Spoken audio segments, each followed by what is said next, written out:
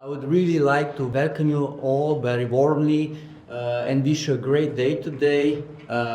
Day full of new opportunities, new knowledge, new sharing of ideas, and of course of getting to know new people, and of course finding new opportunities for the new project, new research, and also, if possible, also some new business ideas. So I will start a little bit with the description of TECOS, of what we do, and then of course I will welcome all the participants in the project and all the guests to share your ideas and to show the results of the projects. So at TECOS is a technological center here in Slovenia. It was the first one in Slovenia, established 30 years ago by Slovenian state and also CPSELE and Chamber of Commerce. And we were established just as a help for the industry. This is our primary goal at the beginning. It was solving problems for the industry that they didn't know how to solve. They didn't have researchers, they didn't have the knowledge and so on. So we started with this work. We started slowly with one employee and we grow during the years. Today, TECOS is not anymore just a problem solver. It's a strategic development partner for the companies here in Slovenia and EU, and also strategic partner for the research organizations all over Europe and also, of course, here in Slovenia. Our activities are divided in four main pillars. First, and the most important, is steel engineering services for the companies, so developing new optimized products, helping them solve problems, helping them get to the market with the latest technologies, and basically be successful in today's, I would say, global world. The second is very much important, is research. We are a research organization and we deal with research. But we deal with research that is close to the company. So we deal with research in higher TRLs, and what we research, we always try to get into the sales department and then go on market with our research. So this is our goal. We are not competitive to, let's say, universities and institutes that they deal with lower TRLs, but we try to take their knowledge, their basic research, and take it and bring it to the market. The end, we are also training organization, schooling organization. We do a lot of seminars, trainings. We also provide job trainings and so on. We also offer official job qualifications and similar. And we also work with the universities and faculties that are local, and we provide with classrooms, equipment and similar. So the students are always in our facilities and we work with them very well. And at the end, we are also a cluster, industrial cluster, Slovenian tool makers and also tool producers and also users. So basically we are one of the largest industrial clusters in Slovenia because we gather all the processing industry, whether it's plastic industry, metal industry or anything else, and we try to help them with new opportunities, with finding new partners, talking for them with the government, with the EU, and try to present them with the financial opportunities of the research and similar. What we do basically for the engineering services is from design of new products, structural analysis, injection molding simulations, all other virtual simulation, digital twins, measuring, 3D expression, prototyping, tooling, rapid production, regular production, anything that the company needs, we can provide. And we are very proud of this. We are a one-stop shop for startups and small companies. Somebody who has only idea, nothing else, he can come to us and say, I have this idea, and he comes to us and we develop basically from the idea till the end, till the production, everything that they need. So for somebody who doesn't have any kind of experience in the industrial environment, we are very much starting point to enter the market. Of course, also in research, we do a lot of research in the processing industry, so Industry 4.0, digital twins, material development. We are very much very strong in the circular economy. We were the first to develop biodegradable materials in Slovenia. We are doing a lot of recycling, developing and using crops in the industry, and so on. We also help the companies basically to enter these research projects, because usually they don't have any experience, and then we prepare and help them manage the projects. And of course, we also have a wide national and international network, so to help to find them suitable partners to basically develop their ideas and their products. We are we have key competences in all the industry needed for the processing, from the analysis, development, design, sensorics, circular economy, prototyping, 3D scanning, 3D printing, and anything basically needed. Also now robotics and AI in the latest years. So anything that company needs basically to develop or modernize their processing power, we are there to help them. We have, of course, quite a lot of our equipment, from production machines, let's say injection molding machines, metal working, 3D printing, scanning, basically anything that the company needs to quickly produce their products. We can do it in-house, so this is very important. So sometimes even when they come to us, they can have small batch production or medium batch production even in 14 days to 1 month. So this is I would say, or also our something that we bring to the market that others cannot. As I said, we do a lot of specialized trainings, one-day seminars. We can also give job qualifications. Let's say this is very important now, where there's the lack of technicians. Let's say you are a hairdresser, but you don't have your native job, you work in factory. You can come to us. We provide 3-month courses, and you get official job qualification provided by the Slovenian government that you are machine operator or anything similar. That is very important, so we can go from one company to another with your official job qualification or anything similar. For the smart circuit, it's very important that we are also a cluster. We are one of the largest clusters here in Slovenia, also very much active. We work with Slovenian companies, and we work also inside of the STRIPS. This is Strategic Partnership for Research and Innovation. So we try to bring new knowledge to the companies. We try to bring them new opportunities, try to introduce them new partners. And of course, we are their voice to the Slovenian national and also European Union when their voice needs to be heard. We have 30 years of experience. We are a team of 23 engineers from all fields, from electrical engineers, bioengineers, of course, mechanical engineers, and really researchers that we can provide all the services needed for any kind of research, development, or transfer of knowledge needed. We are situated in Celje, so we are also close, I would say, not just to Slovenian market, but to also Austrian market. We do roughly 10 to 15% of our services we do abroad, Austria, Germany, and other European countries. So we try also, of course, to, I would say, diversify our offer. We have, for the production, it's very important that we have certificates that they provide really stable production, really stable and quality products and development. So we also work on this, that we have also standardized everything that is needed and that the companies need, especially abroad. They're very keen that companies have standardization and that the quality is guaranteed for their development. At the end, I would like to introduce you something that picture says more than words.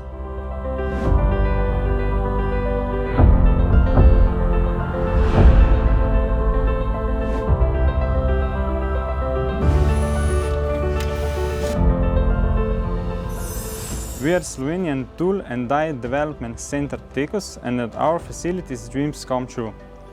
We offer our customers a complete product development all in one place.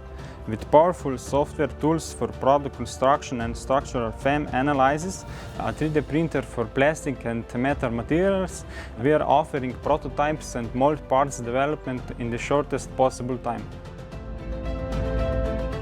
We are performing numerical simulations of injection molding to ensure that molds are working properly and the production costs are optimized. We perform fast and accurate measurements and advanced GD&T control on digitized products of various sizes.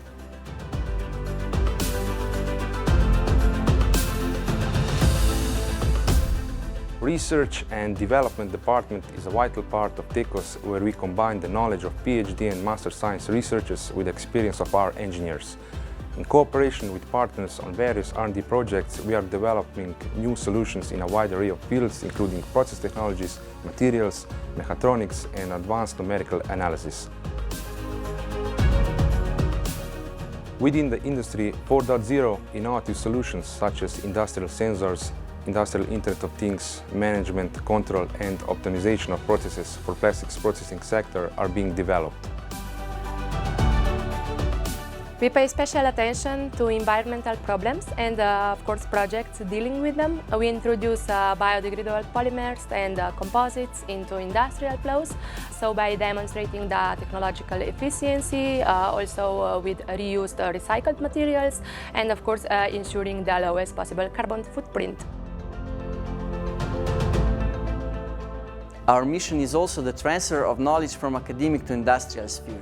Therefore, we are carrying out different kinds of seminars, from one-day hands-on training to several weeks of job qualification in industry and processing technologies. TECOS is the main association of Slovenian toolmakers. We are a European recognized technology center in the field of development of new products, tools and technologies.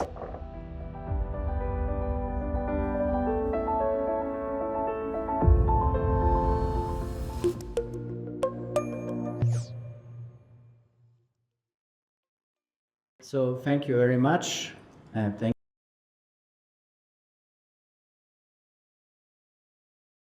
very good and successful, productive way, and let the conference begin. Thank you very much.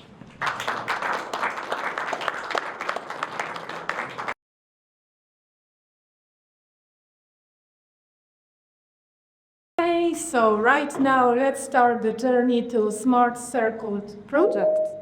Ależ, ale prima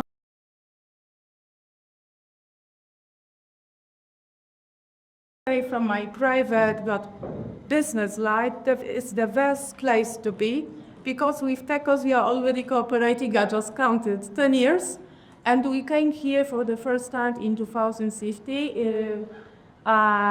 19, I'm 16, we started the project, came here in 2019. I'm looking at Walter for 3D Central project. Then started our very strong and effective collaboration.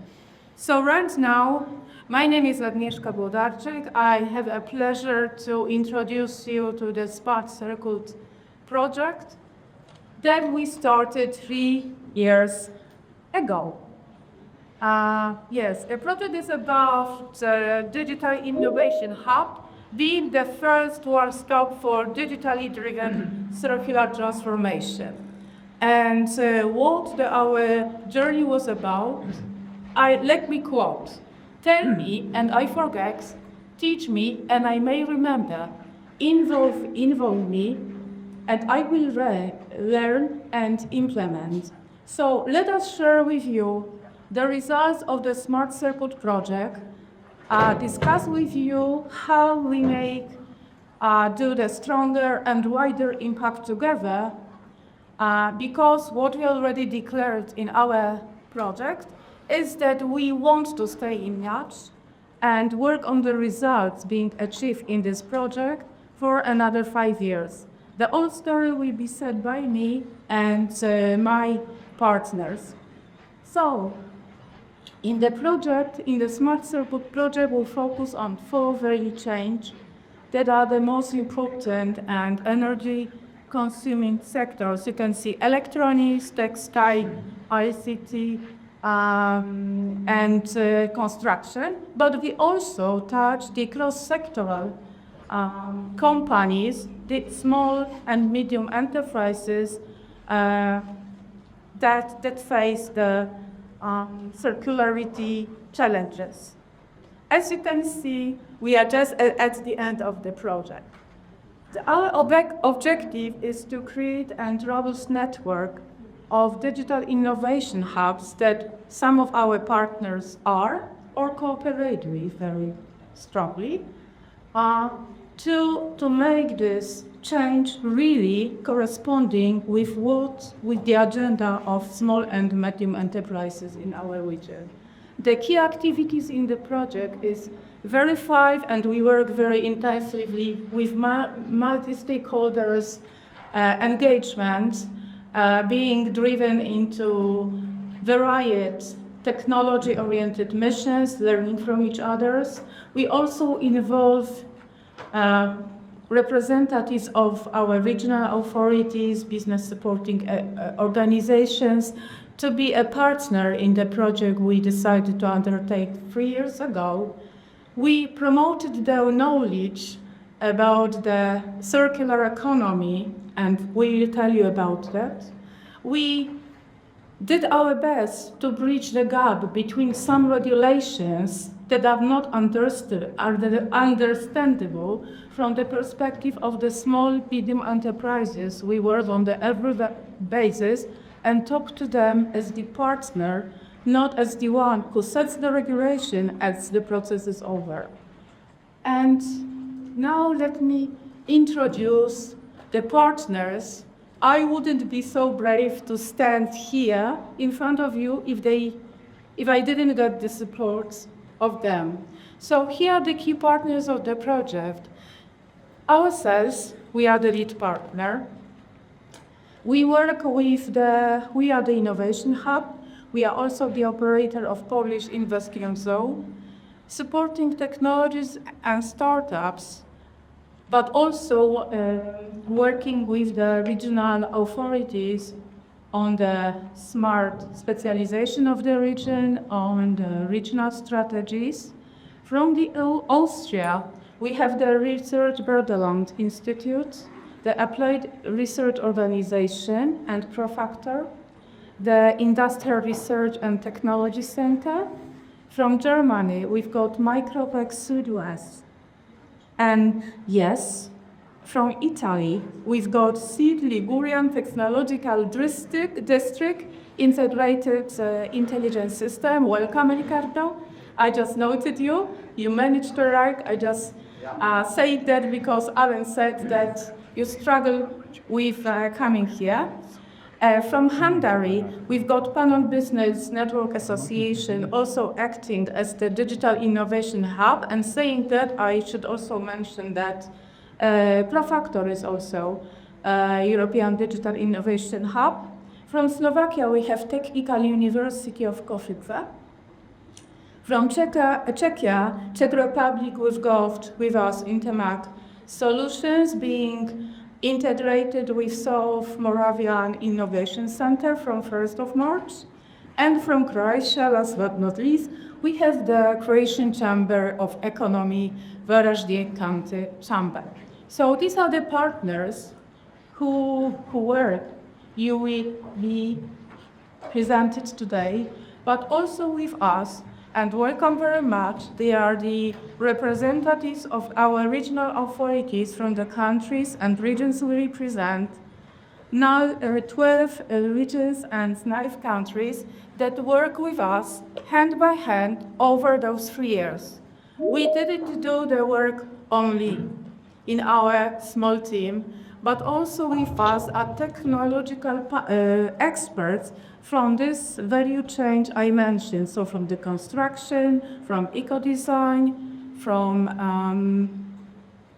ICT electronic or textile sector, who during this 3 years time share with us the master classes, the best of the best practices that companies in our region has developed. So you have to learn all those names. Something is suspended. Yes. So what are results of the project? What we did is circular, maybe I will stand like that, it will be easier for me to read. So, circular curriculum, circular.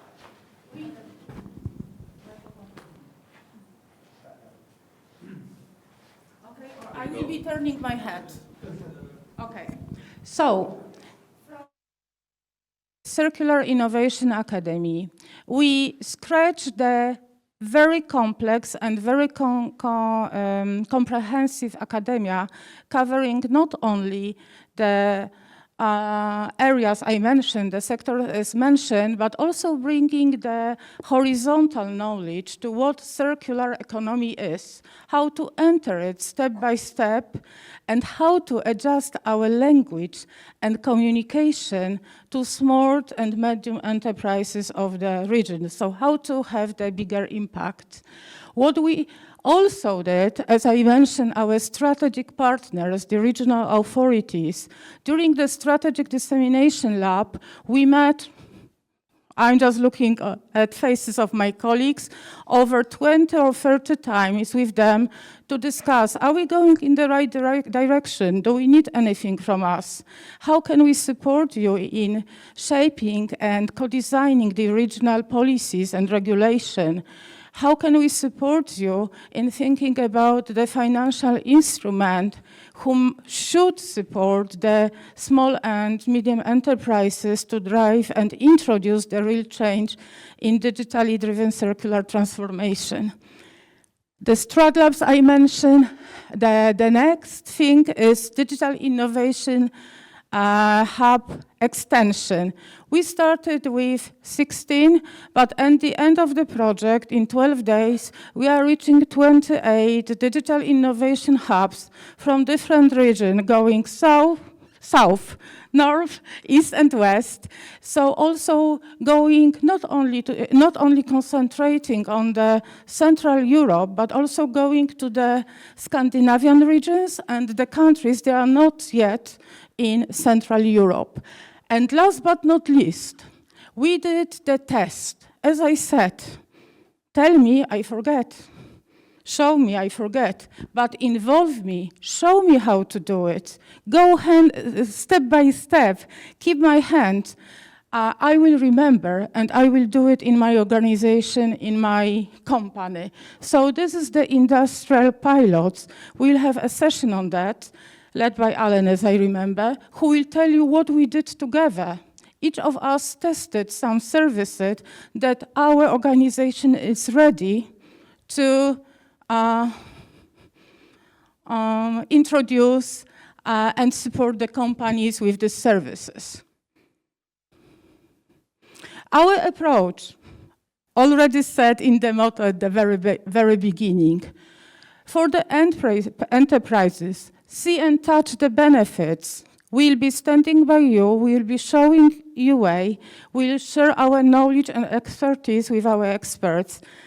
And it is your decision to make this effort, but you have the trustful partner on the way.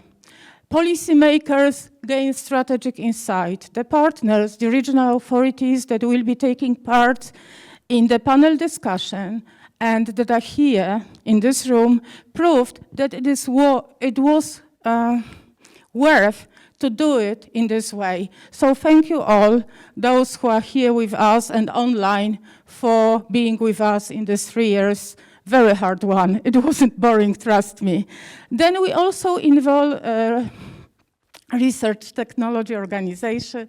We also involve business supporting organizations to know from them, to learn from them the best practices, their perspective, and to improve our services.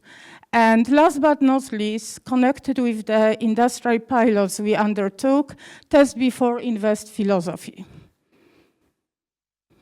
So, impact by the numbers. I think I have 3 more slides. So what we also did, we collected from our region the best practices, those who decided to be ambassadors of the digitally driven circular transformation.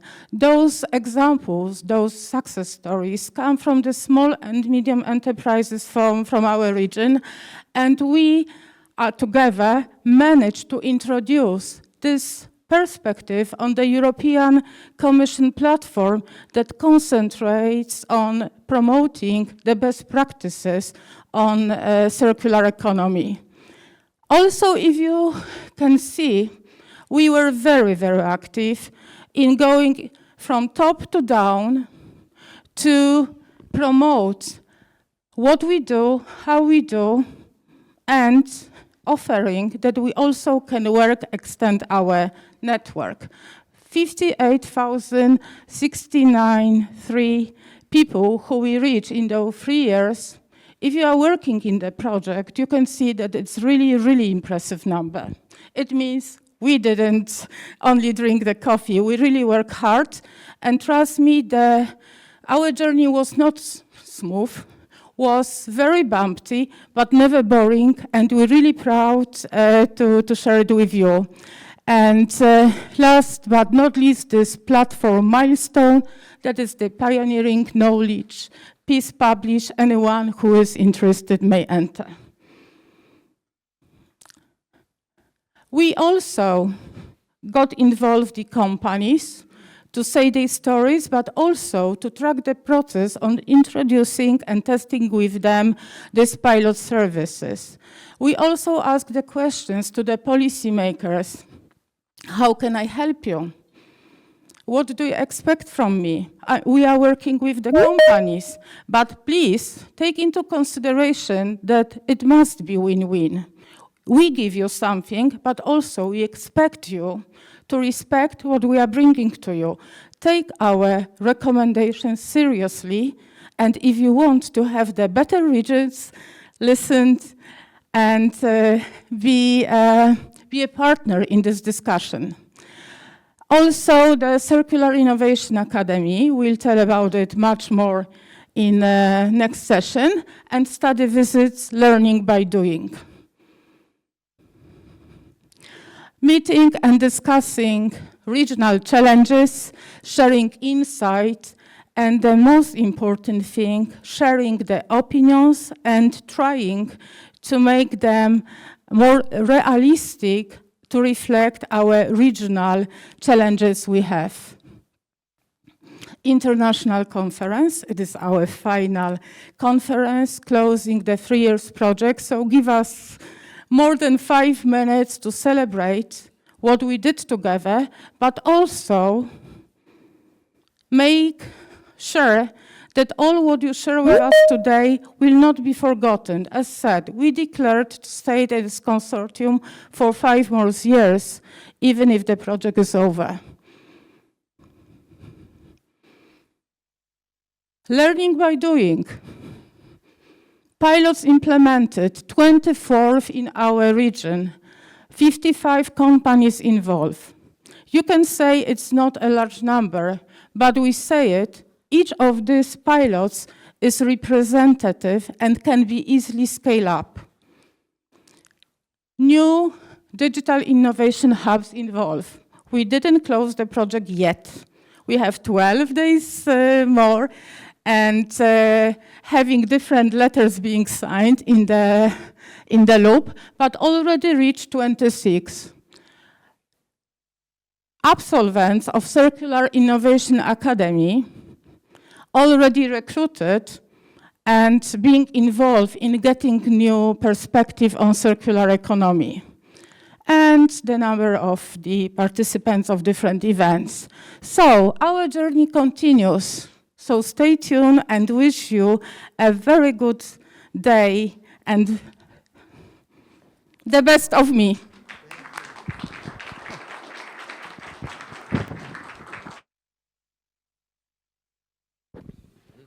Thank you, Aga, again.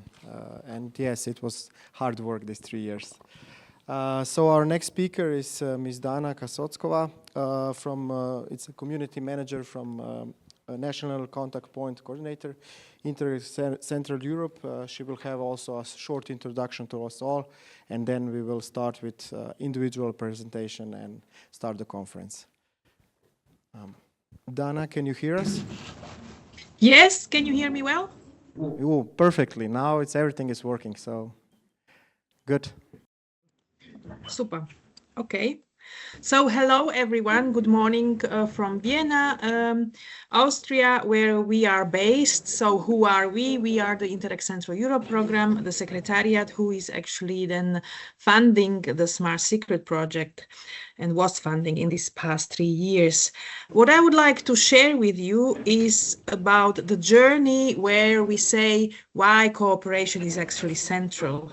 So what we see on the Interreg level is that you and your fellow projects are actually helping to transform Europe and to strengthen the cohesion. And how it does, it's really how you do it and how our projects are doing it. It's really to build trust across the borders, because you connect people who would be probably not able to sit around the table without these projects. You are also the test bed for many new innovative and novel solutions. So you support to deliver the change to your regions, but also to other regions Europe-wide. And with these results and solution developed, we have seen that the impact is something what is important for us, and achieving the synergies and scaling up. So how does actually Smart Circuit project fits into this overall picture? Let me start first by introducing the amount and the figures that we have on the program level. So Smart Secret is one of our projects. Currently, we are funding 125 projects on different topics. And we have been allocating already 90% of our total funds for this programming period, meaning starting in 2020 and now ending in 2027, which amounts to 190 million. And through this funding and through the cooperation on the ground, we are able to connect more than 1,000 partners that are producing in all the corners of Central Europe more than 1,200 outputs, even in this very round. So how come that your project is one that is funded? And how does it fit really into this picture that I gave you? Is that building trust you do with the very fitting partnerships. You have a relevant partnership and expertise that is needed to really bring the project to successful result. The topic that you have chosen, the circularity topic, is a very relevant and timely topic that contributes to a more resource driven Europe. So, and what is also very important that from the application form, when assessing your project, it was clear that you are working on important results that will matter, and promising outputs and pilots. And out of those, obviously, already Agnieszka mentioned the digital innovation hubs. And what we have seen and how you have actually involved also the companies, and you are emphasizing the best practices, is an output that strikes us, is also the Circular Innovation Academy that is going to be presented later too.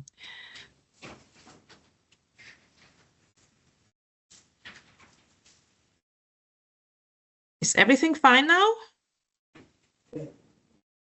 Yes.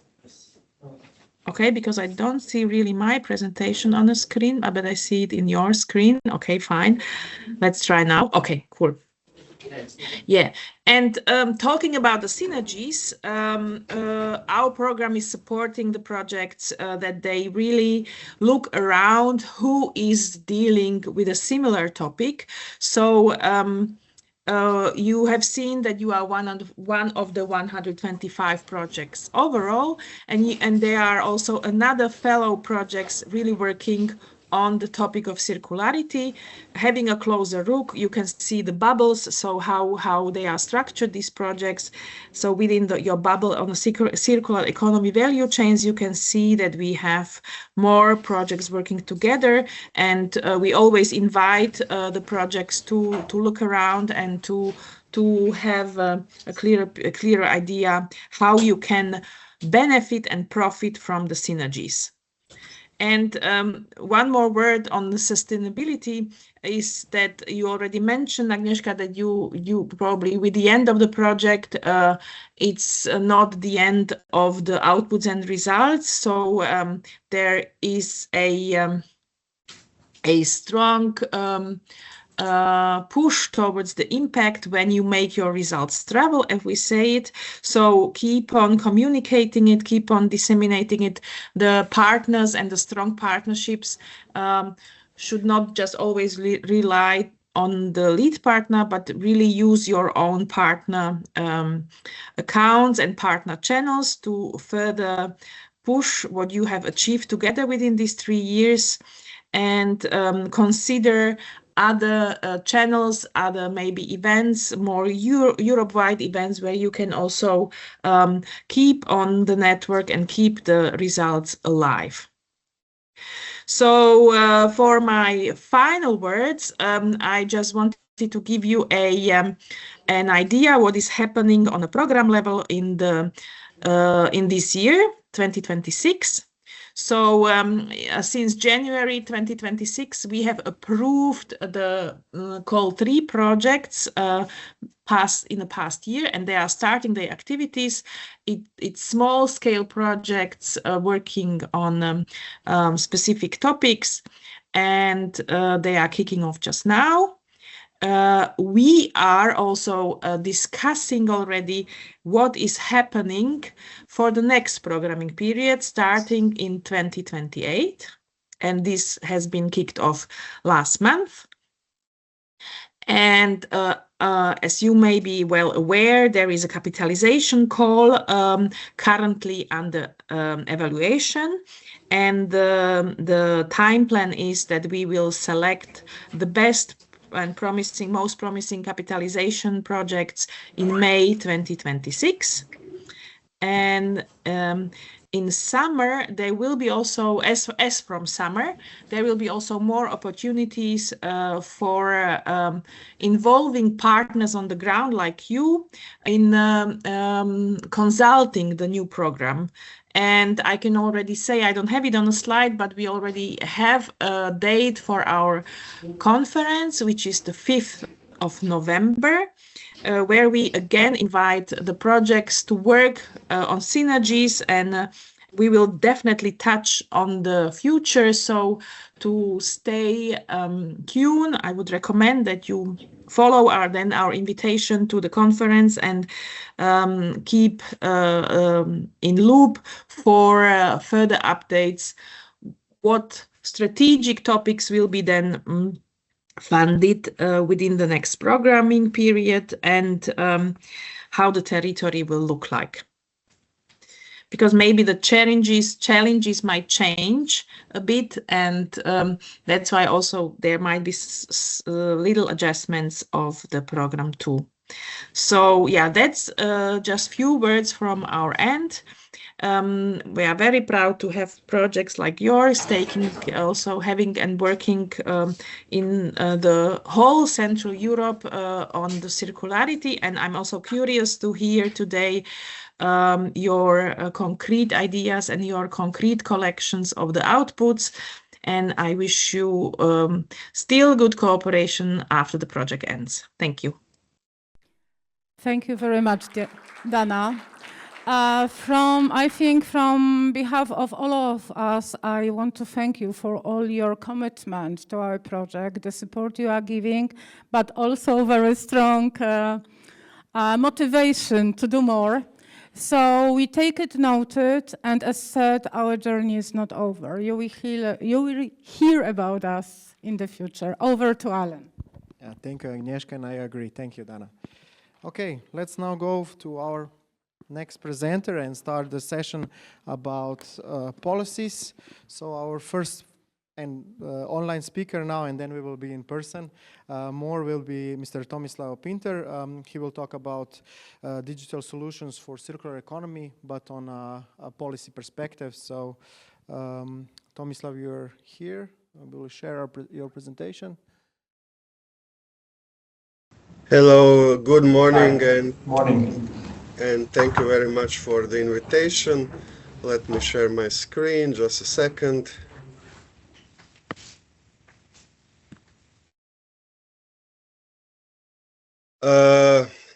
So I hope you can see my slides. So let me start with presenting myself shortly. I'm Tomislav Pinter from European Commission DG Regio, and in particular unit that deals with smart and sustainable growth. Basically, we are covering the whole policy objective one, smart Europe, but as well the other one, PO2 on sustainable part, also the transport part. And for your topic, when we talk about circular economy at European level, let's keep for the moment this European level, the discussion often focuses on strategies, rules, or maybe sometimes we present individual success stories and projects.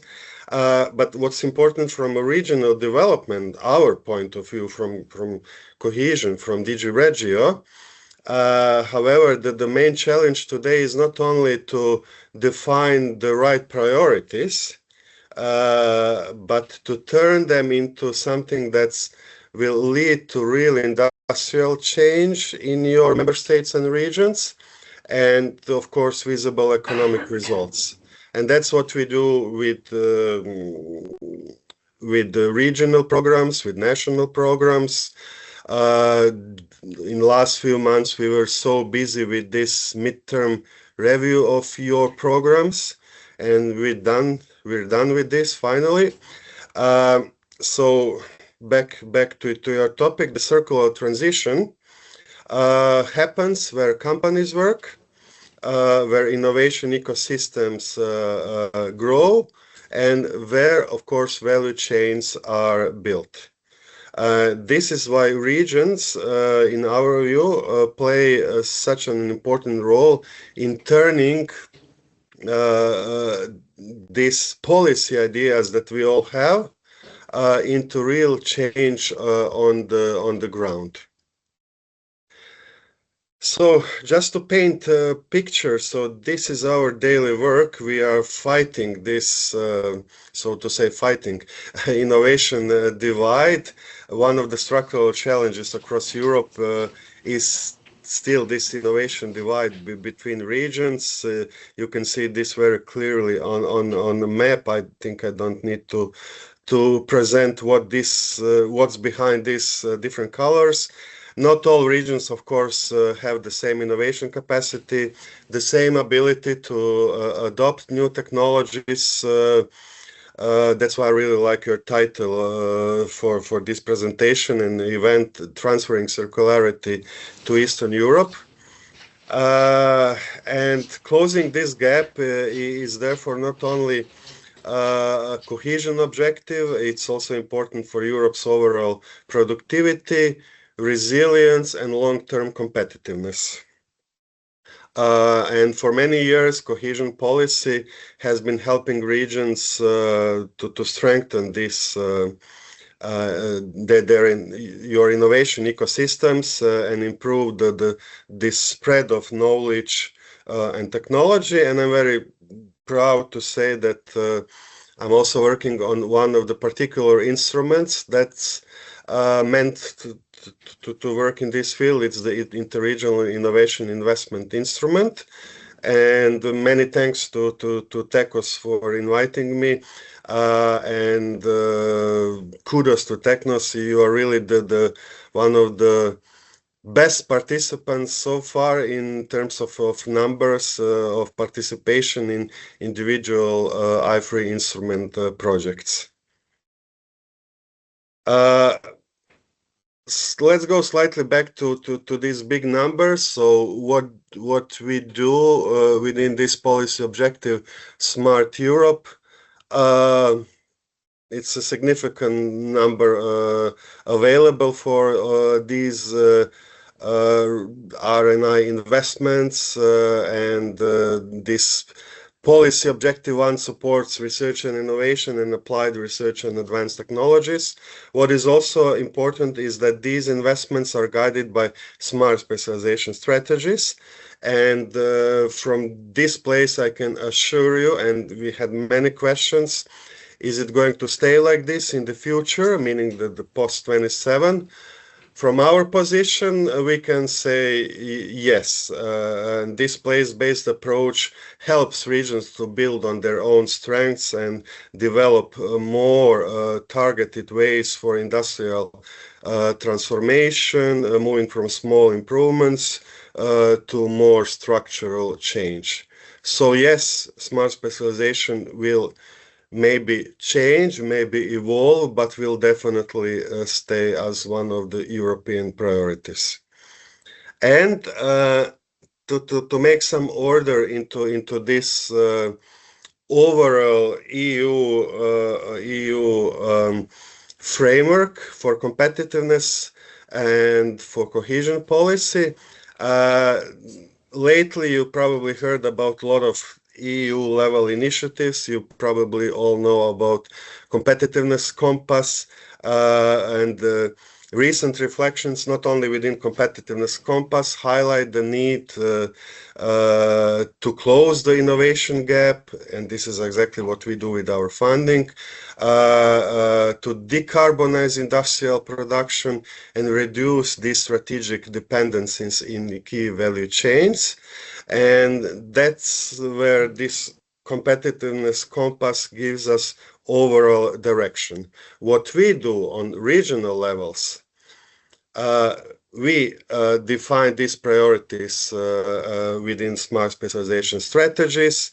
The real challenge is, of course, to turn them into real investment decisions, into functioning innovation ecosystems, and concrete changes. And that is why smart specialization strategies are very important. They help connect European priorities with the real economic situation in each region. If you want more data on the cohesion policy support to the circular economy, I'm not going to read now these numbers, but this presentation will be shared with you later. I provided the latest link on the Cohesion Open Data Portal. It is also within our unit that this responsibility to update this portal on a regular basis. So these are latest numbers. I also added a link to one nice story from our magazine Panorama. It's on the cohesion policy and the role within the EU circular economy. So my suggestion to you is to read this and keep on checking this portal. And when it comes to some concrete examples, I think it was a very difficult choice, I must say. For us, we have, for the moment, 70 I3 instrument projects. As I said, TECOS is involved in a number of these projects. But for this presentation, I decided to take one example. This is the Regio Green Tech's I3 project. They just finished. But I mean, they finished, but for example, next week I will also present at one of their events. So that means that they will continue in maybe in a different format. And that's exactly what we want from this consortia, to continue in different formats, maybe to apply to new calls under Interreg, or maybe new I3 calls, or Horizon, or wherever. This project brings together several European regions to scale up circular textile solutions, and they've really done a lot on this field. It combines regional recycling hubs, pilot investments, and digital tools that help connect actors along the value chain. If you just Google Regio Green Techs, you will easily find their webpage. Among other deliverables from the project is this brochure about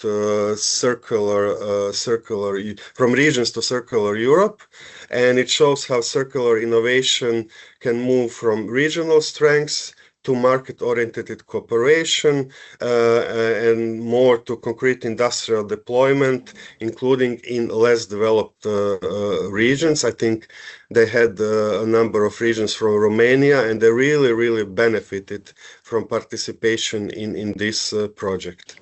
But it's not only about benefits for the regions that participate in these projects. We expect these project coordinators to deliver this knowledge also to other regions, and same goes for projects where TECOS is participating.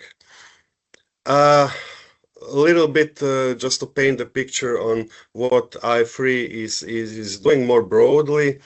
It's designed to spread innovation across Europe.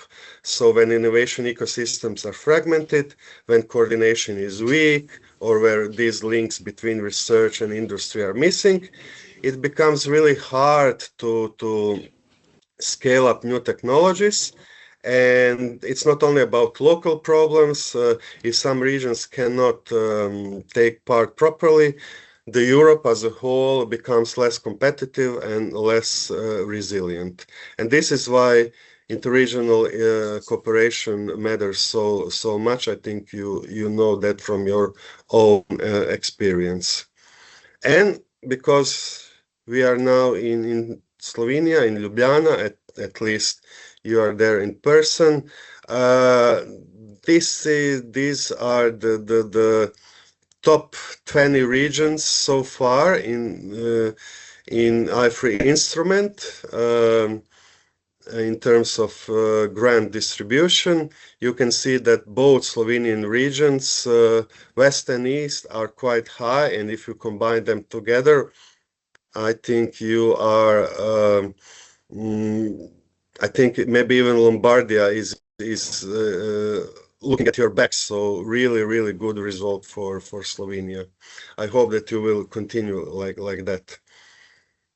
And last slide, but equally important, in initiatives such as smart specialization partnerships, also something that we deal within my unit in DG Regio, also help in this process. And they allow regions to align priorities, to exchange experiences, and build this long-term cooperation around shared transformation challenges. And across Europe, we already see many promising initiatives linked to circular economy. There is a great number of partnership dealing with circular economy. Here you can also find the link, and you can explore these four partnerships that we have. And so, to conclude, the key challenge today is therefore not just to generate ideas. Of course, we are helping with this, but to make sure that these existing solutions can be scaled up, can be integrated into more competitive industrial systems. And this requires continued investments, stronger cooperation between public authorities and you, industry, sustained efforts to work on this innovation capacity in regions, especially in those eastern and southern regions of Europe that are still lagging up. And my message to you, if you want to continue as a consortium, if you want to build your network and your activities further, be aware that geopolitical circumstances are changed. You started 3 years ago. We had a different commission. We had different priorities. Now it's more about this resilience. It's more about strengthening. It's more about security. So think about these elements as well. And to conclude, the real challenge today is not to invent circular solutions. The challenge, because I believe that you all have great ideas, but the challenge is to scale them across regions and integrate them into these very, very competitive industrial ecosystems and value chains. That will be all from my side. I will stop sharing. For your really in-deep presentation and also for showing us the numbers and where we are heading. I would also take this opportunity to maybe ask someone from the audience or maybe online to ask any questions for Tomislav, if you have on the digital perspective. But I see the Slovenia is quite good, so I'm happy that we are succeeding. Any questions? No? Okay, maybe later. So let's continue then. Thank you again, Tomislav. Let's continue then with Slovenian perspective a little bit, now going from you to Slovenian perspective.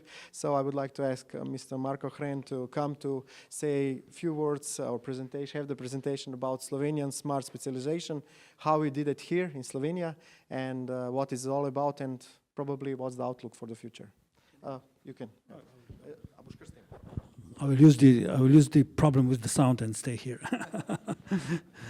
So, dear Agnieszka and Aleš, as key organizers, dear members of consortia from Poland, Czech, Slovakia, Germany, Austria, Hungary, Italy, Croatia. Yeah. I would like to extend a warm welcome from the Ministry of Cohesion and Regional Development. I serve as a head of unit for smart specialization. You have heard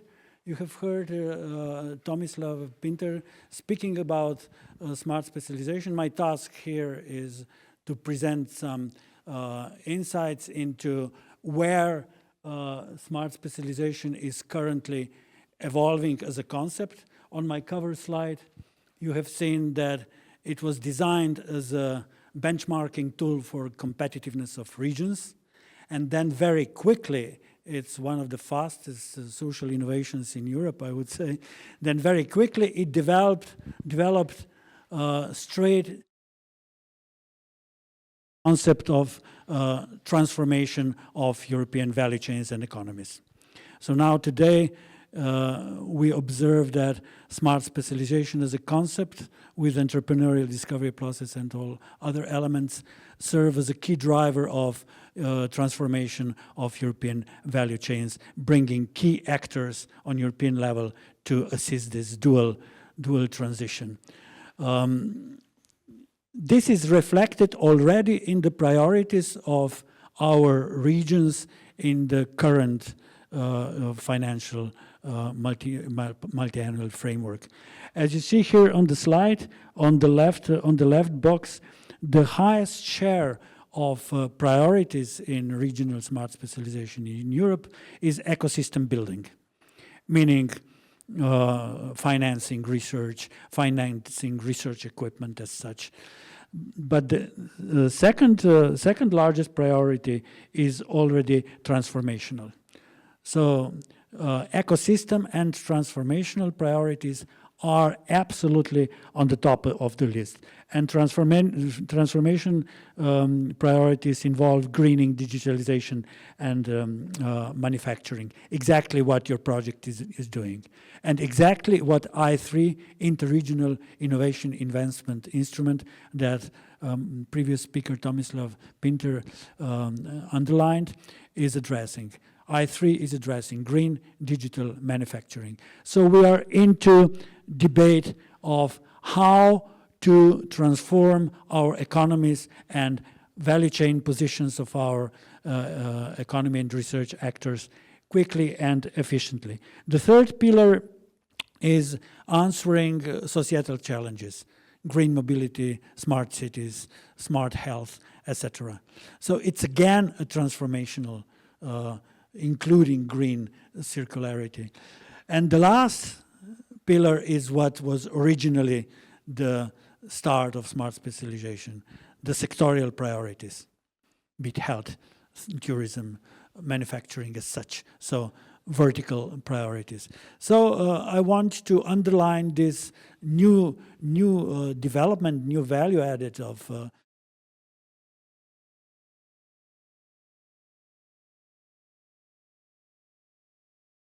economy is one of the key pillars of the transformation.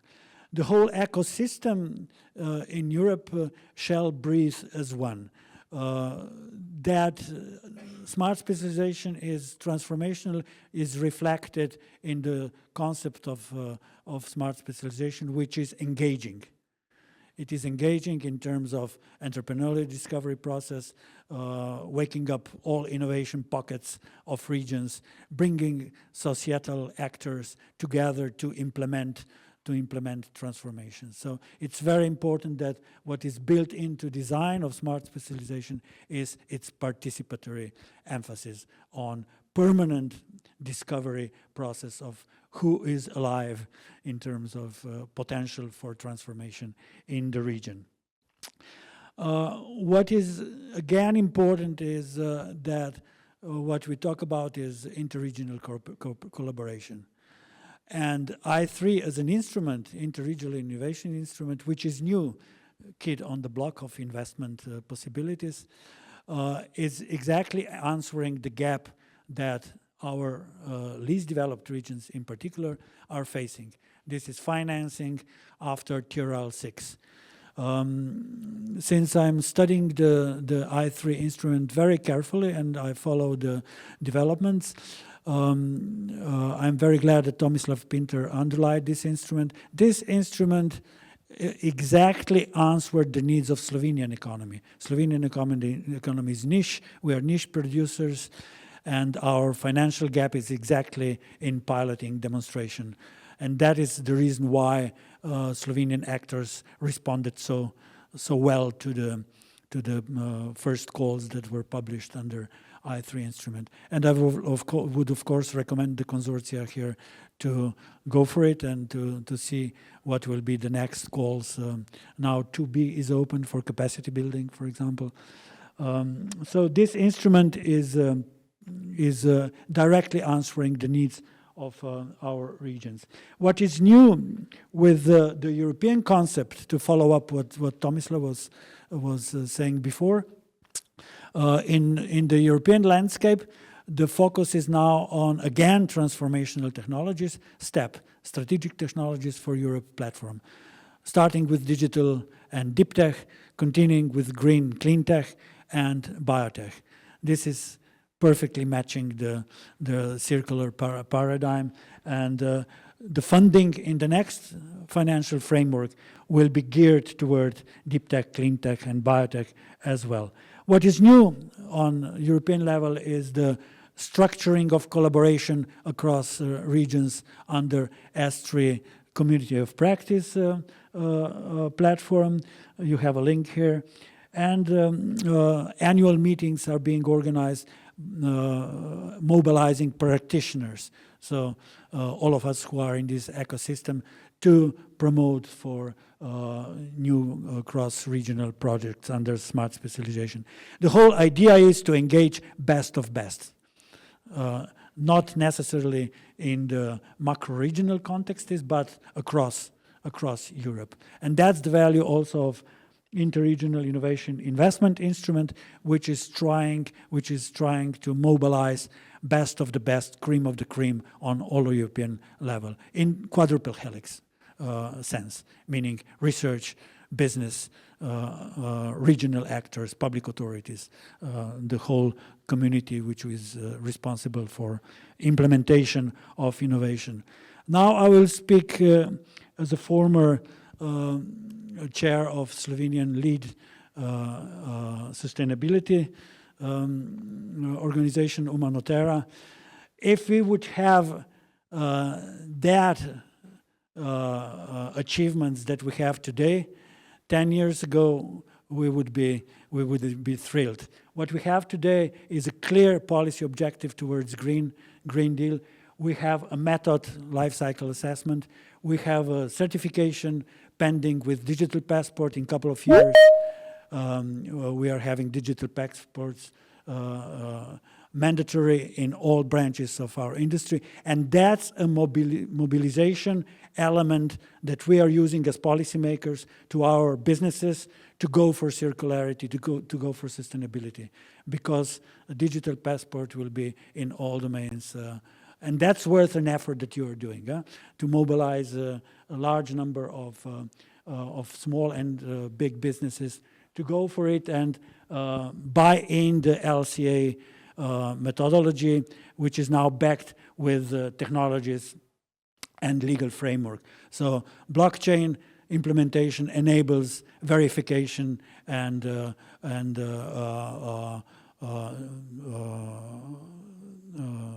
clearing of certificates. And this is now in place. What we see now is that platforms to do the LCA per branch, be it wood, be it textile, be it wherever, are being established. Businesses in clusters are adopting these methods.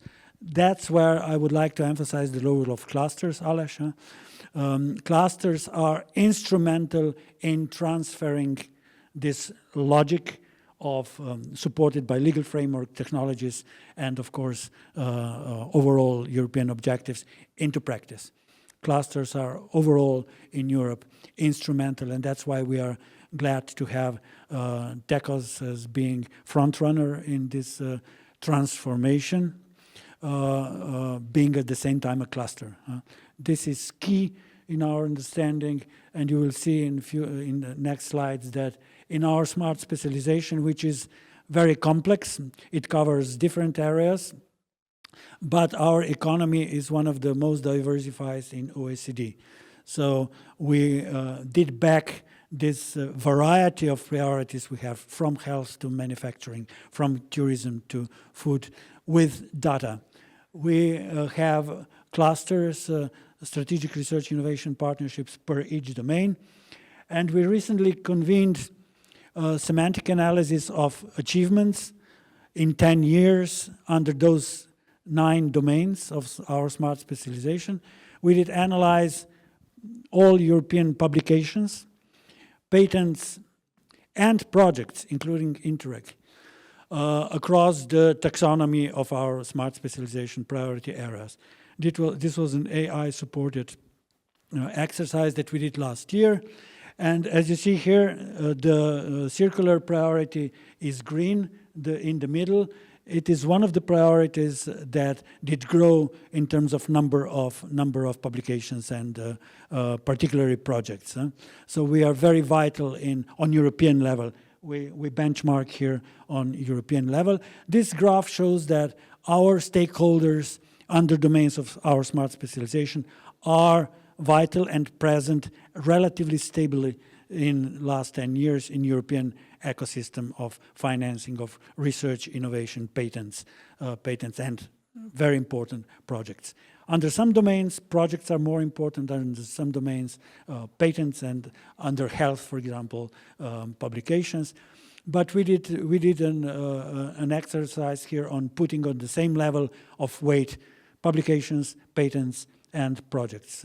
Our agency for research, for example, is still favoring citations higher than involvement in innovation projects, but we have to overcome this structural gap, and we did it in this semantic analysis, which is the ground for the future. The presence in European value chains for us, when we evaluate the potential of our domain actors, is really good. This is information. I will not read it all, but you have heard that from Tomislav that in I3 we were a top winner as Slovenia as a whole, per capita, of course, not in absolute numbers. But this is the most important information that we seek. Presence in European value chains, in the projects like important projects of common European interest, of course in Horizon as research, I3 as implementing research into practice. So this is what we monitor daily, and is also a ground for your networking for future projects that you will develop after this one. We need to underline the STEP regulation.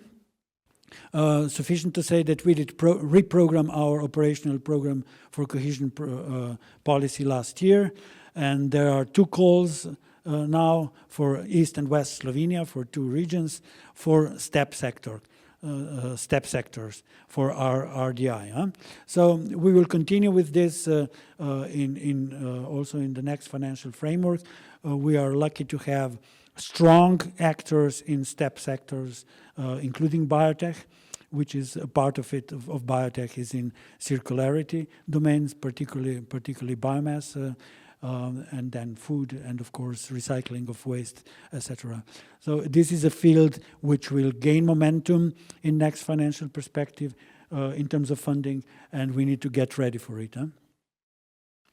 And that's it from my part. I wish you a good conclusion, excellent conclusion of the conference and of the project, Agnieszka, and hope that you will follow up with new concrete proposals in other fields of financing streams of European Union. Thank you.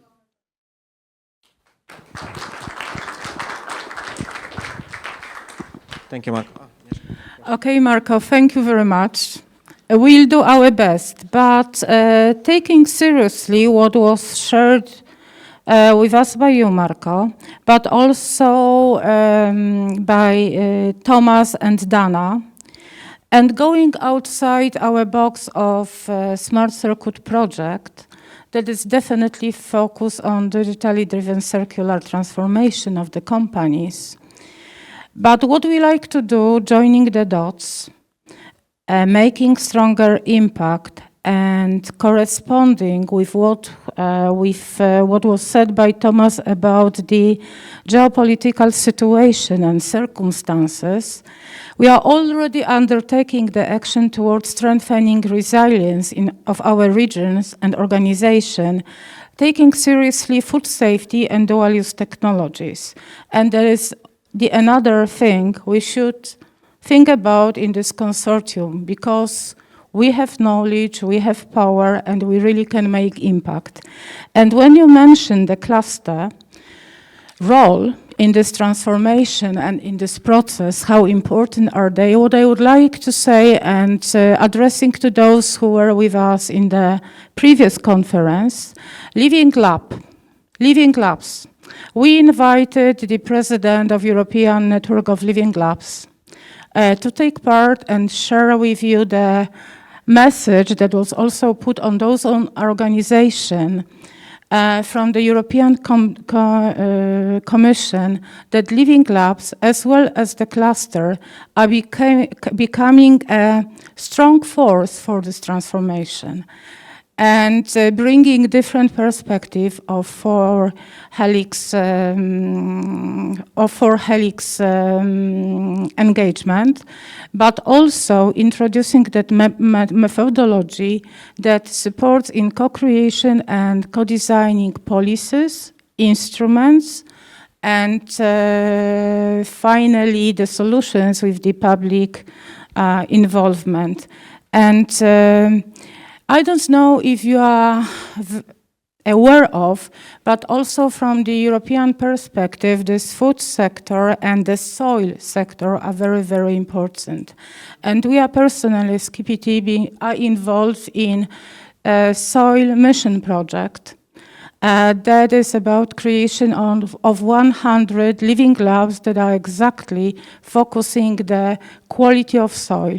With the quality of soil comes another mission of EU, that is the food living labs, run by 8 European Innovation Technology, AIT, and agri-food on the food sector. So that is also things I would like to mention. So let's keep our eyes open. Yeah, we will. Any questions for the specialization Slovenian? I really thank you for the dots. I would also wish more innovation, more patents than citation and so on, but yeah, our reality. Okay, we would now like to continue with deep demonstration. So now we heard about smart specialization and the policies. And now Marco will present the results about it. So if you can what do you wish? This microphone or this one? Would you like to stand? If both work? Both work. You decide. Perfect. Okay, good morning to everyone, and thank you for the invitation here. I think the topics that we're handling today are very, very important for Europe and then also for Slovenia and the Central Eastern European region.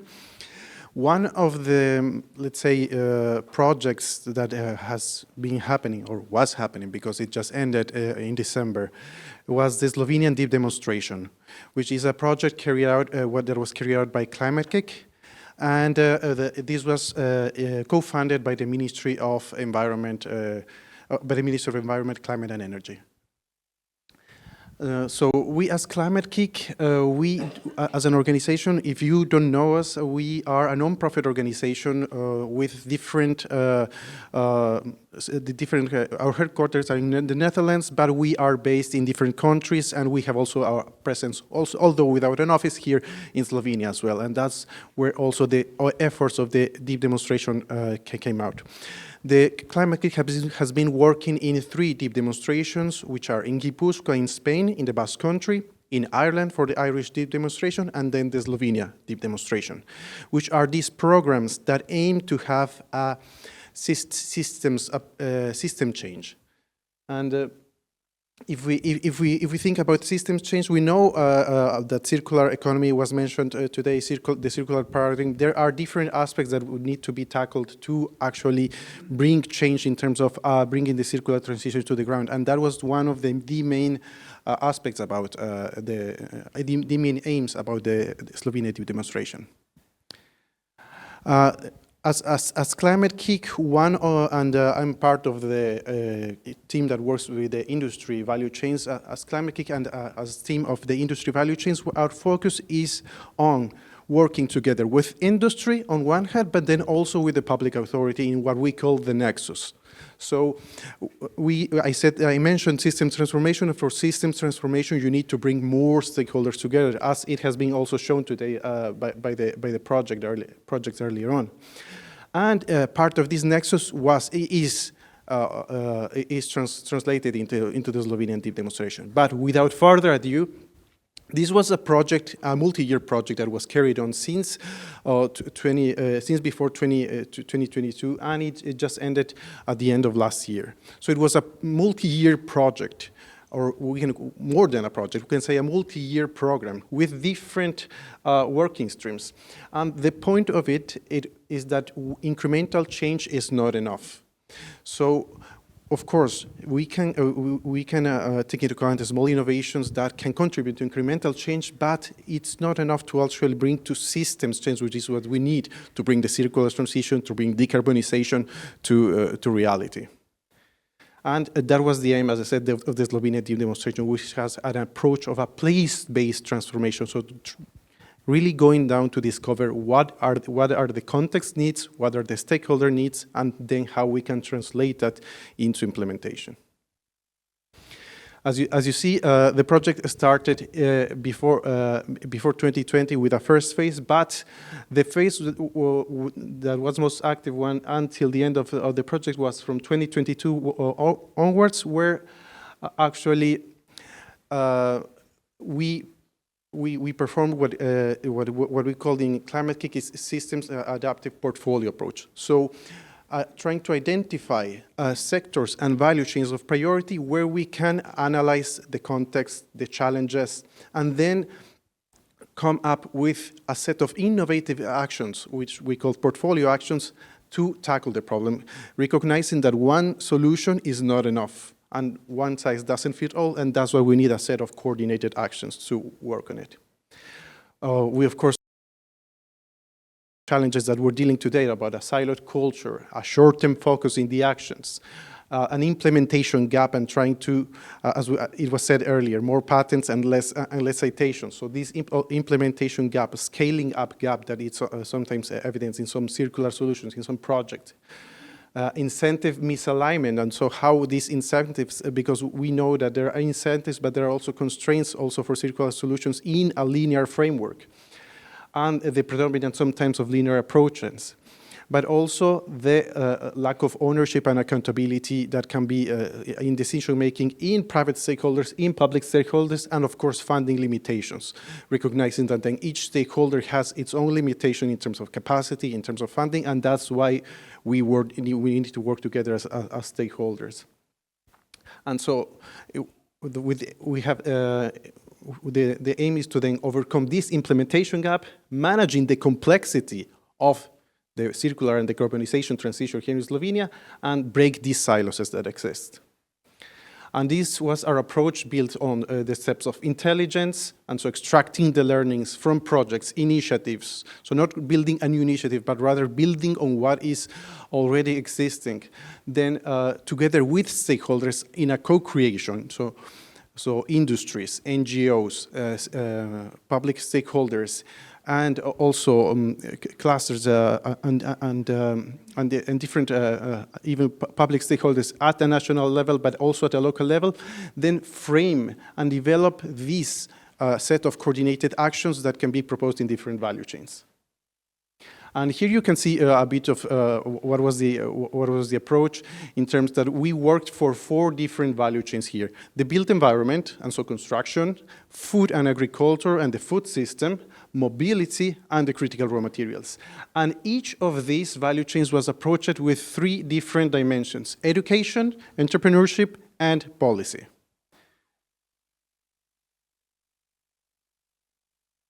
Here are a bit of the numbers that the project reached. As I said, we needed stakeholder engagement, so we need radical stakeholder engagement. And more than 300 stakeholders were engaged between private and public. 2 pilots of circular innovation were co-designed together with stakeholders.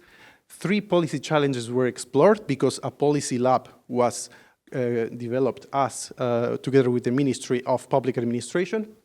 And it allowed for the exploration of 3 policy challenges.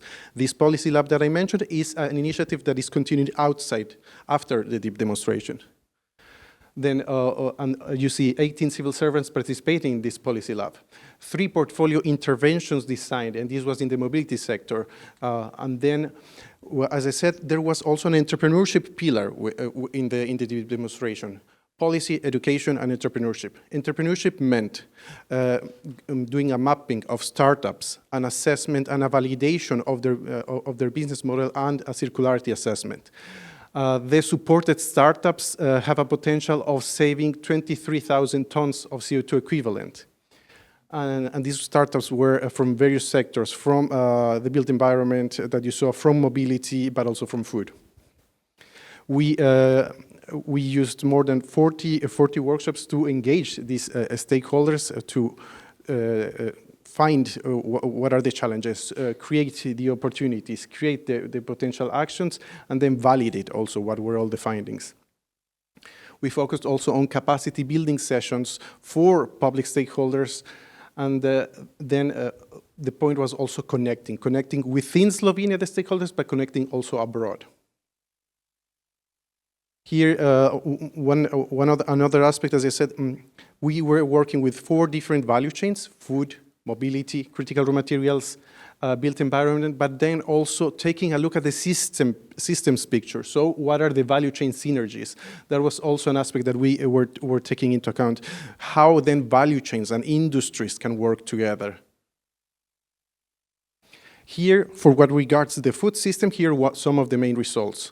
So there are specific changes in the agriculture and food laws that came from the portfolio work of the food system, that go from defining sustainable agri-food system, inclusive agri-food leadership, and uniting expertise.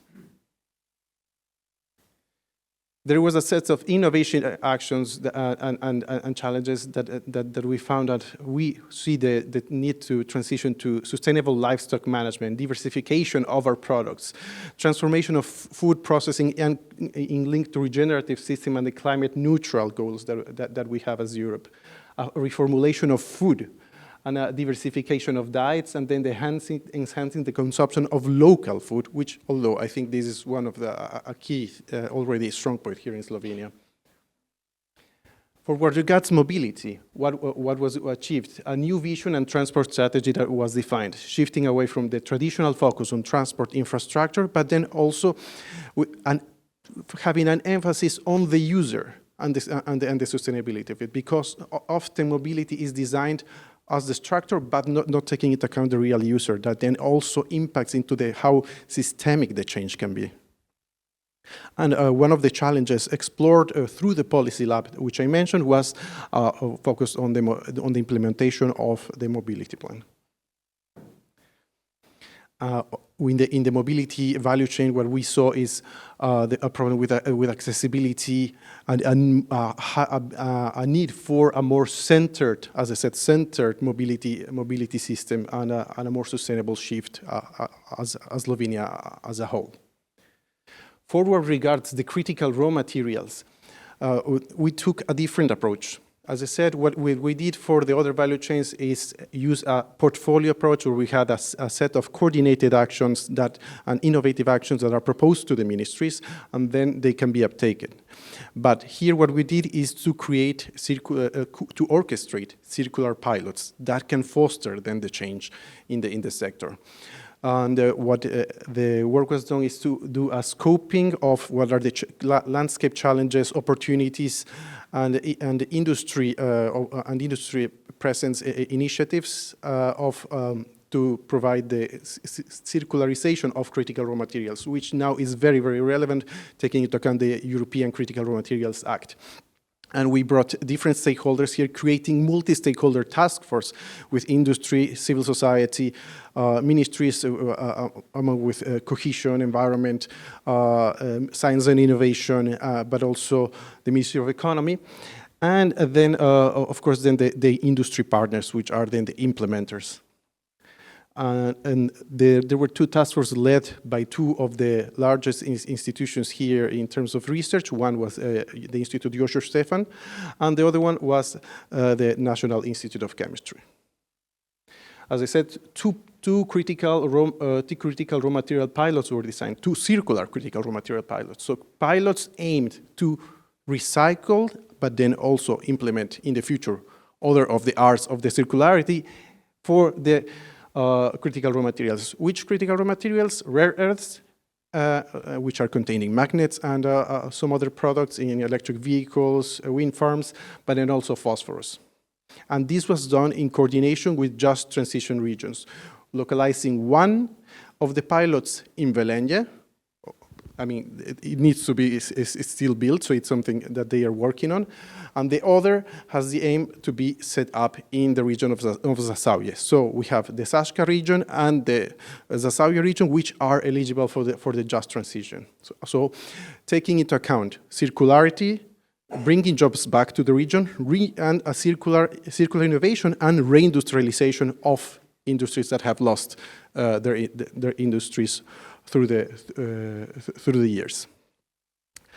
And one of these pilots was, as I said, the first pilot was aimed at recycling the phosphorus that is sometimes found in sludge, and the aim was to also create added value and innovation. So here the phosphorus, the aim was to use the phosphorus to create phosphates for new novel batteries. And the second one was to recycle the rare earths that are containing magnets in a set of electronic applications and bring them back to new magnets through a special technology, which is an unicum also in Europe by the Jožef Stefan Institute. we also worked, as I said, in entrepreneurship, and here the achievements were that we developed a framework to propose a more systemic design of the halls and with the house of circularity, evaluate the calls that are aimed to support the industry and the SMEs, and see how the circularity criteria can be enhanced and more and developed. Then we work together with the SPS organization and in the development of new circular criteria as well. And as I mentioned, there was also the work with the startups with the potential of saving more than 22,000 tons of CO2 equivalent. Going back to our work in policy, we explored 3 policy challenges, but there were also more challenges proposed. And this was, although this policy lab is set up in the Ministry of Public Administration, is a cross-ministerial effort, considering the Ministry of Public Administration, the Ministry of Environment, and the Ministry of Science, Education, Science and Innovation.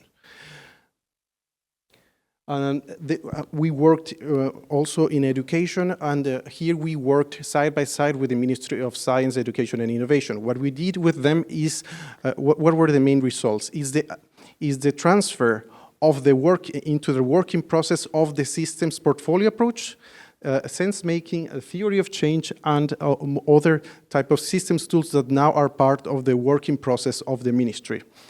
And then also we assisted the ministry with the assessment of education changing pilots that they were working with the universities here for introducing sustainability and circularity. Now that I have give you a picture of this multi-year program, how is this continuing? We said that the project ended in December, but as Climate Creek, we're still working with linked initiatives to these topics. One of it within the Circular Cities and Regions initiative, where we are working with several cities and regions across Europe, and we are handling and organizing a capability building program with different thematic focuses, and the aim of having the main in-person event of the capability building program in Central Eastern Europe. We're evaluating the possibility of doing that in Slovenia, but then we have this focus on circularity in Central Eastern Europe. And the other one basically builds upon the work of the Slovenian critical raw material pilots that I mentioned, which is the Circular Supply Chain Coalition, which it has a European scope, but with a regional place-based focus of establishing one or more critical raw material hubs. So going from the pilot to the actual industrial hub. And that would be it for my presentation, but I'm available for any questions. Thank you.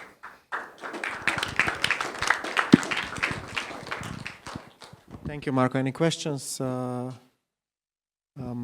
Yeah, I saw the magnets and batteries, magnets. They are all projects that we are also involved. We are involved in magnets. We have 2 projects at Ecos. It's called Permanent and Sika Perma. Yes. Permanent and so we are recycling the permanent magnets and trying to be better than the Chinese, but it's difficult, Yeah. So as we talked, we just had a conference in Portorož. When did you have it, Peter? You remember? Yeah. Yeah, so there we talked about permanent magnets and so on, and it was interesting that what we figured out and what was the conclusion. So we are fighting for the 15% of, if China is like, let's say 80%, we are 20 or 15%, and when China closes, that's when Europe wants to have more magnets and build more. So that's what what was the conclusion. So we are fighting for this 15, 20%, and not be so reliable about China. Yeah, yeah indeed. Yeah. So thank you for that. Thank you. Thank you, Marco. Okay, let's continue. When we planned the agenda, we said, okay, let's talk about policies and our strategy and our specialization and results. And we said, let's have an overview about calls. What is open in the smart secret calls on the EU level, and that's why we wanted Walter to present and Michael Zoll to present us the calls. They also helped us in this smart circuit proposal, so they are really good at what they do. So I will give the word and floor to Walter to present us the calls that are in the future now in the EU. Here you go. So, thank you. When I listen to the speakers before, I have to consider what I should tell you right now, because we have the same strategic approach, I would say. And the main point when we deal with public calls, we've also to see we are at the end of the EU term, and so we have to check what's going on and what is the future. But the future is pretty near, so when we now finalize Smart Circuit project, we have to keep in mind that even if the project starts, the new term starts in 28, we have to consider what is also the starting phase. And when it comes to different programs like Interreg or IS3, it will get continued. Also Horizon will get continued. It's called Dense Framework Program. So we're coming back to the old terms by Horizon. But in general, it's more or less always about the content and the people and not just the funding. If the funding is called ABC, I would say it doesn't matter. We have to consider what is our goal, what is our objective, and how we deal with that. And so that's the line I want to go with through the next 10 minutes. And then we can come for a more or less comprehensive system to deal with this topic of circular transformation or the circular transition. Because anyway, we can't solve the problem or the topic with a single project. So we have to consider how we can deal with that in the long run. And then we have to, everybody has always to consider in which stage we are, what we are doing, what's already done, which results we gained out of the last project, like, for example, Circular Innovation Academy from Smart Circuit. How can this get connected with other projects, like maybe IS3 projects from DECOS and so on, and then be on the right way to deal with this topic of funds and how to approach the next project. And the main point when it comes to where we are and what we want to do is for sure, how is our doing embedded or connected with our ecosystem, with our governance system, and how can we deal with that? And when it comes to circularity, in the meanwhile, it's also a lot about regulation and standards. We have also to keep with that. Otherwise, we do a nice project, but we can't make the rollout in practice. And then we can go through all these topics. It's a lot of them I already mentioned from our previous speakers. I would just take the opportunity to say it's always a lot about cooperation. We should really use complementary projects, like in Central Europe, as Dana mentioned, also in other programs like Alpine Space, as Chamber of Commerce, for example, runs a lot of projects, or IS3 from DECOS. But in general, we should also use the European systems, not just the programs like the European Digital Innovation Hubs, like the network of Smart Circuit, or the KICS systems, or the new systems of University Alliance. I think currently we have 54 University Alliance in Europe, and they run for more than 7 years. So we should also see how they are connected. And then we can use this in a more appropriate manner. And just to make all these topics clear in terms of some pictures, what we did, in terms of circular construction, which is also part of this project. We started in Austria to connect companies for a value chain, and then we did more or less from the research and innovation part, we went out to new markets like Germany and another part of Italy, and this is the real results out of projects, so you can see these buildings later on. And when they started, more or less, did small buildings. In the meanwhile, they do buildings up to 20 floors. And it's a mix of new technologies, and it just can be done via cooperation, I have to say. Because the single companies, when they started, they were not capable to do these buildings. They looked for cooperation partners, we connected them, and then they did a lot of research work as well, and it's an ongoing process. And when it comes how to do it in terms of calls and funds like this, so more or less they went through the full system of funding schemes, like cooperation networks with Interreg and so on, and build education projects like Erasmus and so on. And in the meanwhile, we use also a lot of foundations. And also here we learn from the partner network, from Smart Circuit and others, because before you start by yourself, you should always look around who is doing what and how you can learn. Because before I start with Carl Zeiss Foundation, for example, in Germany, it's better to look around and see if some partners of us is already using that, and then I can do it in a more speedy and appropriate manner, I have to say. And also, when you see Norway Innovation and other foundations who provide money for projects, mainly in sustainability as well, we should consider how we use this in our region or our country, but maybe also how we connect this with other funds and foundations, use this in a more comprehensive long-term manner. And to do this, it's a lot of work behind, because sometimes you just see later on these pictures and results, but we have to see really how to get connected with the flagship projects and leading projects, like this DEF from DG Connect is one of these initiatives. There are 4 projects funded, each project 60 million euro, 4 years. And there is more or less all our topics are in these projects. That means smart city and circular construction and AI and so on. And when you see the partnerships of these 4 projects, then you can really get connected with parallel projects and with some further pilots out of Smart Circuit and so on. And how we do this, or how this can be done, is a permanent monitoring and screening. So we started with that in the year of 2001, I think.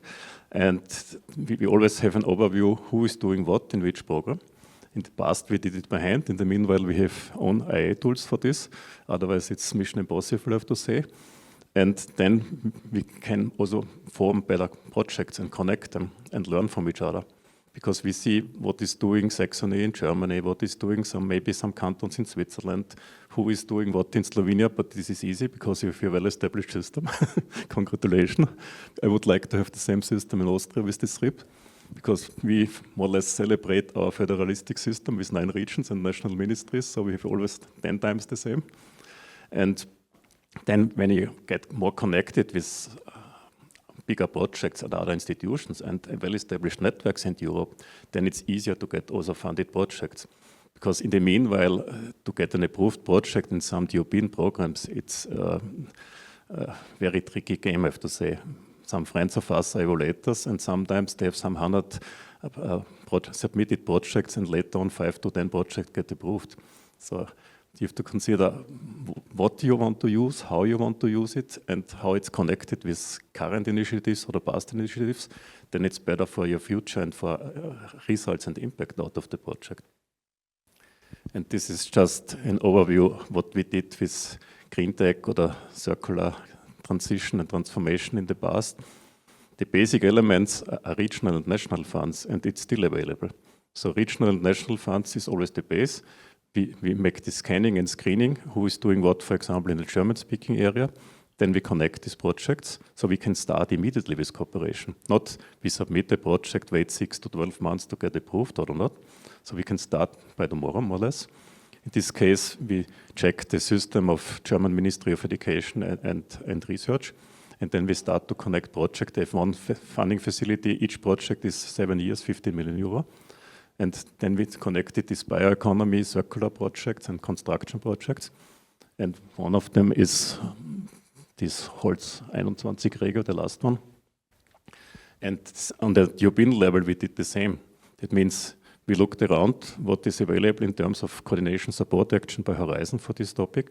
And there we have 3 projects. Attractis and the EU Farm Book is one of them. It's 30 million euro for 8 years. And more or less, it's a combination between, or a cooperation between DG Agri and DG Research. So you see, it's full Europe is engaged in these initiatives with these projects. And so you can really see how you can bring your idea in, how you can connect your projects with them, and then it's for sure a better position to go for the next call. Otherwise, just to start an initiative by Horizon and wherever, it's overbooked. It's not comparable to last term, I have to say. And it will not change. Because nowadays a lot of people use these very specific AI tools for writing as well. So it will not change. So you have to consider where's your base in the region, in your country, and how you can connect this with other countries and regions, and then you can make long-term planning or also mid-term planning for the European projects. Calls are available. That's not the problem, I have to say. Also, regional, national money is available. The point is how you organize yourself. And when you have formed this network by a project like this, one smart circuit, and maybe connected with other ones, then you're well prepared for this. That's my message to you. Thank you.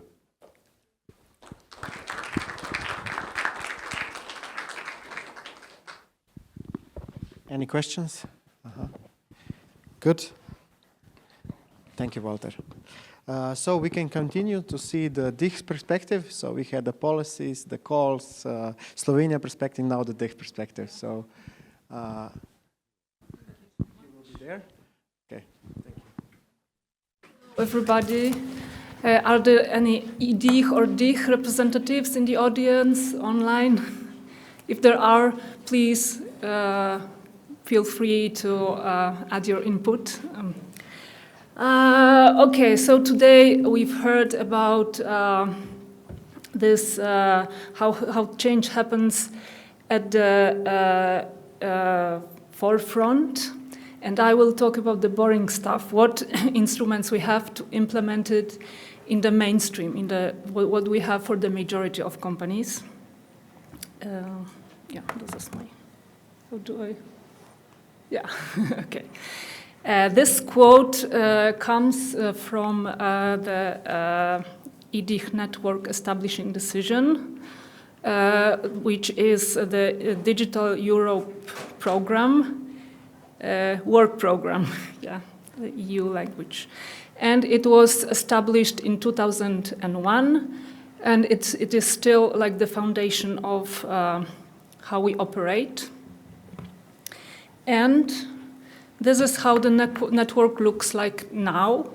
And now I will explain what is the difference between Digital Innovation Hub and European Digital Innovation Hub. Basically, the goal of both organizations is to bring change and technology into companies. What makes EDICH different is, yeah, let's have a look at the map. Like there are 168 EDICHs in the network. 2006 organization funded from other sources. They are in 37 countries, including Slovenia. There are 4 DICHs and 1 EDICH. In Novo Mesto, I believe. Yeah. So,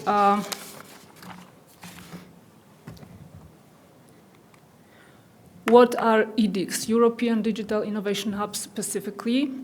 They are the European Commission tools to bring the policy into practice of small and medium-sized companies, mid-caps, and public sector organizations.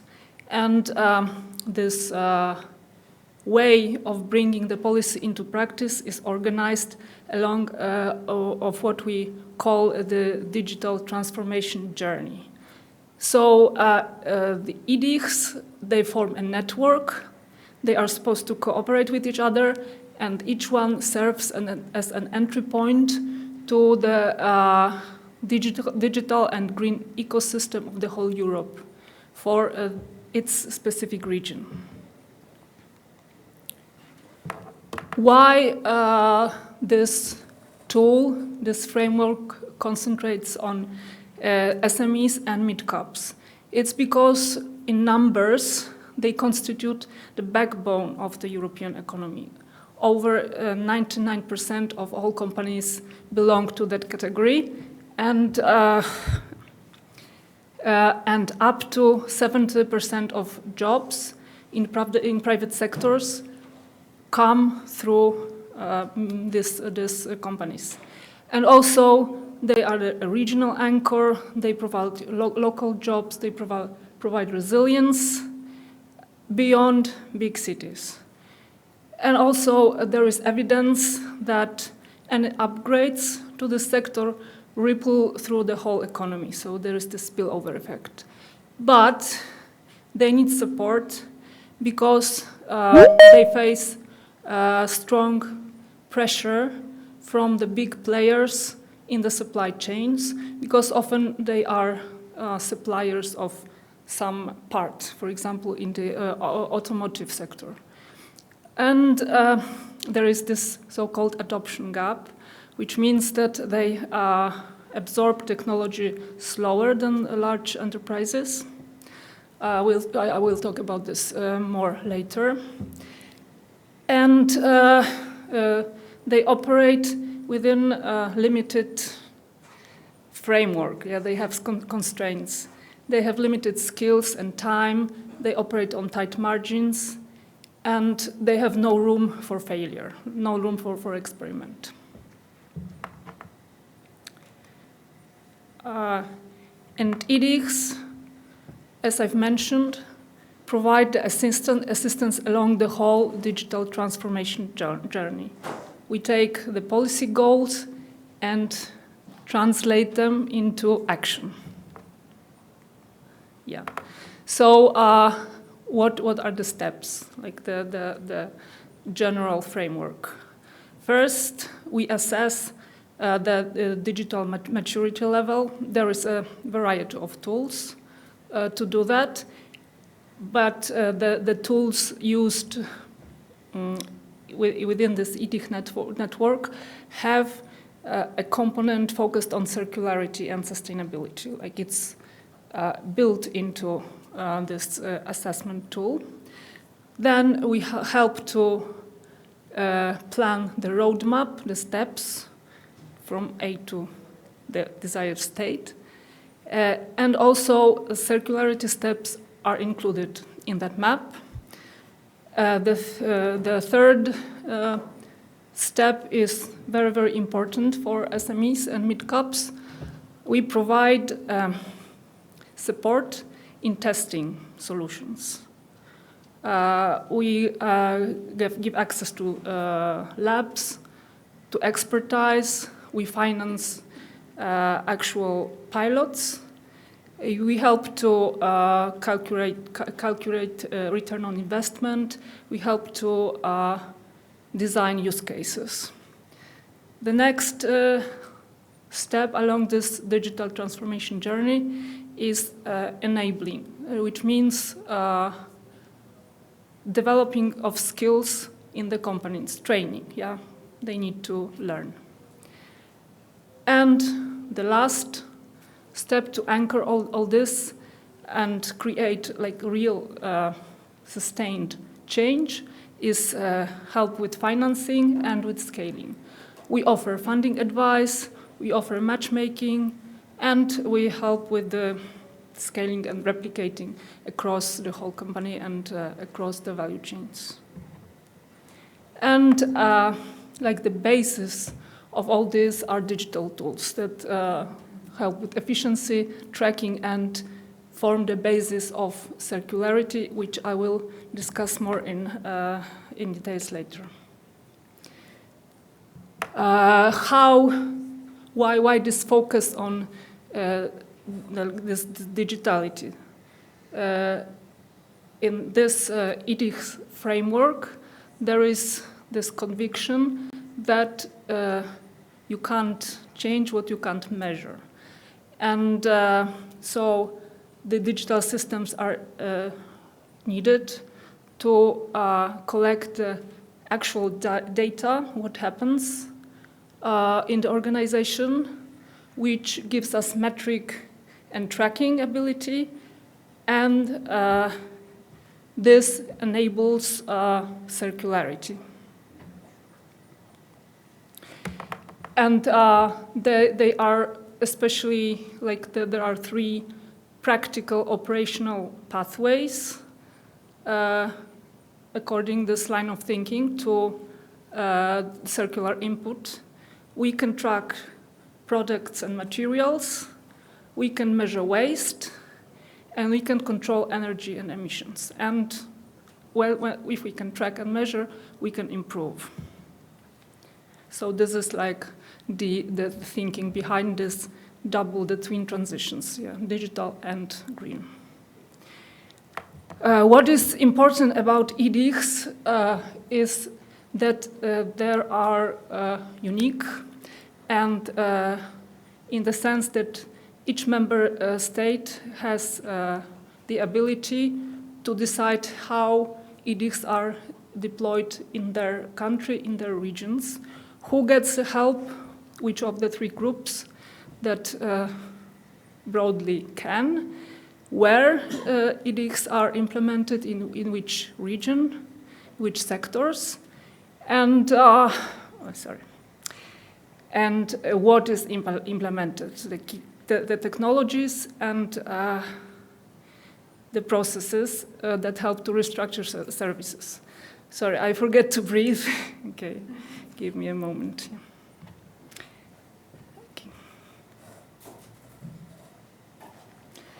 And now I will talk about one particular EDIC, a hub for industry that I represent.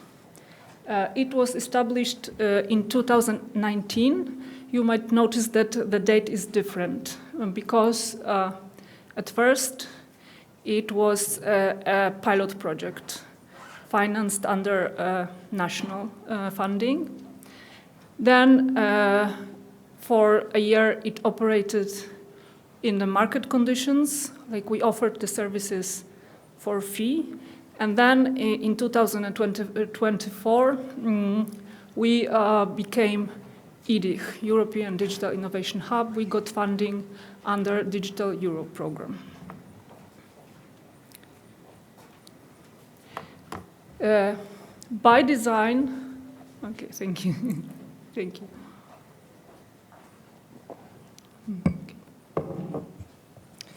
Okay, I want to rush so that we all can have a break. But yeah, okay. So, by design, all EDICs operate as consortiums. They combine business and academia. And the idea is that universities and research units serve as research and development units for companies. So we have 2 universities, 1 research organization, 6 companies, and a Krakow Technology Park, which is a business support organization. And each of the consortium members have their own specialty, a package of services that they can provide to the companies in this logic of this digital transformation journey. We coordinate the work, which you might imagine is very challenging, demanding. And also we provide services. We do the digital maturity assessment, and we co-create the digital transformation roadmaps together with the companies. And also we have the flexibility to respond to the company's needs. When they need something that's not on the menu yet, we can provide it. We can find a vendor on the market and provide the service for our clients.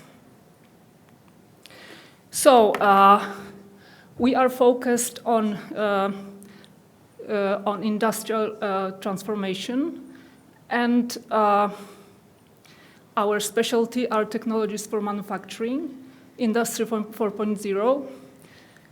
As you can see, except for AI, they aren't new. They've been on the market like for over 10 years. But we are in this moment of the technical adoption that the majority of the market can use these technologies. And also we have BIM, which is building information modeling, which means digital transformation of construction industry. And at the moment we have 36 services altogether. And again, we are coming to this framework of the digital transformation journey that I already mentioned several times. Experience, inspiration, audits, consulting, education, test before invest, funding advice. And now we're coming back to the pictures, and I will explain what you can see in them. This is like the most tangible part of our work, which is showrooms for factories of the future. We have 3, 2 for robotics and 1 for cybersecurity. And also we organize networking and study visits to factories that are at the high level of digital maturity, which is like very popular. So this part of our work is easy to document, to take pictures of, but most of it happens on paper. It's workshops, audits, documents, working with companies on that level. So in Poland, like by the decision of the Polish government, only SMEs are eligible for help. And so far, we have 144 clients, roughly 1/3 micro, small, and medium. And the services for them are free upfront. The companies don't pay in cash, but they do pay in the subtraction from their de minimis state aid. And the financing is twofold. We get half of the funding from Digital Europe program from European Commission, and half from the national distribution of European funds, which are then used, like subtracted from the de minimis aid. As you can see, this framework also serves as a tool to develop the ecosystem, because companies get the support for free, but the experts get paid, and further, and they grow stronger. So in this way, the whole system develops. So coming back to the main, the other topic of my presentation, how do EDICs support circular economy? Like in manufacturing, we observe that the pressure comes from three directions. One, directly from the market, because costs are rising, energy, materials, and labor. And the 2 other sources of pressure come from regulations, like customers and supply chains, and also ESG reporting. What is worth noting is that the circularity, in spite of these pressures, it's not just compliance to the regulations, but it also possibility to gain competitive edge. I will demonstrate it later with 2 case studies, like examples of how companies do that. But still, in spite of the fact that in the long term it is profitable, or might be profitable if it's done well, SMEs are reluctant. They see this green transition as burden, paperwork, and what they respond, and because it's time consuming for them. And they have, again, as I mentioned, low tolerance for risk and disruption. But what motivates them is the business arguments. That it improves efficiency, that it reduces waste, that it optimizes costs. And they are willing to do this when it's practical, when it's low risk, and it shows benefits, ROI improves. And we have this additional Central and Eastern Europe context with companies facing even more pressure, tighter margins, shorter planning horizons, like more time pressure, less skilled workforce. And in our experience in Poland, change is driven by what makes an actual company decide to adopt the circular solutions is that they get pressure from the large buyers, from the value chain. And another thing is money, it's the EU incentives.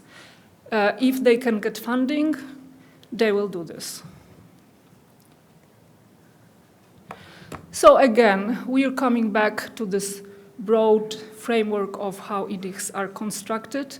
They translate the policies and step by step take the company to the systemic change.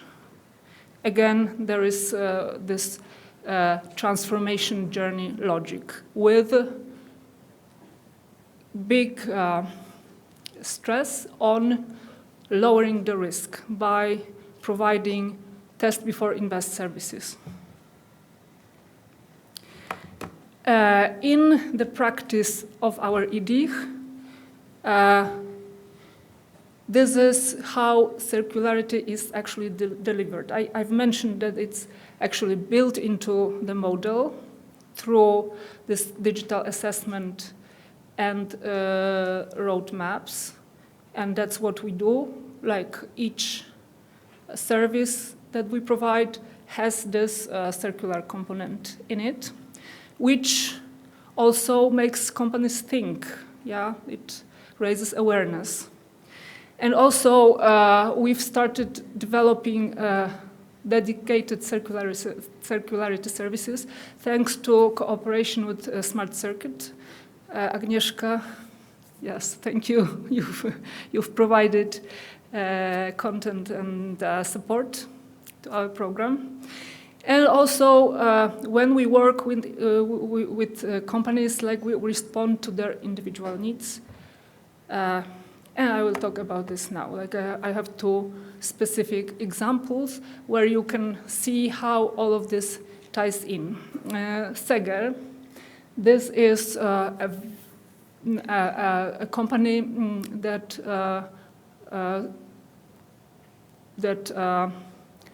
makes, they manufacture very, very advanced cutting tools in the machining sector. The tools that are made of carbide, it's a very expensive type of steel, which is also heavy on the environment. Making carbide is like emissions and energy heavy. And they came up with this solution that combines automation with digital tracking. So we help them with training skills. We've made a roadmap for them, and right now we are doing test before invest, but it's like a different part of their transformation.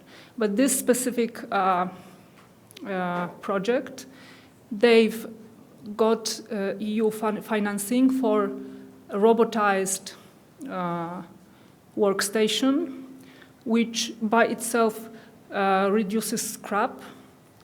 And this is like a very interesting solution. When they make the tools, there is always like a piece of the material left. And they have it evidenced, and whenever a new order comes in, they can very quickly go through what they have and find the piece that matches the measurements, which limits the scrap even more. Another company, they are a supplier in automotive chain. value chain. They produce exhaust systems.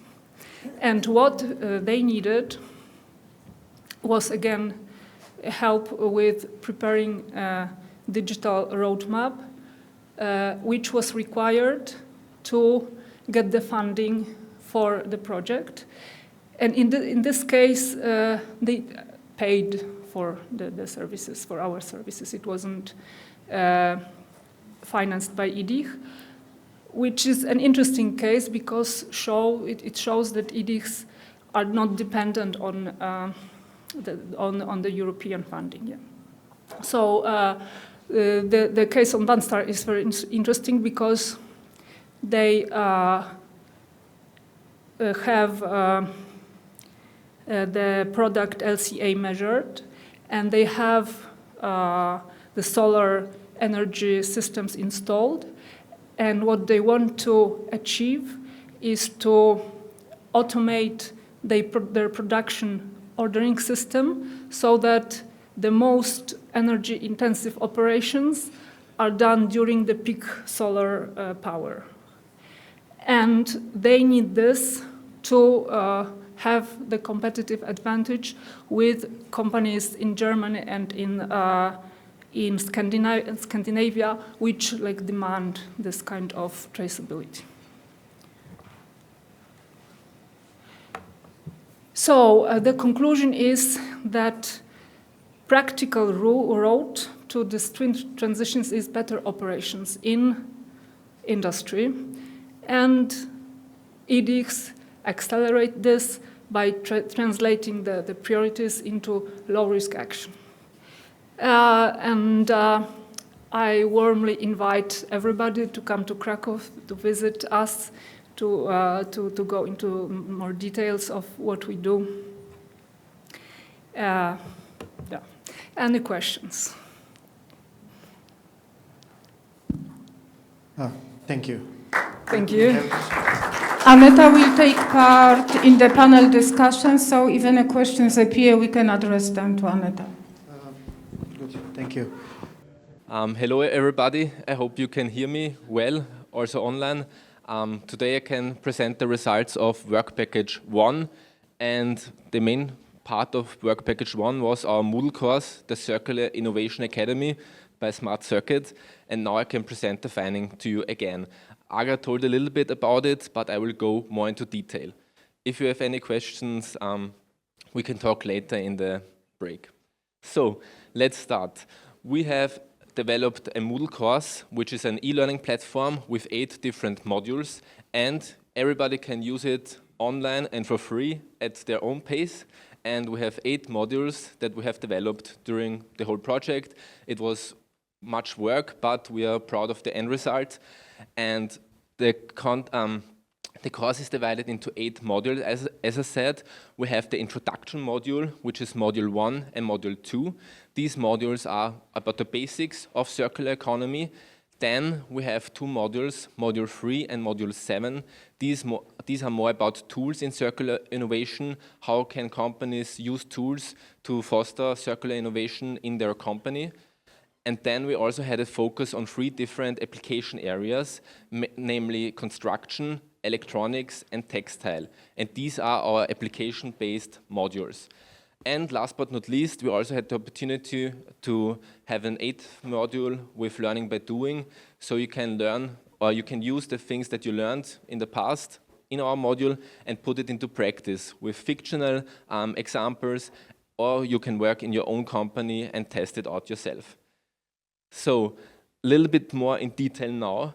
We have module 1, which is about the learnings of where you learn the basics of circular economy, and also you discover how digital tools support sustainability, and this is a strong foundation for the next modules. Then module 2, developed by Comet. Here you can see how you can make a full production journey with circular economy practices, and you can also identify where you can keep the value in the loop.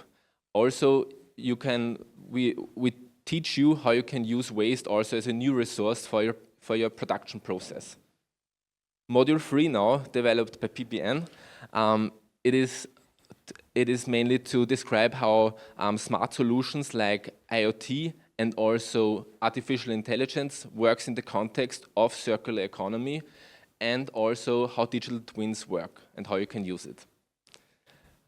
Then we have our application-based modules. Here is the module 4, it is on construction. How can you use circular economy in the construction sector with smart planning, design building, and also how you can make sustainable design.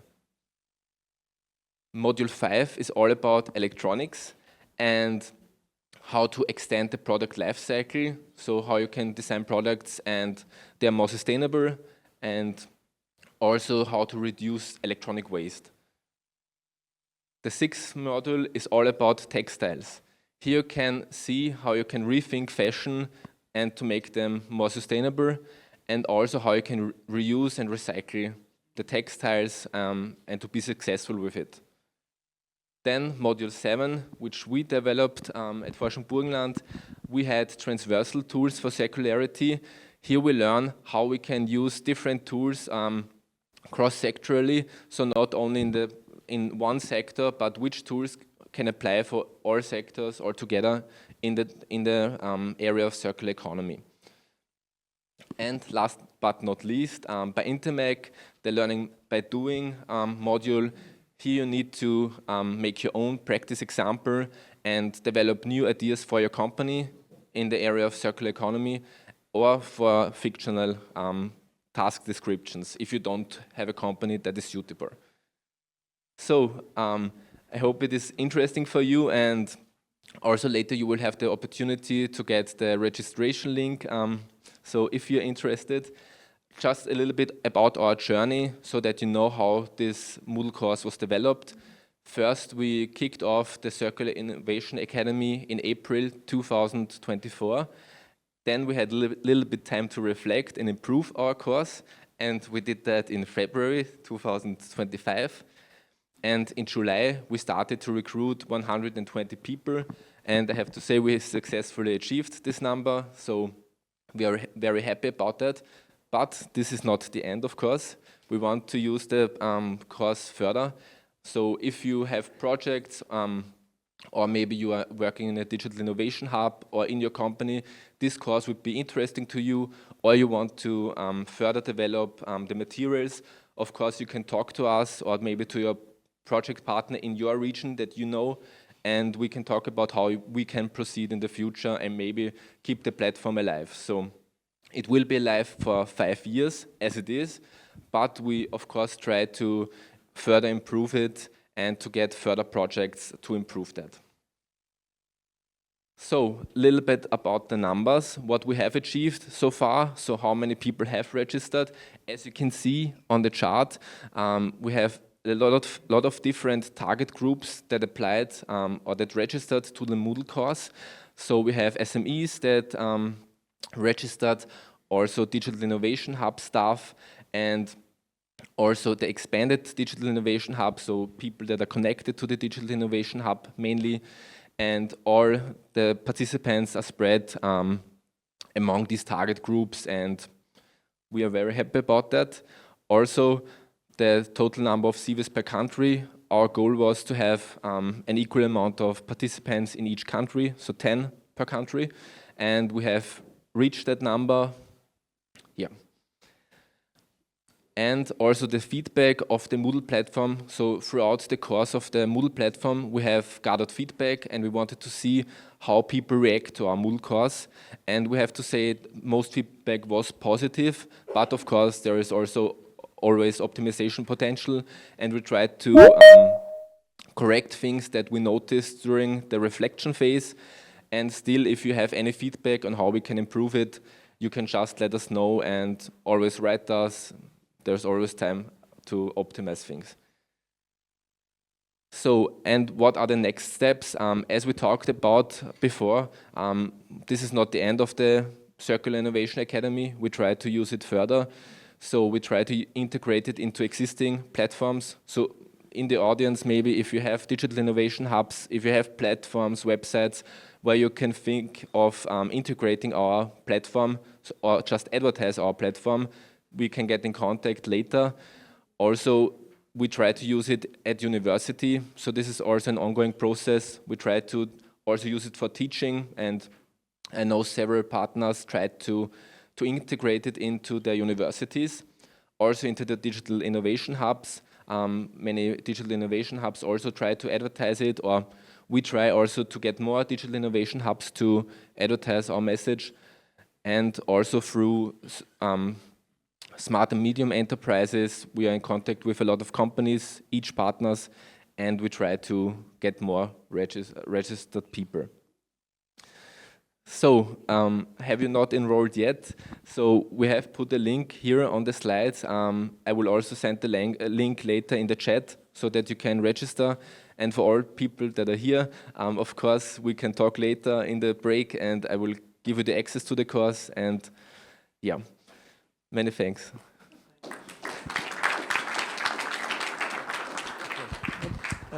Present for you. Thank you very much, Thomas. If I may add, we are also working within our consortium to bring also one new added value to our local, regional, small and medium enterprises, and using different other instruments, trying to put it in our mother languages. So not only they are in English, but in the future they will be in our languages.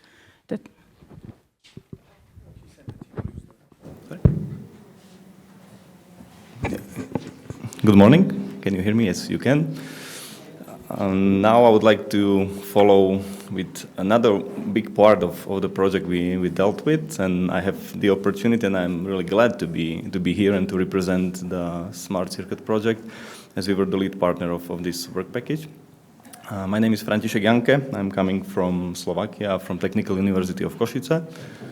And before I will talk a bit more about how we were trying to close the gap between the policy goals and the practice of the industry. I will also present shortly who I am, and at least so we understand what is my perspective and how I read the things around. So I'm coming from Technical University, which is, as you can imagine, the university which has several faculties like civil engineering, materials, mechanical engineering. But I'm representing Faculty of Economics.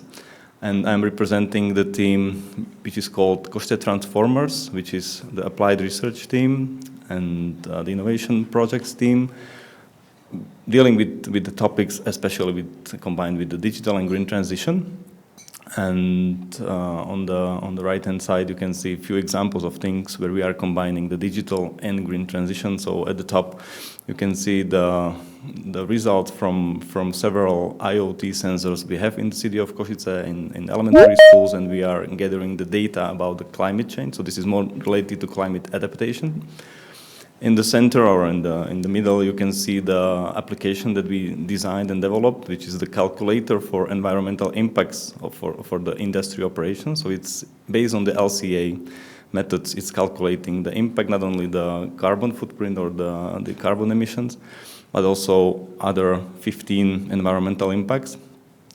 But also very interesting is the lowest part, which is the serious game that was designed for the secondary school students to understand the climate crisis. So really the work is very diverse, and we try to do what we can in analyzing what is around to understand the situation, even to test, to pilot some solutions, and even to help with the strategies for the companies or for the public administration to deliver the impact. But now back to the topic. So within the Smart Circuit, we also try to close the gap, and I'm really glad I had the chance to listen to all really remarkable speakers before in the session that was in the morning, who really brought really nice insights for different perspectives of how to bring the circular policies or digital policies to life, how to make them in real operations. So what is the gap? Why it happens? The gap is the difference about where we would like to be and where we are or where the industry is at the moment. So it's the difference between policy directions and where the operations of the companies or the society is at the moment and where are the constraints of these operations. It seems like it's empty space, but it's caused by many things. It's a very complex thing, so there's a lot of uncertainty, time, costs, and maybe skills, and very complex processes the companies or the society needs to tackle to get and to fulfill, to comply with the policies and with the goals we would like to have in reality. Also on this picture, you can see the perspective of the company and what influences the decisions in the company about adopting the circular or digital innovation. So there are many perspectives, many characteristics inside of the company, which makes the difference if they decide to go in some direction or not, but there's a lot around. So it's also the performance of the sector. It's also about the R&D support in the economy, and it's also about how the policies are shaped. So it's a very complex thing, and also that's why the solution is not very easy to make it happen. And what we try to do in Smart Circuit project, very simple question: how can we close the gap? I mean, very easy question, but the answer is not so easy, or the solutions are not that easy to implement. But we called those solutions Strat Labs, like strategic labs, which should act as a repeatable brokerage mechanisms or platforms for the industry and for the other ecosystem partners, but also for the policymakers. In other words, what we try to achieve, or what we meant by the Strat Labs, it's an approach where digital innovation hubs or other actors, intermediaries, innovation intermediaries that are on the market, how can they act as a structured interface to bring together the policy level and the company's level or the operational level. We also tried to, within the Strat, we tried to offer instruments, support services, and a feedback loop for this dialogue. And the result, the impact we were searching for was reducing implementation barriers and leveraging the opportunities of public and private investments to move forward. So at the end, we tried to build a bridge between the industry and the policy. And as I said, it's much more complex thing rather than building this very simple bridge to connect the house with the island or with the land. So it was much more complicated. And that was the reason why we first tried to even dig deeper and to understand where is the problem and what are the needs. So what we did, within the project, we analyzed more than 115 strategies, policies, and financial instruments we have in our countries, the countries of the Smart Circuit Consortium. We also performed 36 the interviews with the policymakers. They were diverging from national level to local level, so we tried to cover all levels of administration. And we also got some feedback or some ideas from interviews with the industry representatives, and mostly with the decision makers within this company. So either CEOs or managers in operations.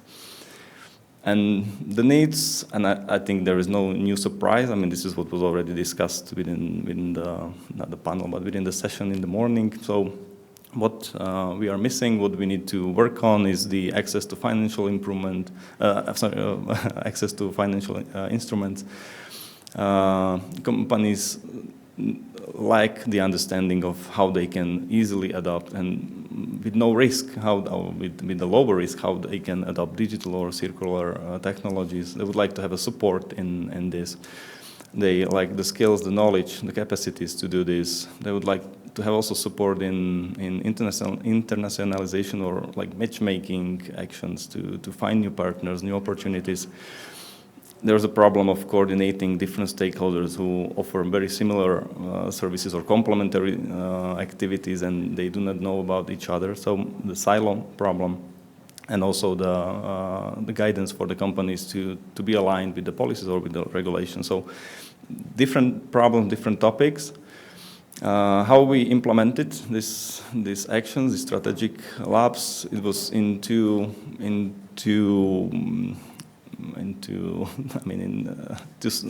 I'll say sessions, or how could I call it? Into slots, okay. The first one was the piloting. So firstly, we and the digital innovation hubs, we met with the policymakers, with the companies, with other innovation intermediaries, and we were talking. We were trying to understand what are their needs. We knew about some needs, but we also wanted to check if it's still true, or if there are some changes, or we missed something. But at the same time, at this piloting, we also tried to introduce first testing of the services we would like to offer in this perspective. And this was done in all 12 countries. Together, more than 200 participants took part in this action.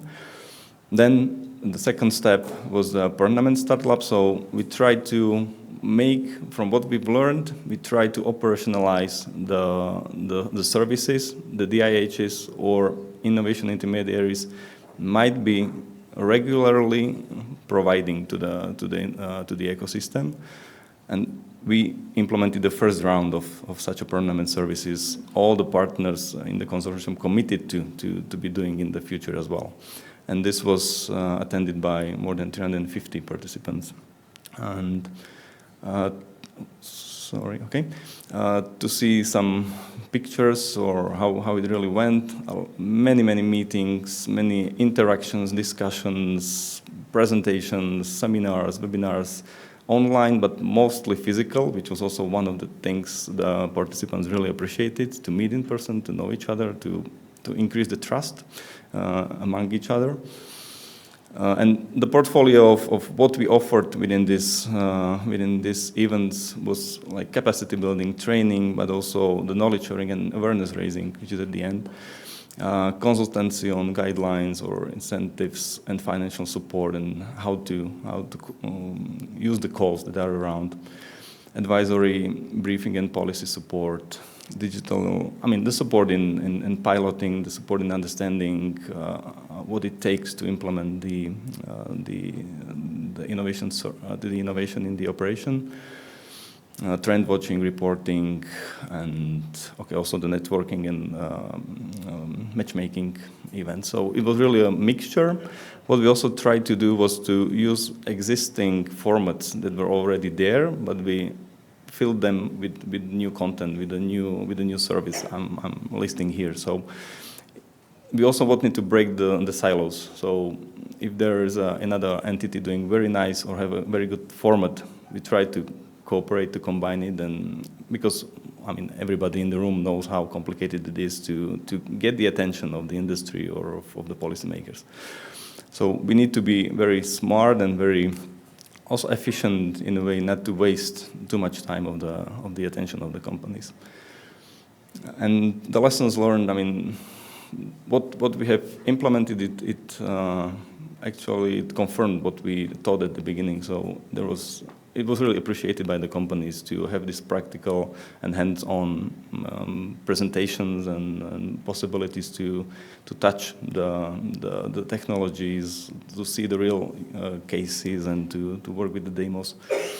Also, the test before invest, to minimizing the risk for the companies was also what they would like to see and touch. But also what was more often said by I would say most, even by the policy part, but also for this real decision-making part, they would like to have this format operation, permanent, but repeatable or repeating. So they would like to even have a say regularly what they are dealing with at the moment, but at the same time, the policymakers would like to see or to measure where we are moving regularly and to have the information on where we are moving and what is the pace. So there was definitely a need for the continuity, for the follow-ups, for having action plans where we would like to be in 1 year, in 2 years. And this brings me also to my personal wish, I would say, to conclude this presentation.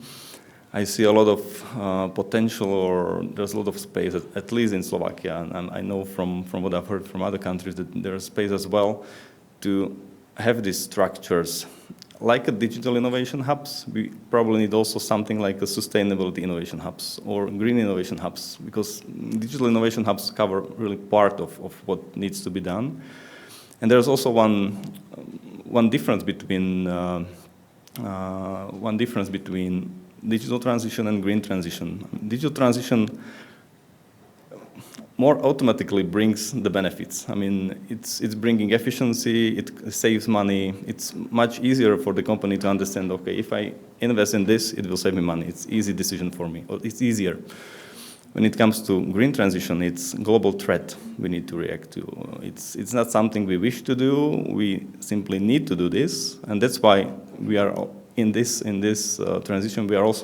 We need the policy level, we need the regulation, we need to be, I mean, there are much more problematic parts we need to put into the puzzle. And that's why we also need, from my perspective, the structure to support this, to support especially this meso level, somewhere, which is between the policy and the industry, this intermediary level. This is something we do not have it that well financed, for example, in Slovakia, and this is the space I see for the future development. So from this point, I would just like to say we have several or many experiences with this, and we are ready to be at the table to discuss how to move with this in the future. And by saying this, I would just like to thank you for your attention.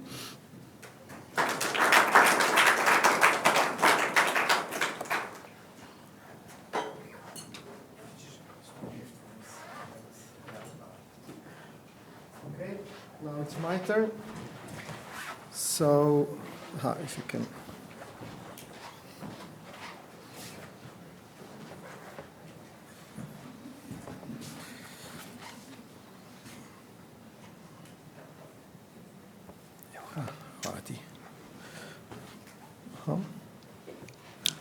Great.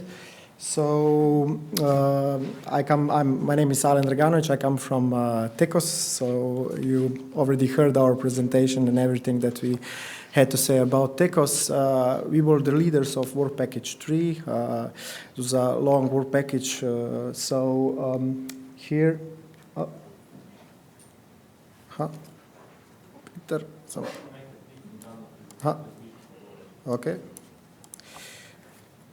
So, first thing that we did in our Work Package 3 is interview the companies. So what do companies need, so that we understand what the challenges are within the companies. We interviewed, as Aga said, and Aga already had my introduction presentation, we interviewed 26 companies from 9 countries, and most of them replied that we need better financing, that they already have some kind of a strategy, some kind of a strategic manager for circular economy, but that they need more and more support in this field. So what we did inside of our project, we divided ourselves in 4, we called it task force groups, that will offer task force services. One of them was textile, one construction, ICT, and cross-sectoral support and services. And the main aim or our approach was first to build, then to design, test, expand, and see what the future holds for the developed services that we will develop. The replies that we got from the industry said that if we see the electronics, that there is some kind of recognition of sustainable, let's say, structures and ways of thinking, but still it's a rigid industry. They are aware of some principles, but there still needs to improvement. For the textile, I had interviews with a few companies too of textile, and what I figured out is that textile is a really huge waste industry, like really, and that this part especially needs let's say strategy to smart circuit and better dealing with textiles. In construction, we also introduced one company in constructions. This is an old school industry. Let's say money is in charge if you are circular or not. So if the companies that we interviewed told us that if a customer gives us money for a new building that is, let's say, circular, then we will do it. If a company does not give us money for that, we will do the old school way. So this is the thinking of construction field. And for the cross-sector, let's say all together companies that we interviewed, again, financing was the main issue. So give us a little bit more, let's say, money injection, so that we come to this part and be more circular and linear. And also there was a need for life cycle analysis and life cycle product analysis in that field. So from the gathered information that we got from the companies, we said, let's develop our service portfolio. And that was a process. I used, Ulla is not here, but I used the graphics from our reports. So first we needed to establish the task forces, define the topics. And as you know, we are many partners. And each of us has different offers to the market. And for example, Tekos has prototyping, creation partners have life cycle analysis, and each of us have something. But then we need to combine it together and also separate it to all the task forces that we have. And at the end, we have 5 categories that we let's say, concluded or that we offered to the SMEs. One was capacity building. The second one was the training program and the courses. The third one were the audits. Here, I mean, again, life cycle analysis and design workshops and so on. And then were the tests before investing. Here were mostly the Czech partners and the Slovakian partners involved, like digital twins, test solutions, energy monitoring. And at the end, to cover everything and what I said about the companies, what was their need, is the fundraising and investment funding. So these were our 5 categories that we developed throughout our service portfolio. And then comes the pilots. So each of us partners had 2 pilots. One was sector-specific that we choose within the SME that we picked, and one was cross-sector. So each of us had the cross-sector pilots. Here are the 9 pilots that we have. As I mentioned, Slovenia had fast prototyping, digital technology training, Hungary, and test before investment, Czech. Croatia had life cycle analysis. So we all made some pilots that were offered to the SMEs and that were based or developed throughout the interviews and the replies that we got from the SMEs. And from those pilots, from those services, now came the flagship. So how do we look at the future? And for the textile flagship, we said that that we will give designing driving workshops to help SMEs explore circular textile solutions and move towards flagships uptake. For the construction sector, we said that we will give smart data, product passport, and LCA-based support for lower impact construction ecosystem. For the ICT electronic sector, we said that we will give them test before invest, advanced testing, and circular design services that support longer product life. And for the cross sector, we said a more collaborative platform that will capitalize on new initiatives, new calls, new initiative buildings.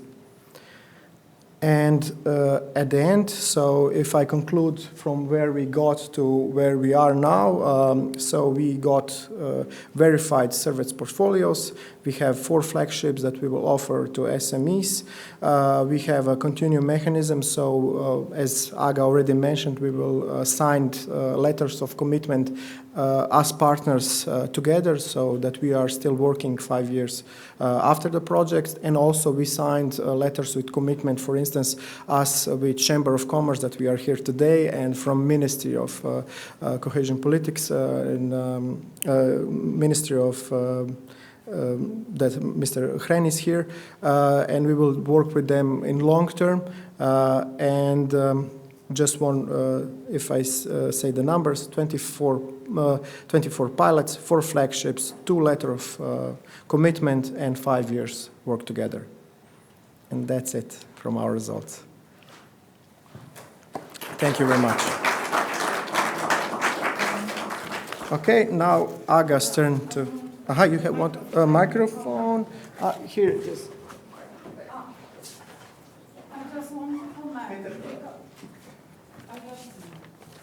Okay, I just want to comment because Alan was too quick and too modest. If you could go back, he said two logs of commitment. It's not true. It's not true, I have to say, because there is 2 log tracks of commitment. Mm-hmm.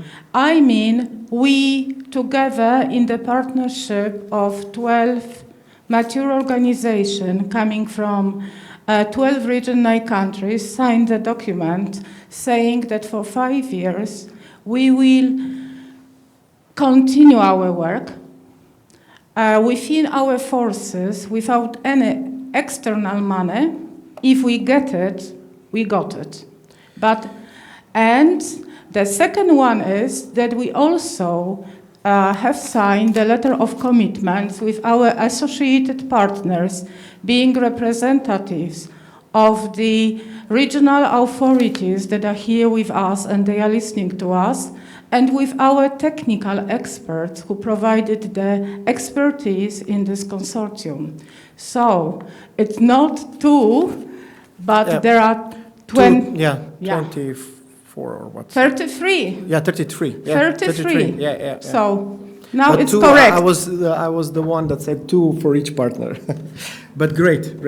Now it's your table for the round table, and you are taking the position. I would like to ask all the presenters to come to the round table so that we can start this part of the section. And what I can say when introducing my remarkable honored guest, one comment from my side: this project wouldn't be without the partners that are sitting here, and wouldn't be without 2 ladies standing. It's not Aga, it's not Agnieszka. It wouldn't be without Urszula Woźniak and Aldona Chwali-Graczyńska, who also are here being and supporting me as the project lead. And now I would like to invite the guests. Can I ask for the screen? So I would like to present the regional approach to the circular economy. In our strategy, in our architecture of strategic documents, the main document is regional development strategy. In this strategy, we have a special main direction dedicated to the circular economy. And this document, it's the most important document, as I said. And on the right side, you see the programs and the plan which implemented the goals of the regional strategy. First, it's the strategic circular economy program for Małopolska. This is program which in detail show our vision how to involve the circular economy in our policies. We have also sectoral programs like waste management plan for Małopolska region, regional strategic program for environmental protection, which has sectoral solution for circular economy. And the main important financial instrument to implement these goals of circular economy is regional program, European funds for Małopolska for 2021-27. Okay, next slide. How did we start with circular economy? So our first experience was SIMBIs, mean industrial symbiosis for regional sustainable growth and resources efficient circular economy. That was project which was realized in Interreg Europe program with 7 partners, which the result of this program was promotion and dissemination of industrial symbiosis in circular economy in regional policies. The second step was 2 opinion polls made by our analytical strategic research center. First opinion poll was on residents' attitudes towards the circular economy, which show us that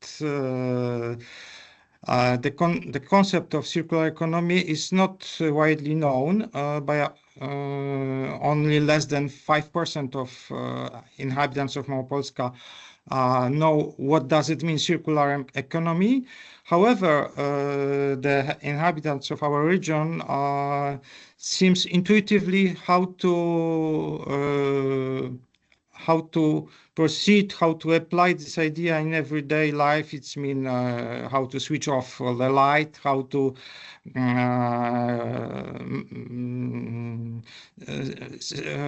buy the products and others comportment due to the circular economy. And the second opinion poll was research in industrial enterprises towards the circular economy. And this study showed us that over 60% of companies in Małopolska declared that they had some knowledge of the circular economy, but only 7% had a special strategy in the area of circular economy.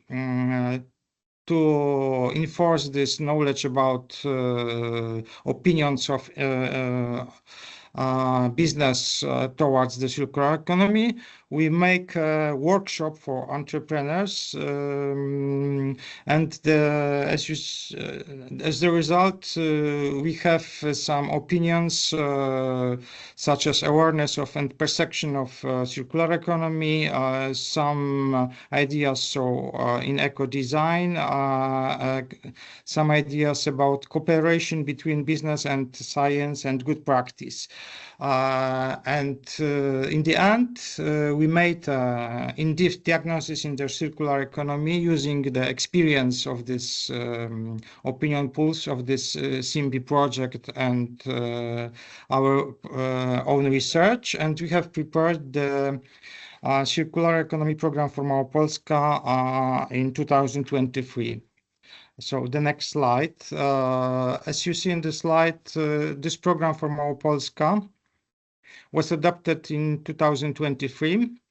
The aim of program is to support the region's transition towards a circular model.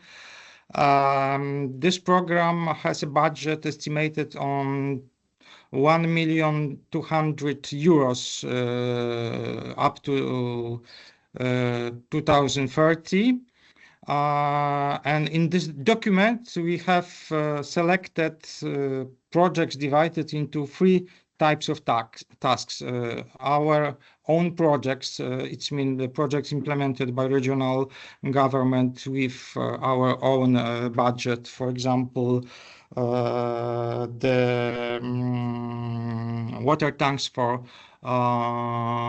rainwater. We have dependent projects, it's mean projects implemented by NGOs, by entrepreneurs, which are independent of the regional government, to which the region may provide support by European funds, which are managed by regional government or regional budget. And in the end, we have recommendations. So we have example of good practice which we promote in this program. So in the next slide, you see what do we focus on. Firstly, we find that the most important barrier to implement the ideas of circular economy is lack of knowledge. So we have to start it with internet portal. We have launched in December 2025 this portal, which show all the activities not only of regional government but also of local self-government, of entrepreneurship, of inhabitants of Małopolska. And one of the part of this internet portal, it's guide for Małopolska in the circular economy. We have prepared special guides with the information, with good practice, which is addressed, for example, to small business, to the education, to the local governments, to inhabitants, and also to restaurant and catering sector. We have started in 2022 with award for regional leaders in circular economy. It's mean we have founded the prizes for companies, for schools, and for NGOs which present the best practice in their fields. In the next slide, how we found what we do for implemented the projects. So the main important sources for these projects are European funds from Małopolska, as I said in the beginning. So here we have show some projects, some type of projects which are financed with European funds. For example, Fab Labs, places when the inhabitants can share the knowledge and skills, tools and space, when they can, for example, give another life for products which provides from recycling.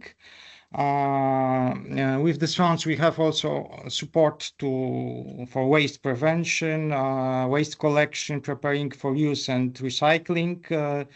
With European funds, we support also activities in the field of product and process innovation enterprises, which contribute to the development, especially including the area of circular economy. We have also support for activities in the field of awareness raising, education, consulting, in the area of promoting energy savings and circular economy. We have support for energy efficiency. We have also support for mobility, electromobility in our region. So in the next slide, you see that thirdly, what is important for us in this program, it's knowledge transfer. The problem we have discovered, it's well known that the scientists and the business doesn't cooperate very well each other. So we have started our strategic project, Małopolska Knowledge Transfer Center, which helps the scientists and the business work together. For example, supporting in reducing greenhouse gas emission and limiting the impact of business activities on environment, also including the implementation of circular economy. And the second important initiative of our self-government, it's Eco Advisors for Business. It's consultants employed by our unity, Małopolska Entrepreneurship Center.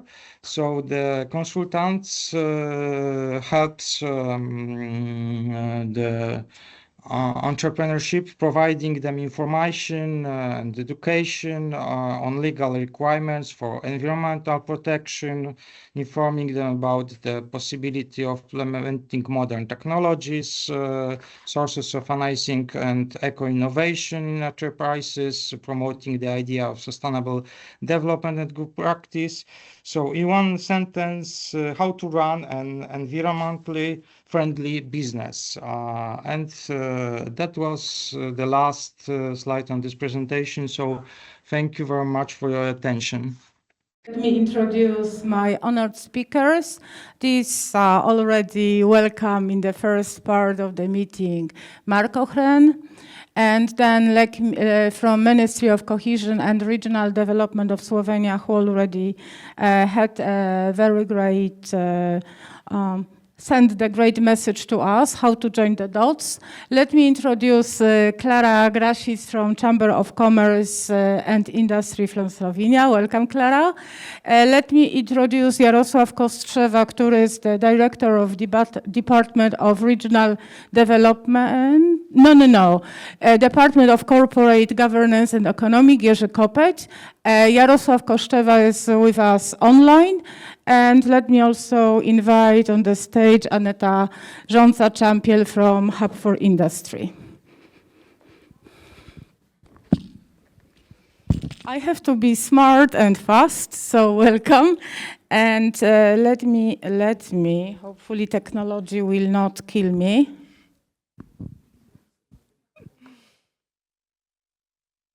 I lost it.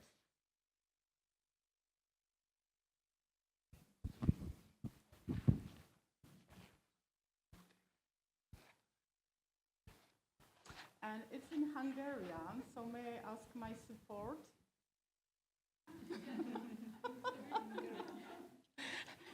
You know, in our team we have many skills, but I'm still not reading Hungarian. Do you know?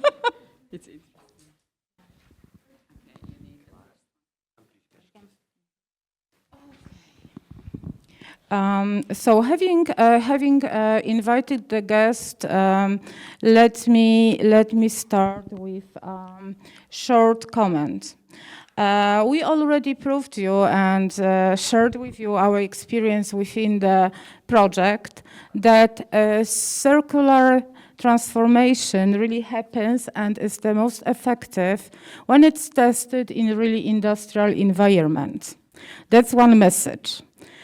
Makes one point to the very clear that pilots that has been shown really they have not only environmental impact and performance, but also support competitiveness and resilience of the region. The third thought, that isolated pilot actions are not enough. We have to upskill them and we have to join forces, what we are doing in this project. So now I go to the question I prepared for our honored guests. Marco, may I start with you? From a cohesion policy perspective, what key lessons from the practical experience we shared with you today might or should influence the design of the future EU funding program and the activities that we undertake, especially after 2027? Well, and thank you very much. In first place, I think that the transition to circularity, cradle-to-cradle, DNSH principle, and sustainability in general has been embedded in European policy successfully. We have to affirm that fact, not only on policy level, but also on the level of selection of projects in pipeline by all agencies that are delivering funds. There is room for improvement in DNSH principle, of course, implementation. There is, of course, room for improvement in LCA, life cycle assessment, but lots of number crunching has to be done in terms of preparing mathematics for the truly validated result of LCA. I know that I'm aware that for branches of industries, a lot of work has been done in preparing the metrics, in informing the stakeholders. But I think this regulatory part is successfully done.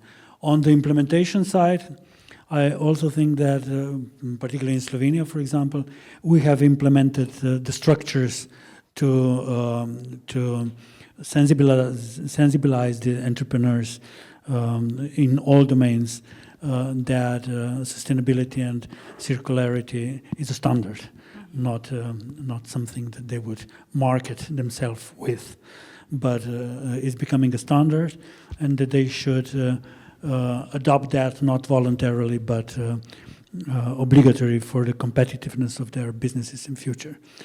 We established a cluster on circularity, which is hosted by Chamber of Commerce of Eastern Slovenia. We established a center for transition to circularity, which is hosted by this institution, and you are a part of it. And we established a demo project with KIC Climate that was explained in this roundtable. I'm not happy with how all this was managed, manifested, implemented. I would have loads of criticism, but that's a part of some other panel. So there is much room in improvement. In one sentence, governance is key. Governance we is key. We have been very weak in governance concerning all the three experimentations that I mentioned. But it's not today that we should, I think, analyze this, maybe at some other point. Thank you very much. Definitely, regulatory part is very important.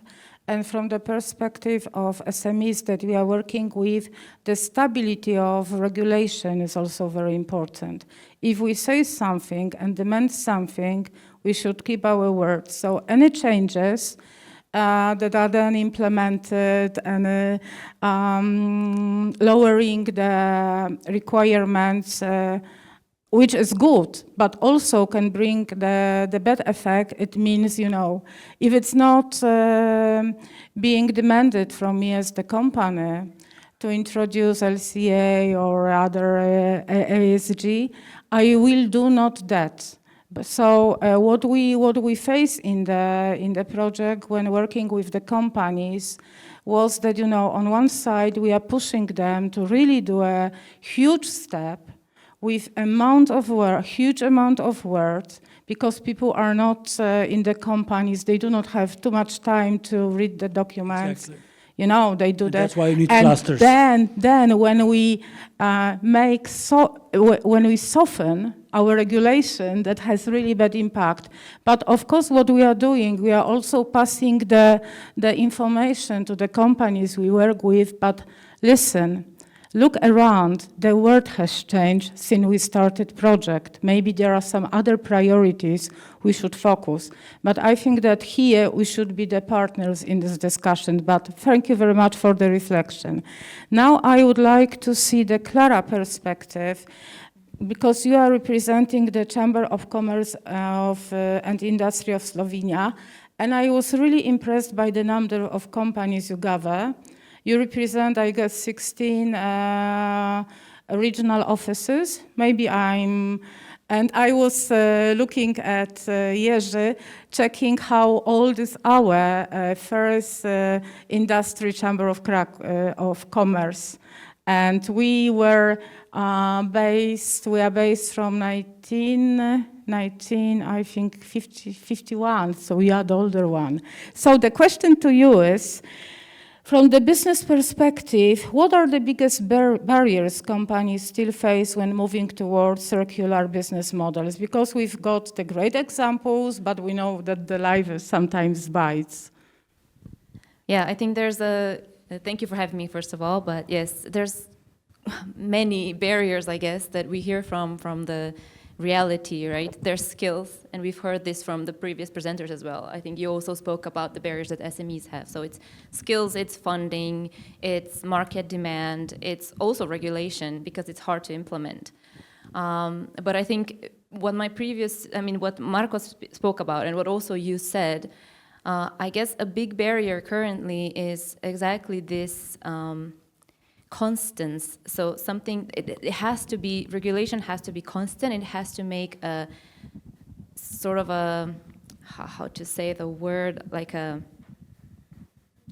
consistent environment for businesses to be able to compete, because we know that for a business something can change overnight, like geopolitical circumstances can change overnight, and they have done so. And as you've mentioned, and as also Tomislav has mentioned before in his presentation, when you started the project, the environment was different than it is 3 years later. So imagine if we add to that also the change in EU regulation. Anyway, we have so much regulation compared to, let's say, the US. I've read some numbers, and in the past 3-4 years, I heard that EU basically presented about 13,000 regulative acts, and in the same amount of time, the US did 2,000.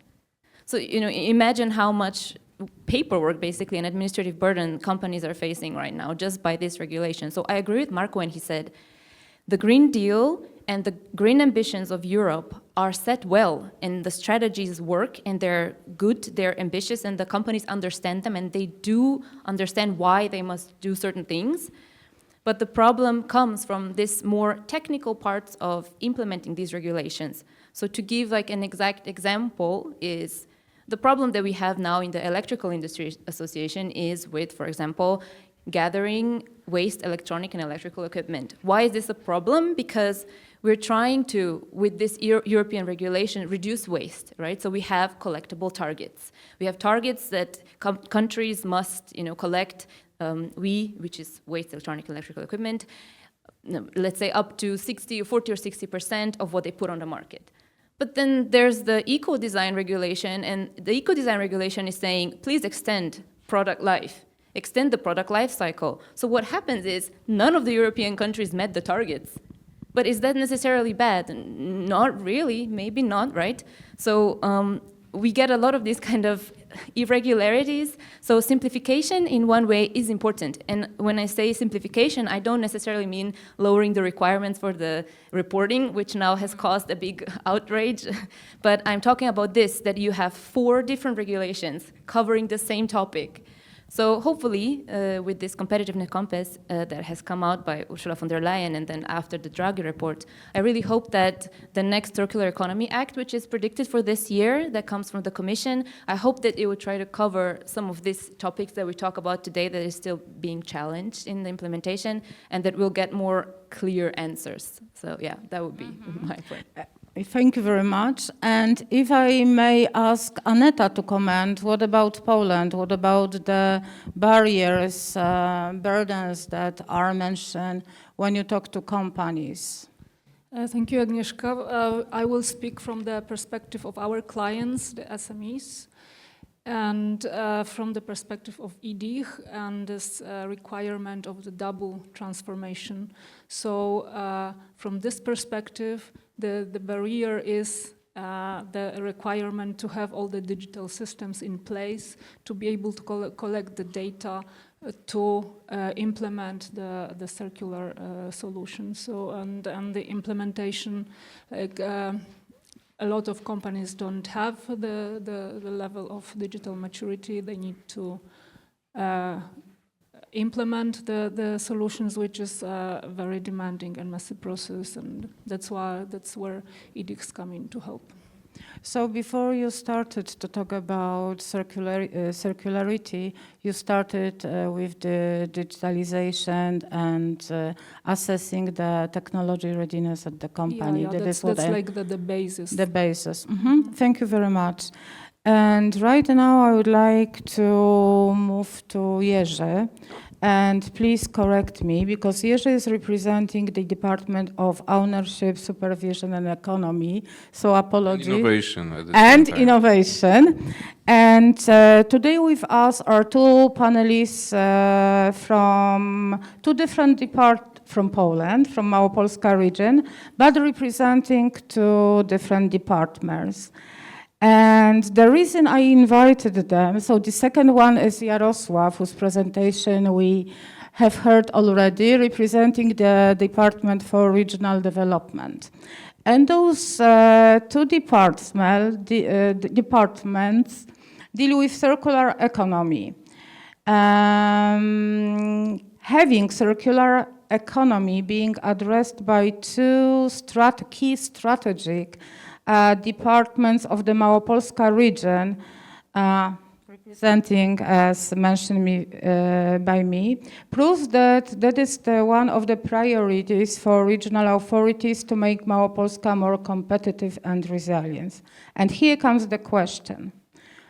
I didn't share this question with them, so it will be a surprise. How do your departments cooperate to ensure that circular economy principles are embedded across regional policies and initiatives?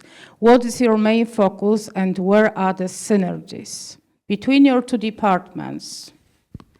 Okay, great. So for the beginning, I can say that I agree with the Jarosław thesis. Okay, everything is good. It's a great presentation by Aneta. Everything that you perform in your industry hub, yeah, is very practical, and this is a operational level, yeah. Okay, let's concentrate on my point of view, but not only point of view from the regional authorities governance, but also maybe from the point of view of the Vanguard Initiative member board. I have the honor to cooperate with Professor Drasko Veselowicz. It's absolutely great cooperation. So I have a very fundamental remarks about let's say principles, main goals, and conclusions from the Smart Circuit project. First one, maybe it's obvious. There is no possibility to implement, to cooperate on the innovation and on the circular economy without strict cooperation with the actors of the helix. Yeah, this is a small and medium business world. This is a world of the academia. This is a world of the science network, and at last but not least is a regional authority government. Without this strong cooperation in circular innovation, there is no results. And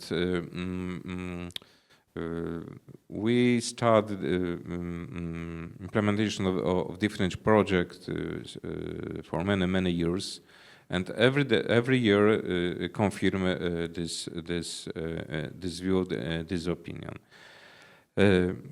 Another thing is that thanks to this project and thanks to our researchers, we see a lot of the barriers in the regulatory, in the legislations, but of course the mental barriers that holds companies back from the innovation. And this is for us a kind of the lessons, yeah. Because as a local government authority, our goal is to govern in this way, to share the funds in the good places, yeah, in the focal points, yeah. Just first identify these places and then make, let's say, kind of the finance intervention. Another thing is to prioritization of the most perspective sectors, niche, and business in Małopolska. It's a long story, but in Małopolska we decided to start the, let's say, new approach to try to start activities not on the strategic level, but much more on the tactical and operation. Yeah, this let's say defense army terminology. It means that we decided to concentrate on the four intelligent specialization platforms. I mean, first one is a health society. For everybody, it's clear it's a priority. Another thing is a sustainable energy and industry. Third one is accessible service and comfort of the life. Generally speaking, in the creativity sector, everything, gaming, fashion, design, everything that could add a special kind of add value. And last one sounds very interesting. This is, let's say, advanced processings, materials and devices. So this is a kind of the, let's say, ecosystem, and each of these platforms is strictly connected. This is our, let's say, base fundamental for running innovation, and of course together with the circular economy.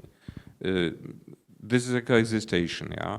Thanks to this, let's say, approach to this solution, we hope that it be much easier to get real achievements in innovation, in the digitalization, and in the circular economy. Maybe it is possible to say something more about this approach, because I absolutely think that this is a good idea, and of course it's based on the entrepreneurial discovery process. It was said along about it today in the presentation, but this is this methodology taken from good pattern in European Union. So in general, this is my view. I hope that you are satisfied. If there is something to clarify more, of course, I am ready to do it. But this is our fundamental point of view. And this is, of course, a question of cooperation between the region on the level of a government initiative in this project, of course, but not only. I mean the Hydrogen Europe Association, the many different level niche. And now here I would like to say that, of course, we support the declaration and continuation of this project from the side of the Małopolska local government authorities. Thank you very much. I need to add that Jerzy is representing the department, who is our associated partner. So he's traveling this bumpy road for over 3 years. So I do not have any questions to him, but maybe you have. Before I give the voice to Jarosław to add where are the synergies and how do you cooperate? Are there any questions? No. So, Jarosław, can you hear us and are you with us? Yes, I hear. So the same questions to you. How did you came to this cooperation, and what are the main visible success stories? So for success story for regional development and for making circular economy a pillar of model of regional development, some solutions are independent of our government. It's not up to us. Very important, which was many times repeated during this workshop for entrepreneur, is that the business needs simple and effective legislation. And I would like to mention that unfortunately in the national level, it's not strategy or program for circular economy. However, in 2019, the government adopted the roadmap for transformation towards circular economy, but it's a very general document without legal solution or a financial instrument. The second one step for success story is legal incentives for implementing the circular economy. This task also does not depend on regional development. What we can do for this success story, it's mean we see the two most important things.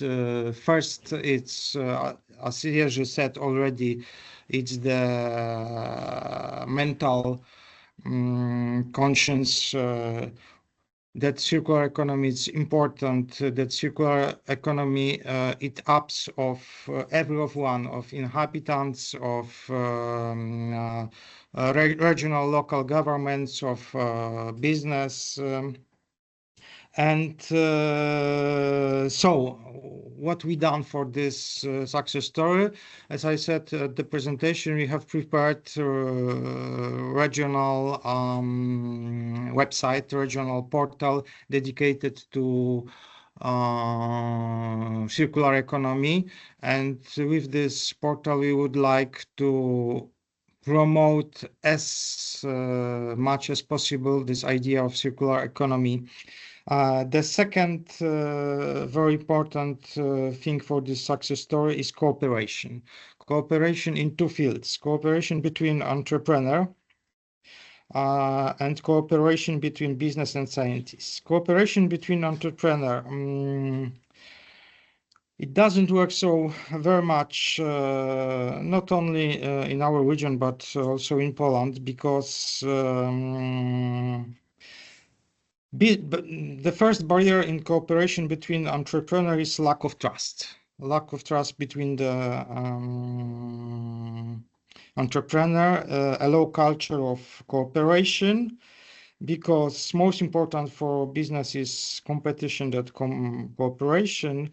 And the third lack of willingness to create clusters.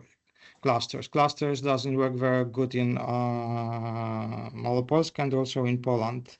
So what we are trying to do to face this barrier, we are trying to promoting good practices, in particular by the principle "my waste is your raw material."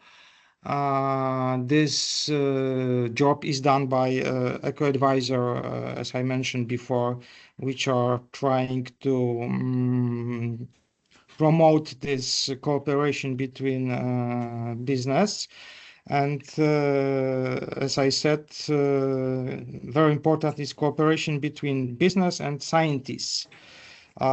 So here we have also set constatation that there is low of culture of cooperation, too much bureaucracy, especially in the scientists, lack of mutual understanding of needs between scientists and between business.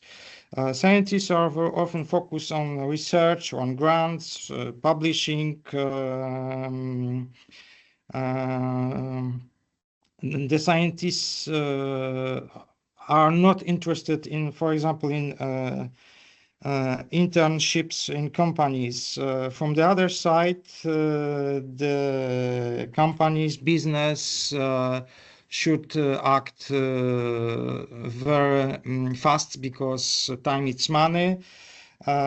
So with these problems with cooperation with scientists, the big companies prefer to develop their own research teams. So how we try to face this problem, this barrier? As I said before, we start with this project SPIN, which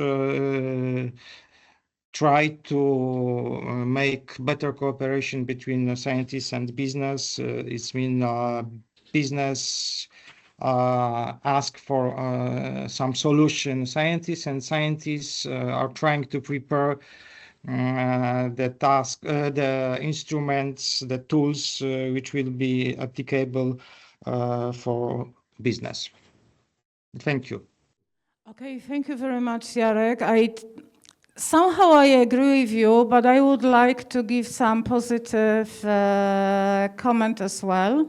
With cooperation with cluster, from my over 30 years business experience, I would say that it is not so bad. We've got life science cluster that concentrates on biotechnology and is really also involved in avant-garde initiative.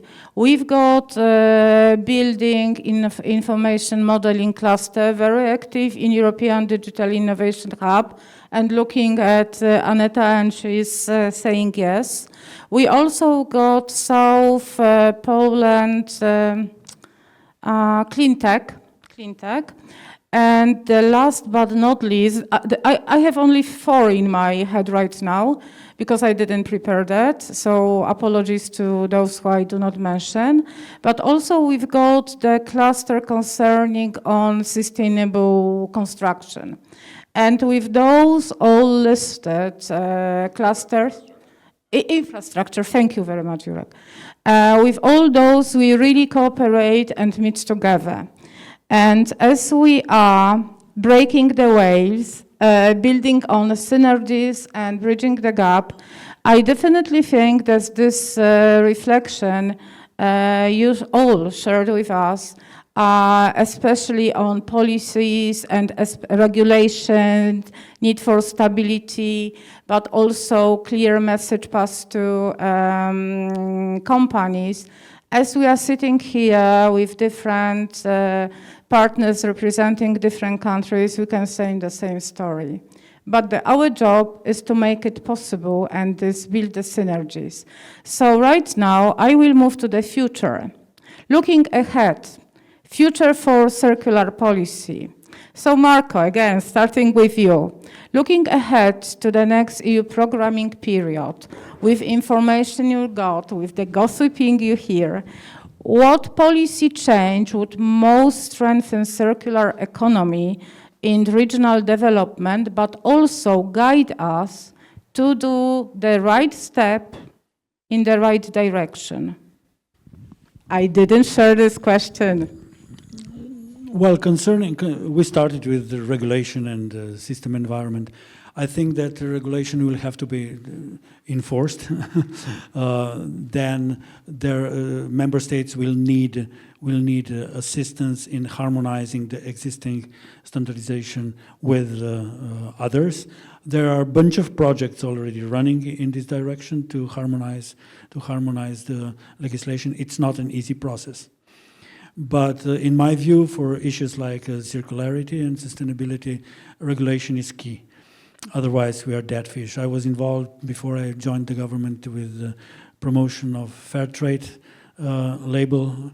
And on the case of coffee, we reached 0.05 share on the market without regulation in 20 years here in Ljubljana. So it's almost null. It's a small community of users. So without regulations, we don't break the cycle.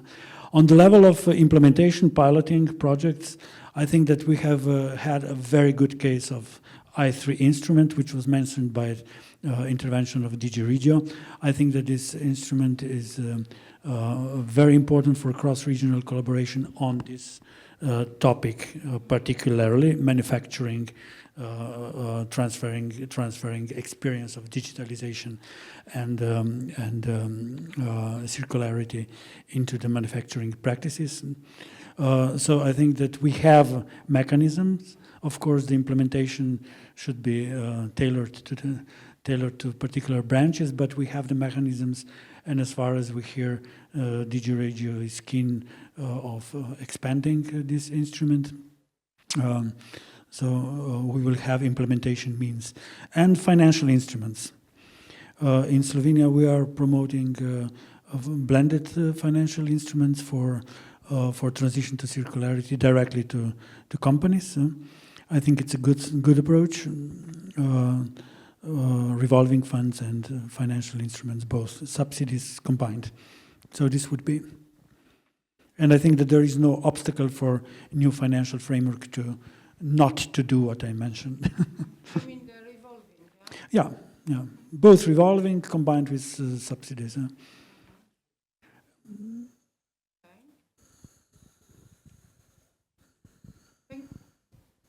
Thank you very much. So I would say the joint questions to Clara and Aneta from the business perspective, from your side working with the companies, and we are talking about the future. of circular oriented solutions being implemented, of the services you offer as the organizations. So what kind of support do companies most urgently need right now? And from the discussions you are having, you might expect that you will be requested to extend the offer you already provide. Then I'll go first for our case, for the chamber. So what companies would most urgently need from us as a chamber? Of course, there's always funding is usually the first one, but as a chamber, we're an interest organization, so there's not something that we offer. That's why our main point is to represent their opinion and their needs to the policymakers, actually. So we're not the ones that write the policy, but we're the ones that, present the needs of the industry to the policymakers and, cross our fingers to be heard. Basically, that's what happens. But as Marcos mentioned, actually, blended instruments and blended finance is super important. And unfortunately, in Slovenia, I don't think it's yet as effective as it is in some other places abroad or in like a larger organization, such as, for example, the UN. They have a lot of funds that operate with a lot of, blended finance instruments from grant plus low interest loans and so on. So if that could be implemented in Slovenia, that's perfect. I'll be following any updates for revolving funding as well. So that's something that maybe a service that we could expand on is definitely, maybe presenting more of what is needed in the terms of funding. And then another thing that we do well is connecting, as a sort of a representative chamber for the industry. And as you mentioned, we have many sectoral chambers, we have many regional chambers, and we all try to work in as harmonized way as possible. But yeah, we try to connect the companies between both cohesive regions as well, and among sectors to try to build this sort of industrial symbiosis. So a project that was very dear to me that we did at the Electrical Industry Association had to do with industrial symbiosis in manufacturing. So basically exactly what Jaroslav before has said, how my waste can become your resource. And I think that's really the part of the future that EU has to go towards, which is once we harmonize the regulations among the regions and among countries, then we can really freely have a sort of a market for resources and secondary materials and so on, and waste as well.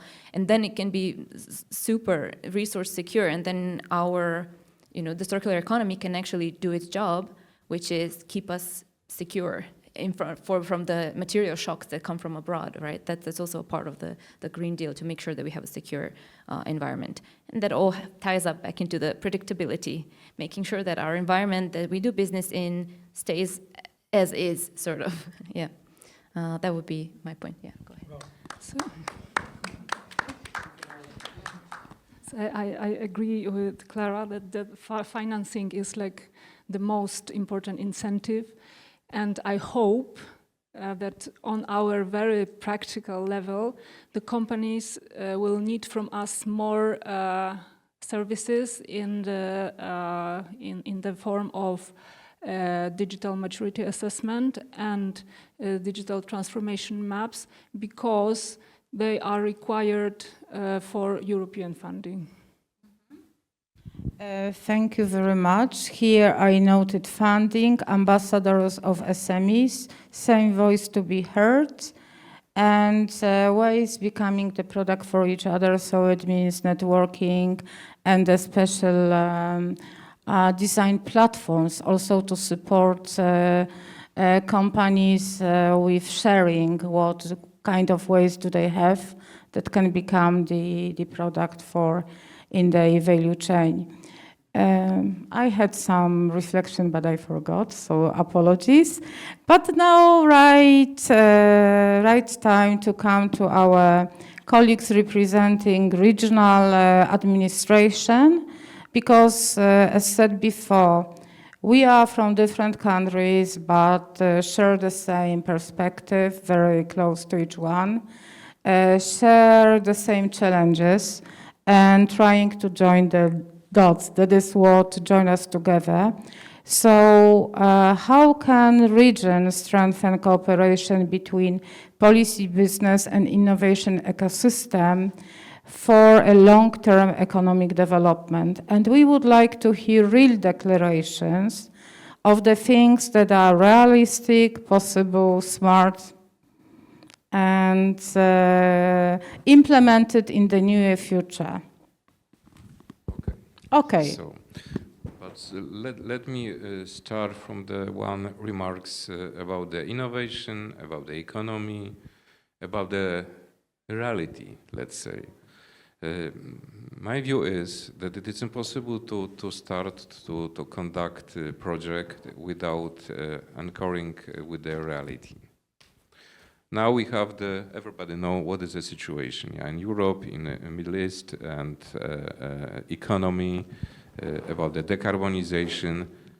And that last information from the Brussels that Ursula von der Leyen said, okay, it was a strategic mistake as regards nuclear electricity. Yeah. Why I am talking about it? Because we have to remember about the sustainability. Okay, transformation, green transition, digitalization, circular economy are crucial. But at the same time, we have to remember about the economy. We have to remember about the workplaces in the different countries. Slovenia, in the Silesia industry region, industry heart of the Poland, about the people, about the budget, about the total situation, about the cost of the petrol. And this is, let's say, one of the very important priority. But coming back to the cooperation between the actors of the Helix about the problems in the situation. Each country, each region have their own specificity. Yeah? Slovenia is much more advanced in the innovation according to the indicators. There are different levels of this advancing. When we consider the situation in Małopolska region, we see a problem in the touch point between these actors. For example, between the world of academia and business, for example. There's a problem with the transferring of the technology from the academia to business. There is a lack, for example, of the startups cooperating closely with the academia. This is a problem with the, let's say, innovation. Of course, there is a lack of the investment. It's nothing new when we consider the let's say, investment in the US, in China, and Europe. It's clear, yeah. Those are our position, and this is a problem. But on the regional level, we can do something, of course, thanks to this program, for example. But crucial thing is a good, let's say, sharing of the funds. There is not so many, but we have to remember that we have focus on the prospective, innovative niche sectors and compound. This is absolutely a very important thing, and that's why I would like to once again repeat some information about this let's say platform of intelligent specialization. Because this is not only the regional solution, but we are ready to cooperate on the international, interregional level. We have already, let's say, a digital platform to start this cooperation. We have a great connection with Saxony, with the Germany, with the France, with the Netherlands. So this is a declaration for everybody here just to join this plateau, this niveau of cooperation. Maybe it's a good beginning to continue this project. I know this is one of the proposals from my point of view. Yeah.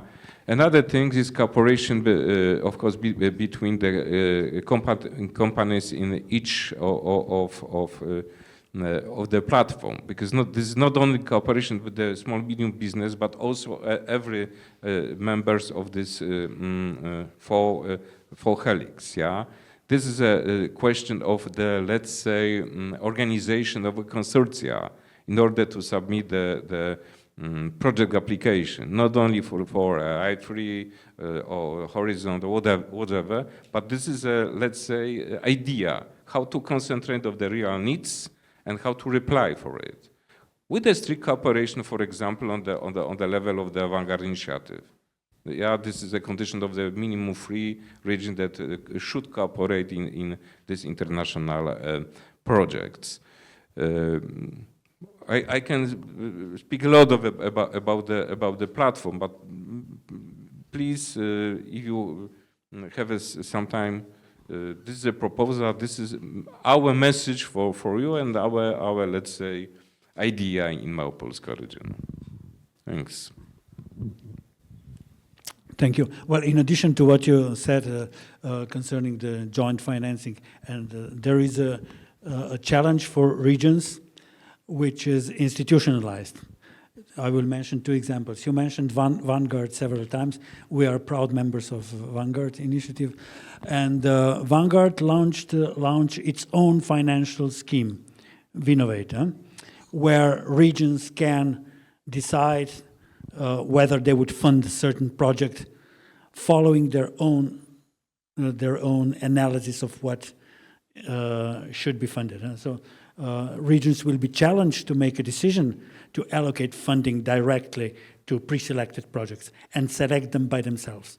So that's one, which is completely autonomous, cross-regional collaborative approach towards funding, including, of course, transformational funding, circularity, etc. The second is systemic. It's a step seal, which was promoted by European Commission with step regulation, which again allows regions to quickly and directly fund projects which failed to receive funding from centralized instruments but were evaluated positively. It's a quick pipeline for regions to not to burden themselves with evaluation and re-evaluation and all these procedures, but quickly pull up strings together, put money together for good projects and finance them. This will be an enormous challenge for regional authorities, how to adapt to this institutionalized flexibility, I would say,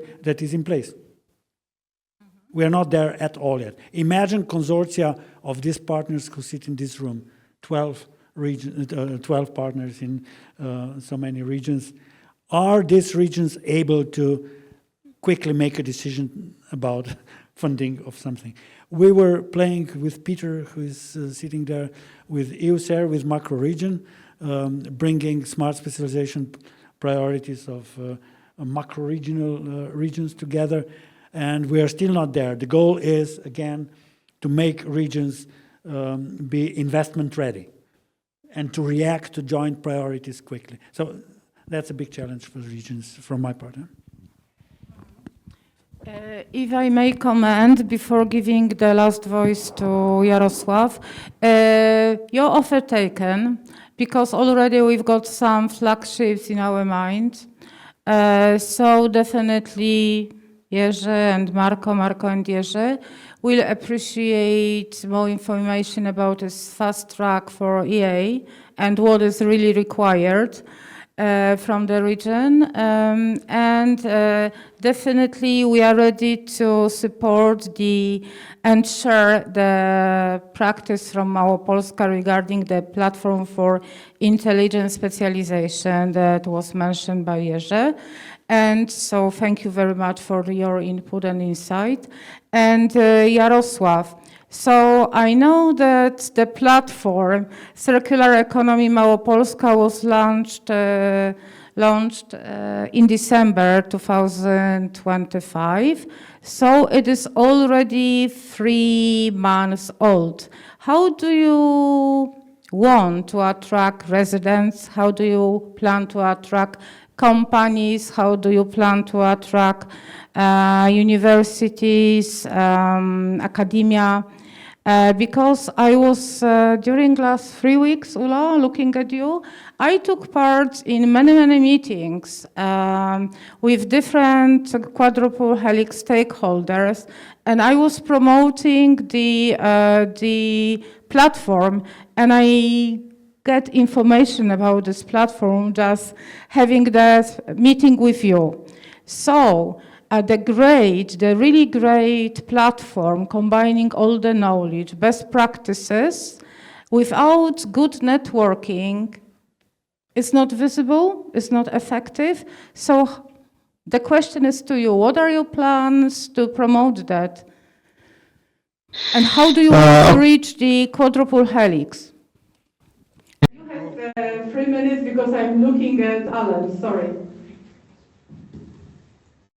Okay, how we would like to promote? We would like to cooperate, especially with Politechnika Krakowska, it's mean Polytechnical Academy, which has a special unit which are dedicated just to circular economy. We would like to cooperate with them to promote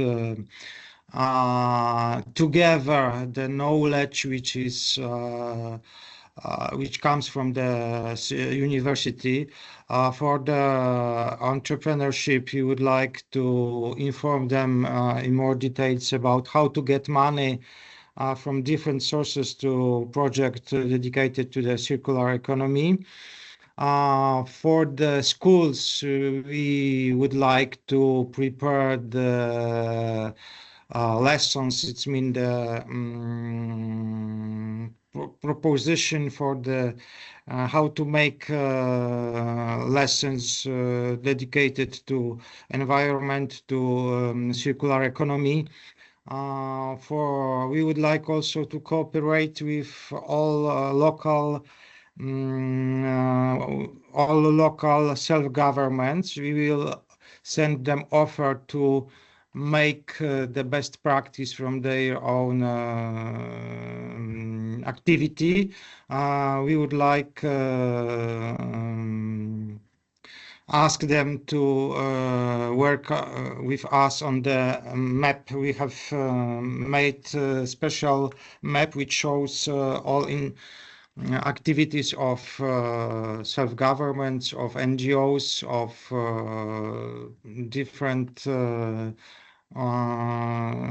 different organizations which are dedicated to circular economy. So in this way, we would like to show where you can find, for example, local market when you can buy local food coming from the local farmer. We would like to show in this map when you can go to not throw out the product which is broken, machine which is broken, but repair them. And we know educated is the most important thing for it's crucial for pillar for circular economy. So that's why we are focused on this and this platform, and we have prepared already 3 guides. It's mean for education, for just inhabitants. As I said before, we would like to make another 7 guides for small business, for tourism, for sector of restaurants and catering. We would like to show the good practice to disperse this knowledge about circular economy. Thank you very much, Jarek. And my question to you was on purpose, because you did a really great job and it was done internally with the resources that the department is having. And what I want to say is also already was mentioned by my guests, that if we strengthen this information, if we build a coalition of partners with project funding or without project funding, but just sending the information to each other, this really can have a great impact. Of course, the regulation, of course, the stability of regulation and funding, etc., very, very much important, but also the crucial that is networking. So sharing the good practices, sharing the things we did, and that brought the success. And I would like to thank you very much to Aneta, to Clara, to Marco, to Jerzy and to Jarosław, who are with us. I don't know if we have any questions online, but I think it's time for us to start a break, and we will back, Alan, in 45 minutes, if you are fine with that. Thank you very much for for our presenters, and great applause to them.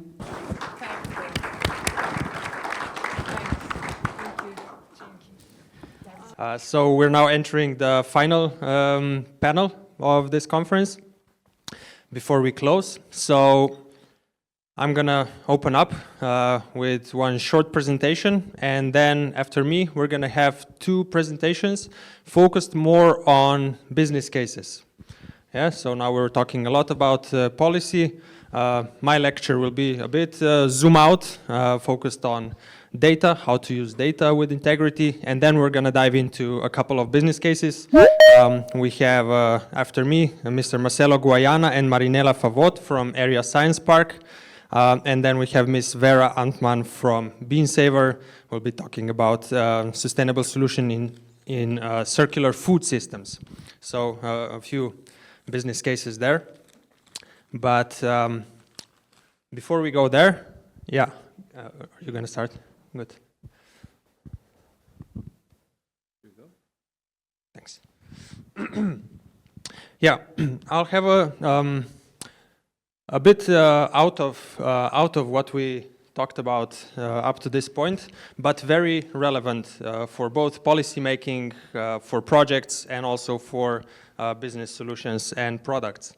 So we're going to be talking about using data with integrity and avoiding greenwashing. Can you raise your hand who here is familiar with the term greenwashing? Everybody, right? Is anybody not familiar? Okay. Okay, so we all know what's going on there. So yeah, first of all, why is this an important topic, and then why it's relevant for all of us? So why it's important? Because, well, based on data, we build narratives, right? We build our view of the situation that we're dealing with, and based on that narrative, we make decisions, build policies, accept or reject projects, and so on. Right, so that's why it's very important that we get a bit deeper insight into what the data is showing us, so we know where to invest our energy, our money, which solutions promise more impact, which don't, and so on. And so everybody knows what greenwashing is. So you know that there's a lot of talking going on. And a lot of that talk is not actually walking the walk, right? So we're gonna dive a bit into that in this lecture. So that's why it's important. Second, why it's relevant. Can you raise your hand who in the room is more on the side of building solutions or applying for projects? So not on the side of policy, but on the side of solution development and so on. Can you raise your hand? Okay, good. Yeah, so for people that are, and organizations that are building solutions, developing projects, why is this relevant topic? Well, because assuming that you want your solutions to have an impact, right? If you don't, then of course you can perfectly market something that doesn't really have an impact. But assuming that you do, well, it's important that we know what the effects of the solutions, what we expect the effects to be, what is the situation that we're dealing with, right? So what is the context where our solution is coming into.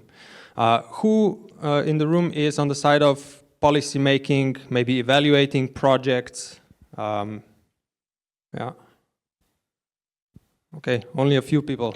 But so why it's relevant there?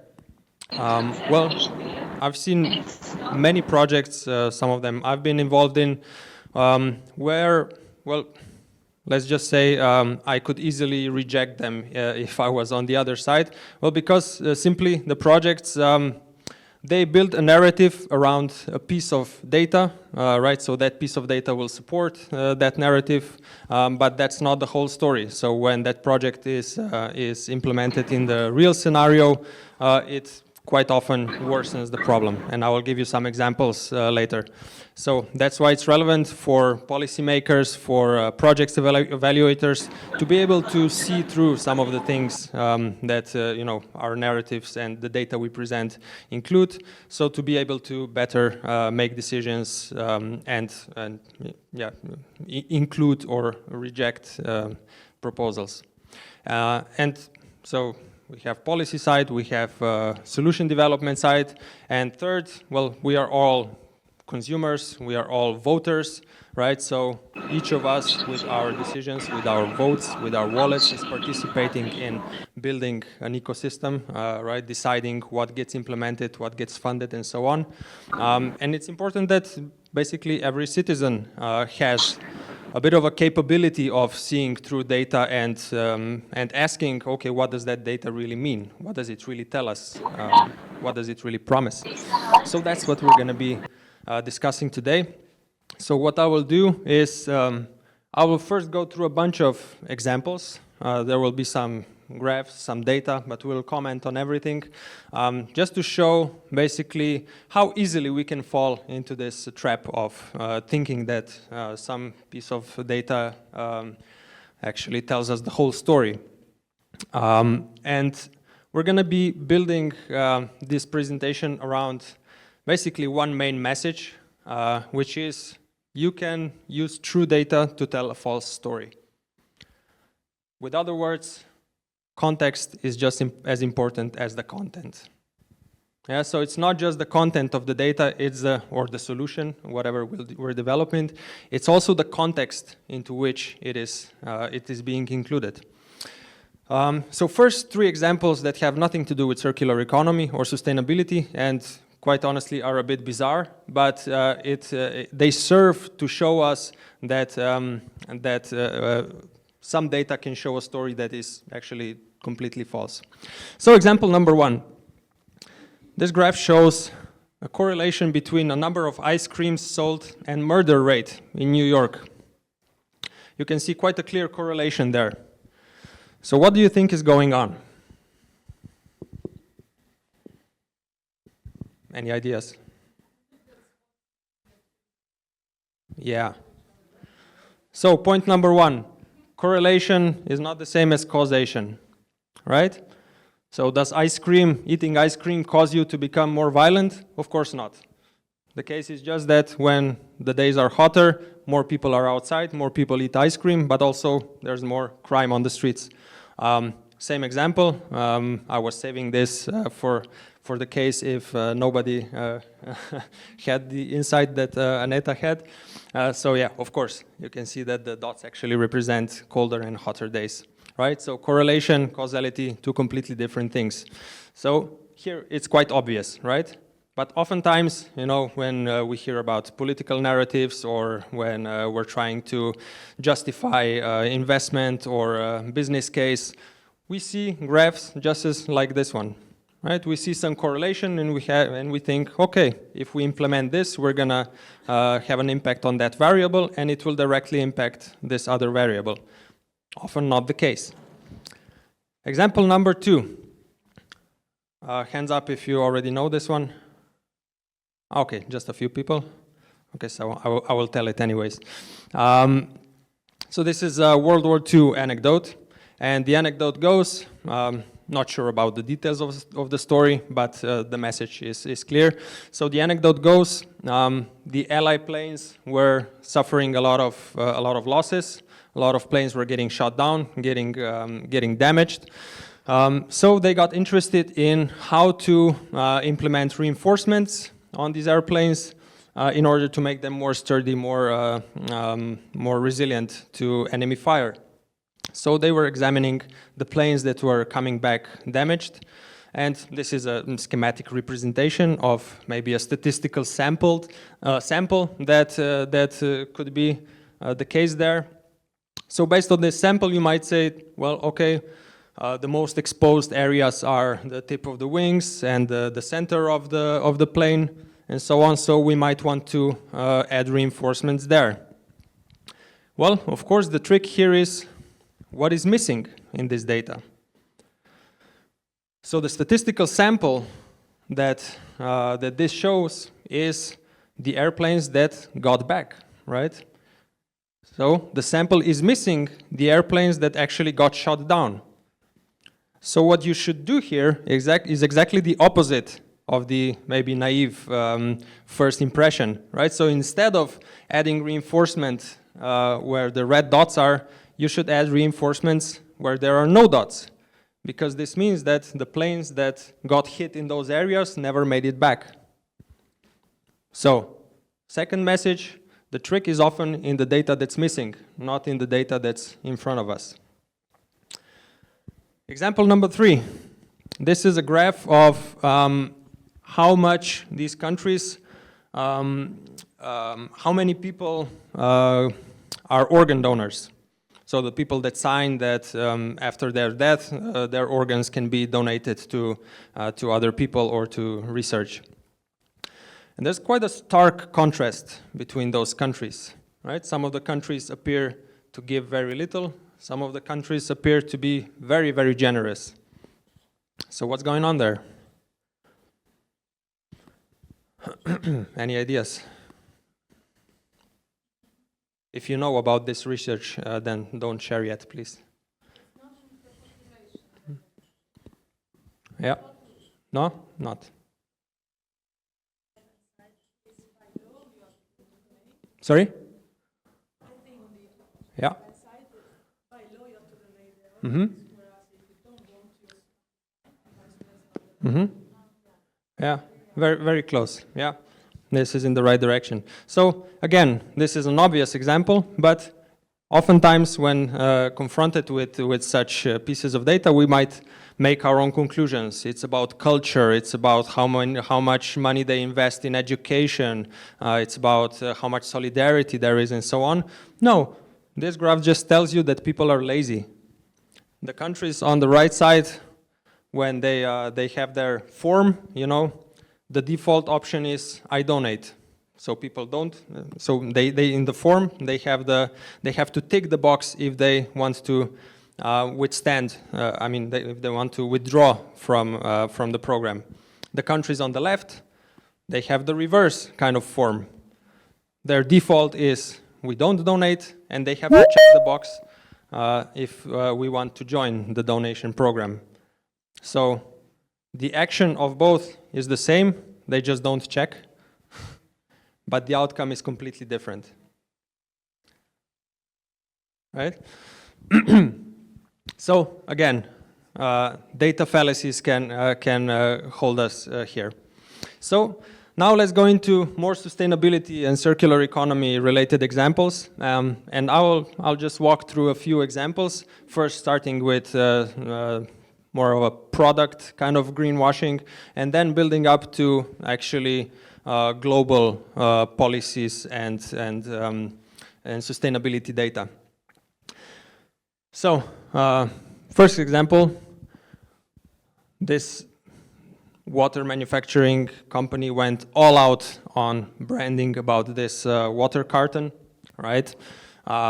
So it says 88% plant-based carton, which is basically the same as saying this broccoli is vegan and gluten-free, right? Of course, it's carton.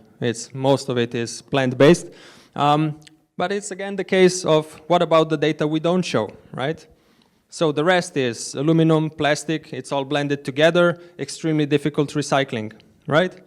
So again, we're going here for building some narrative about how something is sustainable, is circular, but actually we are not doing anything new at all. And if anything, we are actually deepening the problem because we're making people believe something that it's not the case at all. A similar case, the first time I saw this, and I just thought it was a brilliant case, I found a bottle of this shampoo in the gym where I was training in the shower, and I saw this number, 94% naturally derived ingredients. And if you see if you look very detailed there, there's an asterisk next to it. So I was curious about this, and I flipped the bottle around, and I found this asterisk. So what it says is, including water.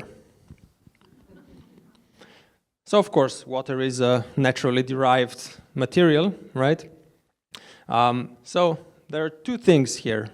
One thing is, well, what does the data tell you? What does naturally derived ingredient mean, right? You can manipulate a lot with that. And the second thing is, well, again, what about the data that's missing? What about the rest of the 6%, right? You only need 0.1% of poison in your drink to be deadly, right? So if the bottle says 99.9% clean water, it doesn't really tell you anything, right? Okay, now we're starting to zoom out a bit. This is a story from a project that I was working on, that I helped write the proposal, and it got accepted, but I was not really happy about it. And I'll tell you why. So this was an example of a company that was establishing a new production line for processing recycled PET plastic, right? So waste plastic bottles, and they were establishing this new production line to produce like plastic trays and stuff like this from the recycled PET. So they went for funding of this new production line, and I was hired there to help write the proposal and all the environmental assessment and justifications and so on. So what was really going on? Okay, at first glance, it sounds like a really nice story, right? We're going to have a recycled PET line, and of course the objectives of the funding program were reduction of waste, reduction of CO2 emissions, the classic, all of you know. All right, so we went for the KPI of reducing, I think it was reducing the amount of virgin plastics used, right? And then the more we got into the development of the projects, the calculations of expected incomes and so on, I was drilling into them. Of course, at the end, it turns out when I asked the question, well, is this recycled PET line going to actually replace some of the virgin plastic lines that you already have? And of course, the answer was, well, no. We're still growing that sector, but this is a diversification of our portfolio, right? So it's not that this new recycling facility is actually replacing anything, it's just adding on top, right? And you can say, well, okay, but if we didn't go for this, we would go for the standard production line, and it would be even worse. But again, that's a question of where you put your baseline, right? So the point is, if we say, okay, we're going to add this recycling on top, and at least there's going to be a bit less waste, well, you're also using more virgin plastic in the rest of your production, right? And you're still growing that. So you're kind of trapped in this cat and mouse game where you're producing more waste, but then you're taking that waste and putting it into your recycling facility, and at the end, there's no less waste. No less pollution, right? It's just a nice story that you made in order to get some funds, right? So again, from the perspective of investing in projects, of building policies, this is something we should take a deep look at, right? Is this new thing actually or is the positive of the new thing actually replacing the harm of the previous thing, or is it just adding on top and nothing is becoming better on the core problem? Now we zoom out even further. Let me just see how I am in time. Okay. Renewable energy. So we can hear a lot about how renewable energy is growing exponentially. Of course, it's true. So below, on the bottom line, you can see both solar and wind are experiencing exponential increase in capacity, right? And coal is starting, this is globally, we're talking globally now.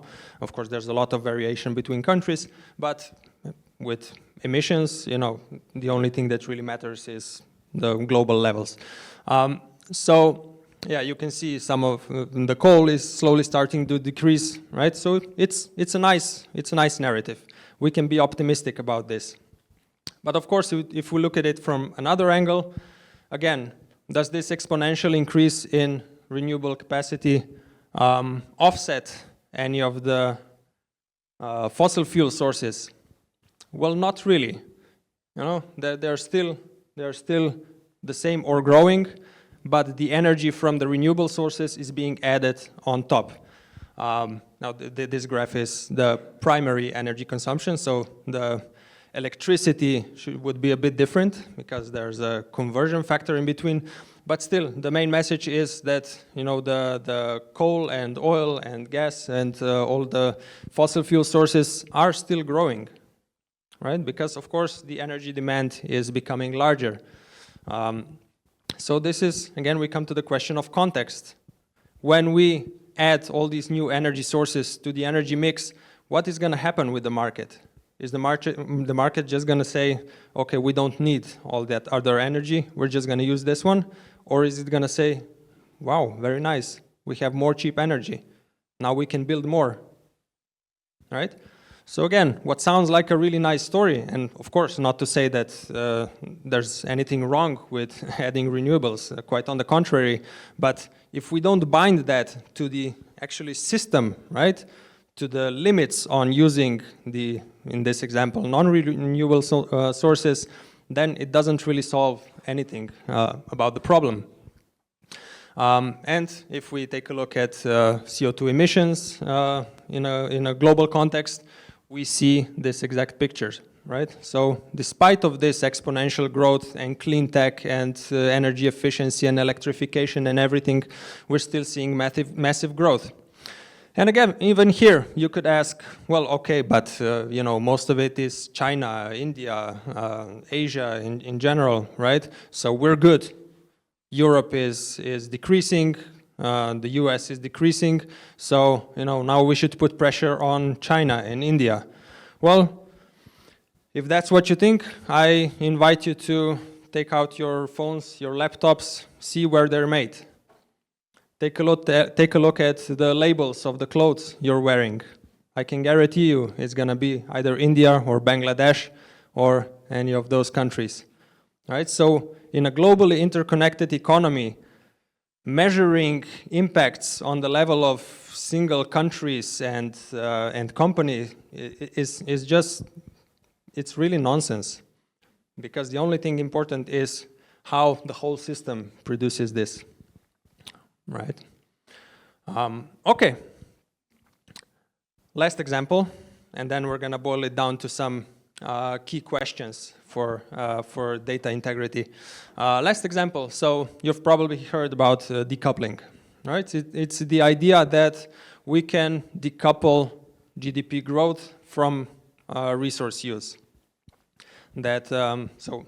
As of now, the energy use and resource use is more or less perfectly correlated with GDP growth, right? So there's a lot of people that are quite convinced, or they don't want to be convinced otherwise, let's say, that this can be decoupled.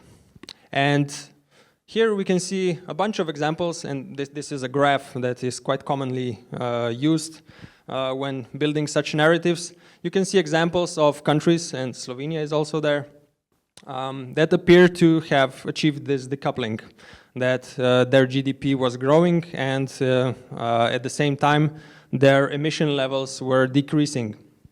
And again, it's a reasonable question here. Okay, so what's actually behind this data? How can we unpack this data? Well, we can maybe just comment on Ireland, because it's quite a prominent case of let's say, solving a problem by accounting. So on one side, we have the decrease in CO2 emissions. One part of it is, of course, the genuine transition to cleaner energy. So I think around 2000, Ireland was doing a lot to decarbonize its energy sector. So they changed some of the coal burning for natural gas and so on. And also they got rid of some of the quite heavy industry that was going on in Ireland. So, of course, if you look at their territory, there has been some achievements on that part. But the other part is just accounting. As we saw, it's quite easy to outsource CO2 emissions.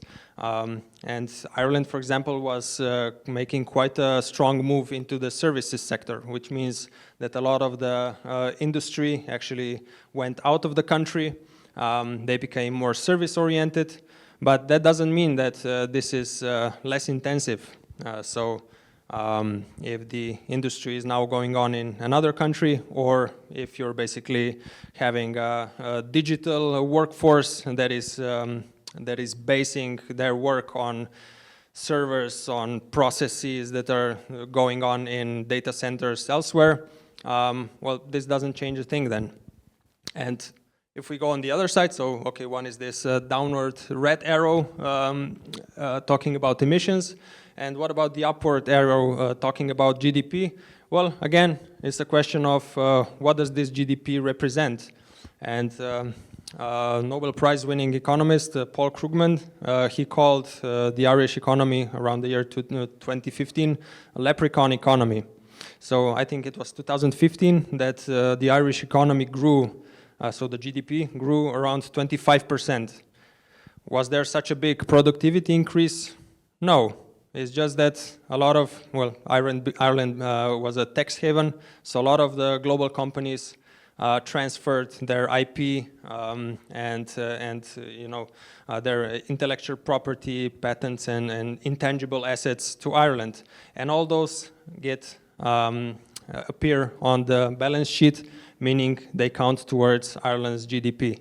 So again, no real productivity increase there, just a matter of accounting. So again, we come to the question, what is behind this data? What does this data actually represent? And if we zoom out even more, all the time now we were talking just about CO2 emissions, right? So this is one indicator out of many, many indicators about, the environmental, social impacts that we have. And why can this be dangerous? Well, because then we see this and we think, okay, there's a certain way of solving this problem, so all we need to do is accelerate growth, and growth by itself will solve the problem, more innovation, yada, yada, yada, and we end up with an even more entrenched problem, right? And this is pretty much what's going on now, right? So if we take a look at Europe, now from this we can see we're kind of in a interesting dilemma here. So on one hand, we have the economic growth that kind of leads to prosperity of the people, to raising standards of living and so on. On the other hand, we have long-term degradation of our natural environment, collapsing of natural systems and so on, that pose a very real long-term, not so long-term anymore, threat to us. So we're kind of in this situation. Do we go for restoring our natural environments and ensuring long-term kind of prosperity, or do we go for our standard of living? And they appear to be kind of conflicting each other. And in a way, I think we can see this quite clearly in Europe, right? So Europe was quite going strong at the Green Deal. at environmental regulations and so on. But economically, everybody can feel that it was kind of starting to shoot itself in the foot, right? So now the tide is shifting, and more people and governments are focused on competitiveness, on militarization, and so on, right? So these shifts go hand in hand in a way, right? And the same dynamic can be seen here.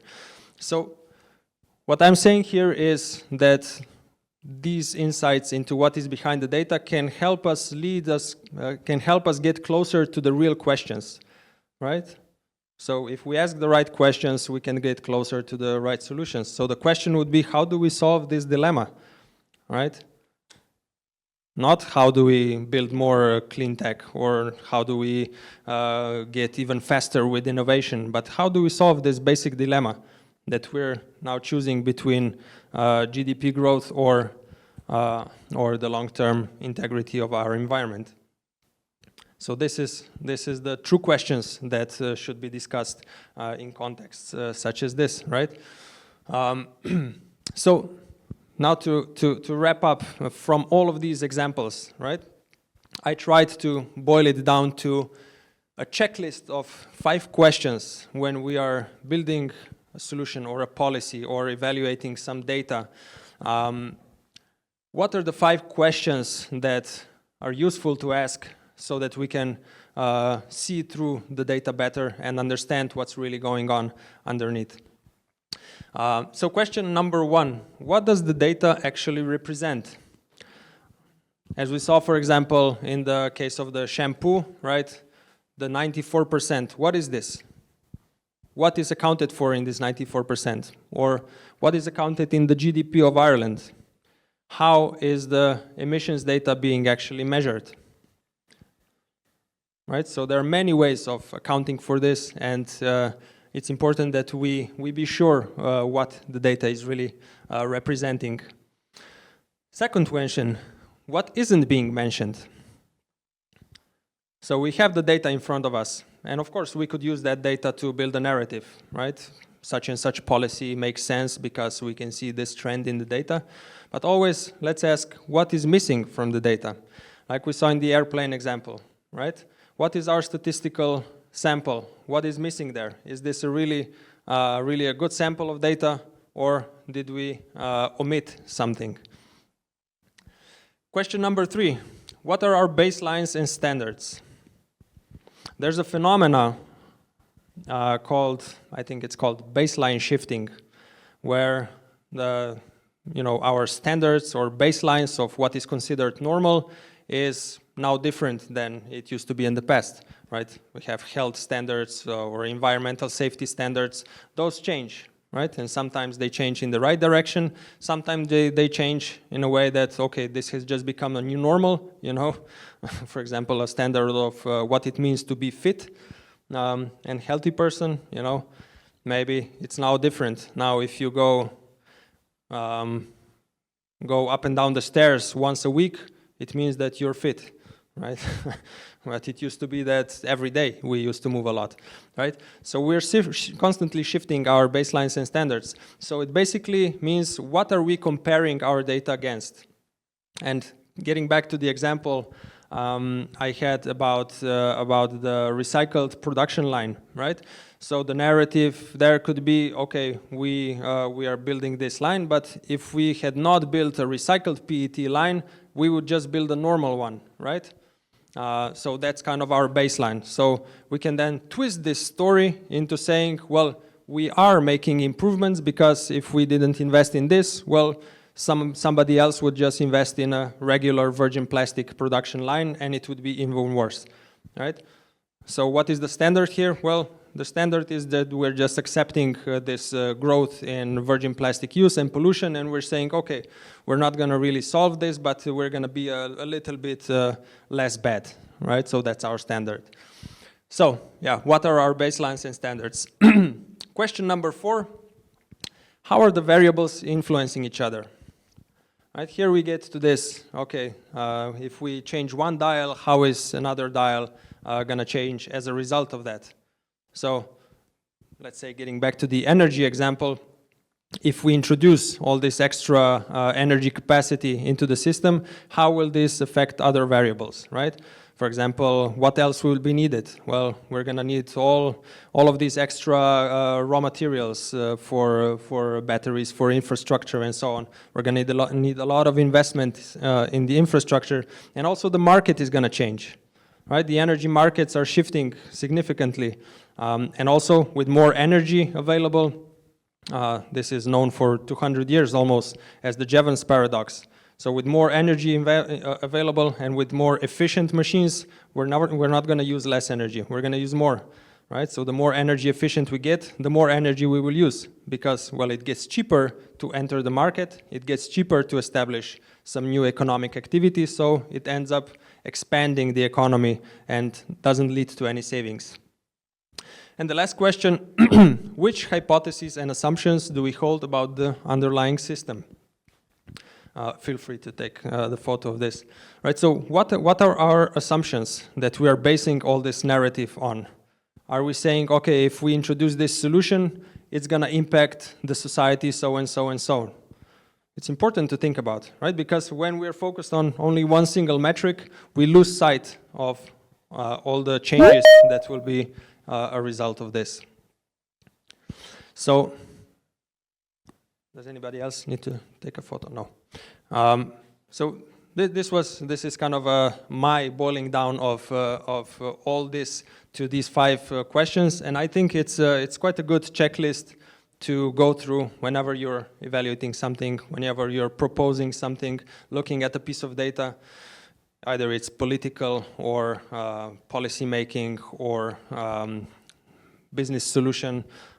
Or just purchasing a new product, right? To ask all these questions and see, okay, what's going to be the real impact of this? Only in this way can we actually come closer to a real agreement on what our way forward is, and not just, each trying to sell their own narrative and get funding, because nothing changes as a result of this. We can all get funding, we can all market products, but at the end, we're trying to make something good. So I'm going to conclude by getting back to this slide that I opened up on. So we can use true data to tell a false story. We don't need to lie in order to twist our story, and context is as important as the content. So I hope that this is something that sticks with you, at least some of these points. And with that, I'd like to thank you for your attention. And I would like to invite Mr. Marcelo and Marinella to take us away with the next presentation. Thank you very much. Maria. Who's going to have this? Yeah.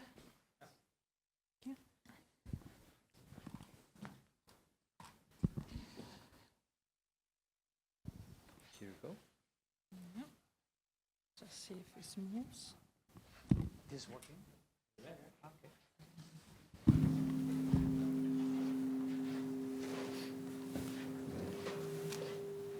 Okay. Good afternoon, everybody.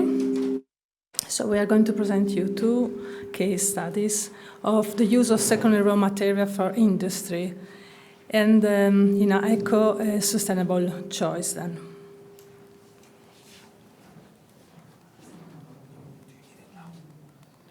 Why doesn't it go? I don't need to take your picture. No.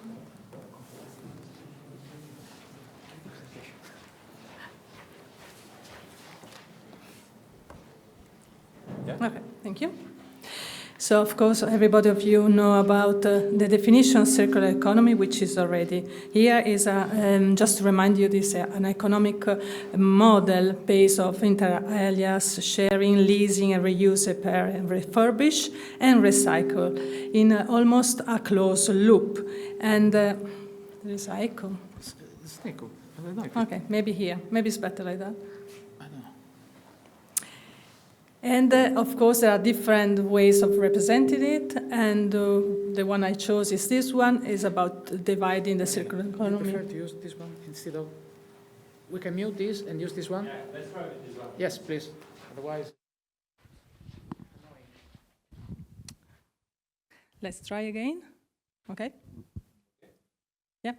So there are three main phases that we are interested in: the production phase, the use, and the post-use. So think about, of course, the production of smarter product and manufacture them in a smarter way. And also the use phase is very important, the extent of the life span of product and also its parts. And also the use, the application of the post-use of materials and parts. Maybe you saw one of these, you know, the 9R, there were 3, 4, 5, then I think the last one is 9R framework, but what I want you to point out is the fact that, again, there are three main phases: the production, and it's very important, the design phase within the production. And according to some studies, 80% of the impact of a product is decided at the design phase. And because, of course, you know at the beginning how long it can last, that product, and now you can also use it and recycle. And so the use phase, of course, is also the extension of the life of products or its parts. And the last part, of course, is the post-use. I mentioned here on the bottom the urban mining. That is one of the cases we are going to tell you something about today. So already from just I'll give you the basis of the circular economy, and also another concept which is very important is, so on one hand, we have got the waste hierarchy that I think all of you already know. So there are, of course, in order the prevention of the production of waste, but then also the other stages after when the product is discharged. And the very last option is the disposal, of course. But another concept which is very important, it was already provided in the Waste Framework Directive, so back to 2008. Apart from citing the circular economy in the first article, is the concept of extended producer responsibility. That is the heart of the two projects we are going to present. So the extended producer responsibility and the objective was reported, as I said, already in 2008, when it was reported that to strengthen the reuse and prevention of the recycling and other recovery of waste, the member state apply a legal person, a natural person, the extended producer responsibility principle. Especially in the circular economy package that has been mentioned already this morning, is going to be reissued in this year, 2026. Again, in the definition of extended producer responsibility, where the producer of the product has to bear the financial responsibility or financial or organizational responsibility for the management of the waste at the end of the product life cycle. Basically, therefore, extended producer responsibility is a policy instrument which supports the circular economy. Because in this case, we think that the policy makers put this policy instrument as the way that producers are the best place to deliver the policy requirement. So the heart of the policy, this policy is to put the producer in the very position to recover and recycle products. In fact, this principle has been applied to different products, from packaging to e-waste, which is one stream of waste we are going to talk to you about, batteries, end-of-life vehicles, single-use plastic, and is going to be implemented also in textile, which has been mentioned this morning as a very important stream of waste, and used oils, but not only. There is also the idea to introduce it for other products like fishing gears or tobacco product filters and sanitary wipes. And in France especially, it has been used for different kind of products, especially, for example, the case we are going to present, it Marcello is going to present later on, is the end-of-life leisure boats. And France is very much ahead of using this principle for other products like furniture, mattress, and any kind of products. Tires is already been introduced in several national EPR schemes. What is the objective? What was the objective of this principle? Is first of all to shift the waste management costs from municipalities, therefore from us taxpayers, to producer, and of course producer, which are responsible for the end of life of these products, then most likely, and they do, they pass this cost to the consumers. Then the other objective was, of course, the reduction of the waste which is sent to disposal, so increase, of course, the collection of separate stream of waste, as I said, furniture, e-waste, and other products that I mentioned before, and so increase the recycling rates in a cost-effective way. The only very important objective, which has been and is going to be, of course, heart of this principle, is the development of the recycling industry. So if the industry knows that there is a stable stream of waste, for example, e-waste, which is already been mentioned, and end-of-waste both that is not yet under this policy, if the industry knows that there is a stable stream of waste, then it's going to invest in that recycling facilities, for example, with also the creation of jobs, for sure. The other objective was the prevention of waste in eco-design, but this objective is not being really much achieved by this policy instrument. And there are other instruments which are more valid, like eco-design. I just wanted to mention briefly also the fact that in the circular economy package, it was mentioned already to target products that contain critical raw materials to prevent these materials to be sent to become waste. As critical raw materials, there is also a dedicated act, Critical Raw Material Act, and still in 2011, if I remember correctly, there was a list of critical raw materials. Among them, as you might know, there are rare earth elements, which became very popular also for geopolitical reasons. And so this is just an introduction about what is the circular economy that you already know, but also within circular economy, the extended producer principle, which is the heart of the project we are going to tell you about.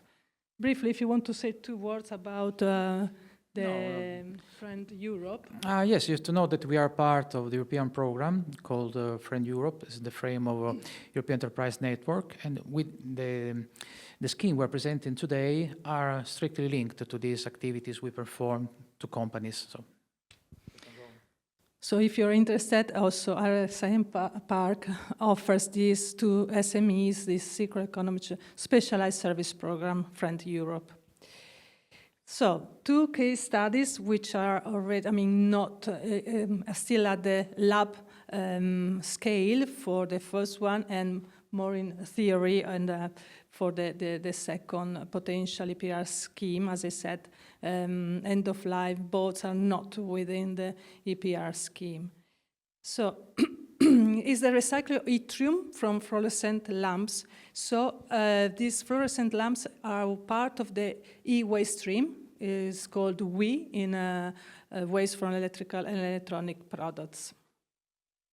So this is the results of our project in economical terms, because there is another research paper provided by our colleagues from the chemistry department. And so all the chemistry information are in this other paper. So just a short introduction. Yttrium is one of the elements which belong to, not strictly to the rare earth elements, but is compared to the heavy rare earth elements. And the production took place basically in China and Myanmar, most of the part of it, and also refined there. Just to say, if you see the line is like basically the same line that you see, the highest one is the production of China, and the total production. Basically, China has got the market of rare earth elements, including yttrium. And yttrium, the substitution for some application is very, very low, and the recycling rate is really low. So It's very important also, to increase this part of recycling. And the novelty of our project, I will tell you just briefly. So the utilization of yttrium is in different sectors, and mostly in glass and also ceramics and so on. And as I said, it's used for fluorescent lamps, but also LED, fuel cells, and plasma screens. The red light of the screen is made by yttrium.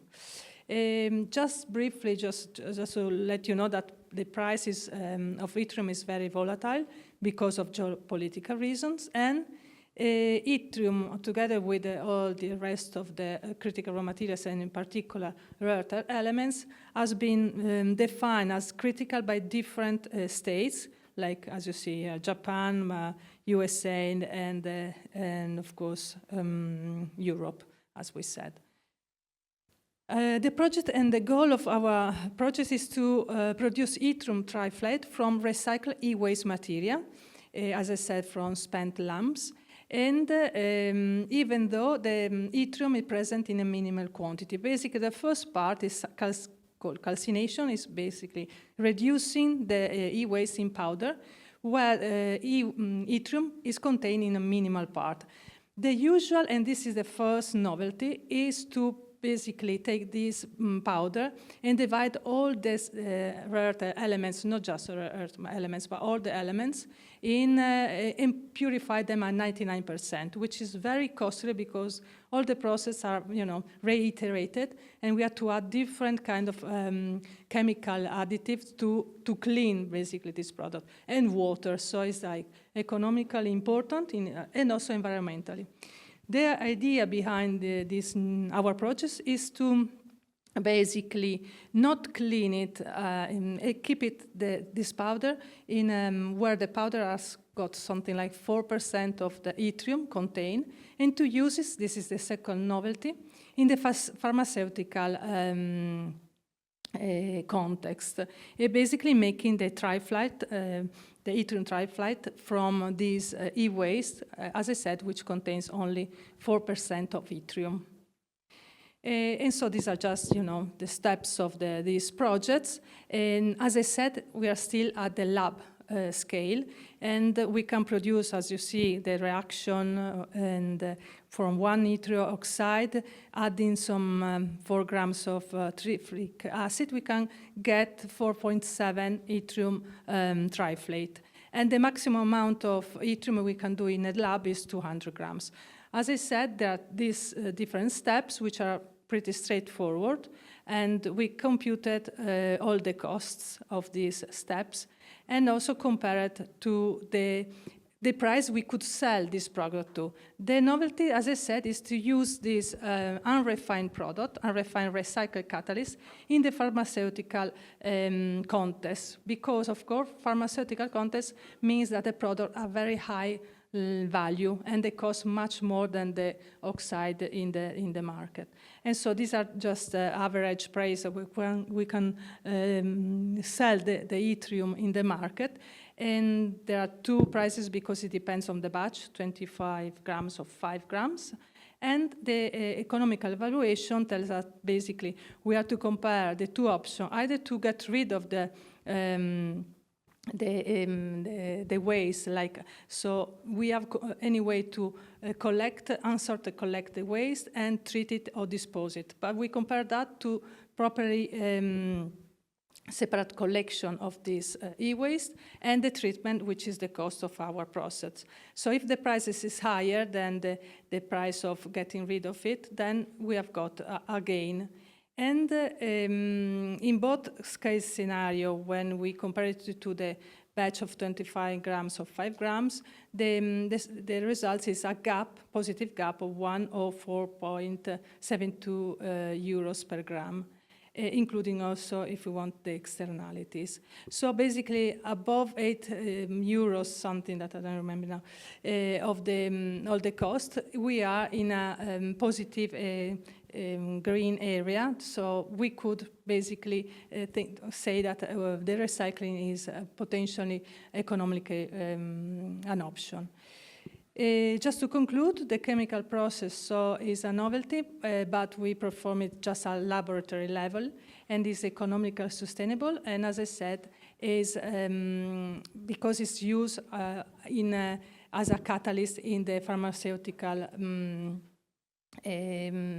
application. Of course, if we want to sell it, we have to validate it. And also the industrial phase has to be tested. But anyway, also we have to check if the demand in the market is available, or you have to check, of course, if there is a market for this. Thank you. Thank you very much, Marinella, thank you very much. First of all, we'll thank you, Ram, for your very inspiring speech, and I promise I will use your 5 steps to re-engineering some project we have, and maybe also this project. Now imagine you are in summer, you're basking in the sun in the middle of the sea. It's paradise. But after some years, you have to dismantle your boats. Well, at least in Italy, this is a nightmare. Exactly a nightmare. Well, this is more or less the background information we use to perform the project called Refiber, or Refiber in English. And it was an applied research project made in cooperation, strict cooperation with some companies. So the idea was to involve from the scratch some companies producing the vessels, some entities in charge of making policies, and so on. We create communities. What about, at least in Italy? You know, Italy is a leader in the producing of motorboat special. The leisure boats, in the vast majority, are made, considering the school, in fiberglass. Maybe you know, fiberglass is a very nice, very interesting material, lightweight, durable, but very difficult to recycle. And what is, again, a mess, a lot of boats are dismantled not in the right way. We get in contact with some public entities. They are completely they are trying to avoid to dismantle or to abandon the boats in the sea, to sink it in the sea or in the river. 3 main problems we try to face. So economic problem, regulatory problem, and environmental problem. The project lasted 3 years, and we developed a kind of business scheme, how to create the first Italian consortium. We suggest to policymakers the right regulatory framework to be used, and you will see we suggested the APR scheme, extended producer responsibility, that Marinella explained you very well. And of course, thanks to the project, we could solve the problem of the boats that are often abandoned in the environment. Well, scope of the study, you know, in order to restrict the area, we decided to analyze boats from 10 meters to 24 meters. So these were the project choice. And this is the scheme, the steps of the study we have performed. So evaluation of the stock, evaluation of the content of fiberglass to be dismantled, understand and mapping the technologies more useful to recover the material, study the best regulatory framework, considering extended producer responsibility, and at last make a kind of hypothesis about economics of the consortium. I will go fast. We will share with you this presentation. So this is the number of the registered leisure boats You know, there are some leisure boats can sail, there are some boats that are registered in other offices, there are boats that are changing flags. A lot of Italian boats have the Poland flags because taxation is low, so it's a mess. It's very difficult to understand the situation in Italy. This is the type of boats we analyzed. You know, the majority is between 10 and 12 meters and 11, 24 meters. What about, this is very interesting, this is very novelty. We made some hypotheses, I hope good hypotheses, Ram, I don't know if they're good or not, I hope so. How to, because we face the problem from an industrial point of view. The last question was, how many fiberglass, how many tons of fiberglass I have to dismantle each year? We create this model. This model divided the classes of boats in 3 classes. We analyzed the best sold typologies for classes. We estimated the fiberglass, so blah, blah, blah. More or less, the average percentage of fiberglass is about 1/2 of the total weight of the boat. And more or less, 20 years is the span. After that, you have to dismantle your boat. Some results. Boats with more than 20 years, at least 10,000. At least, you know, because other boats are with other flags and so on. How many fiberglass? More than 40,000 fiberglass. This is an estimation, of course. Well, what about the recovery? We cooperate with a lot of research centers, and especially with the Politecnico of Milan, to understand the best available technologies. Of course, in order to avoid the fiberglass in landfill. Please note that at the moment, this is the most used way to dispose of fiberglass. So the first point is thermal recovery, incineration. It's very simple. It's not so friendly, environmental friendly, but you can produce energy, and it's very useful for cement co-processing. Because in the fiberglass, you have some material very similar to the material you use to produce cement. So it's very useful, it's very good. Another point, a little bit more interesting from a sustainability point of view, is the mechanical recovery. So crushing, grinding, why? In order to have second raw material. Of course, materials that you can use for products with a less performance. Because, you know, the hull of the boats use long fiberglasses. When you cut the fiberglasses, you are losing some particular property, but the material can be useful for sports, for insulator and construction as well. For example, sports, you can produce stand-up paddle. Another point, we are moving to the right part. We are leaving some technologies which are already available. So there are companies that are making money with this. We are moving to the laboratories area. So heat recovery with pyrolysis, it's a possibility. It's a possibility. You can recover energy, and what is interesting, you can recover fibers. How long these fibers? It depends on the length of the system you are using, the whole. Thermochemic recovery. Here are some patents. Here you can recover fiber and resin in the same time, but there is not in the market now. About regulation. Our idea 3 years ago was to use extended producer responsibility to suggest policymaker for creating the first Italian consortium for dismantling the recreational boats. This was a very good idea. Because for the time being, both the EBE, so the European Boating Association, so the owners of the boats say that, well, it's a mess, it's a problem. How it's very costly. Maybe we can skip this using the extended producer responsibility principle. This is a white paper, this is official documentation. So, the owners. But what about the producers, the industries?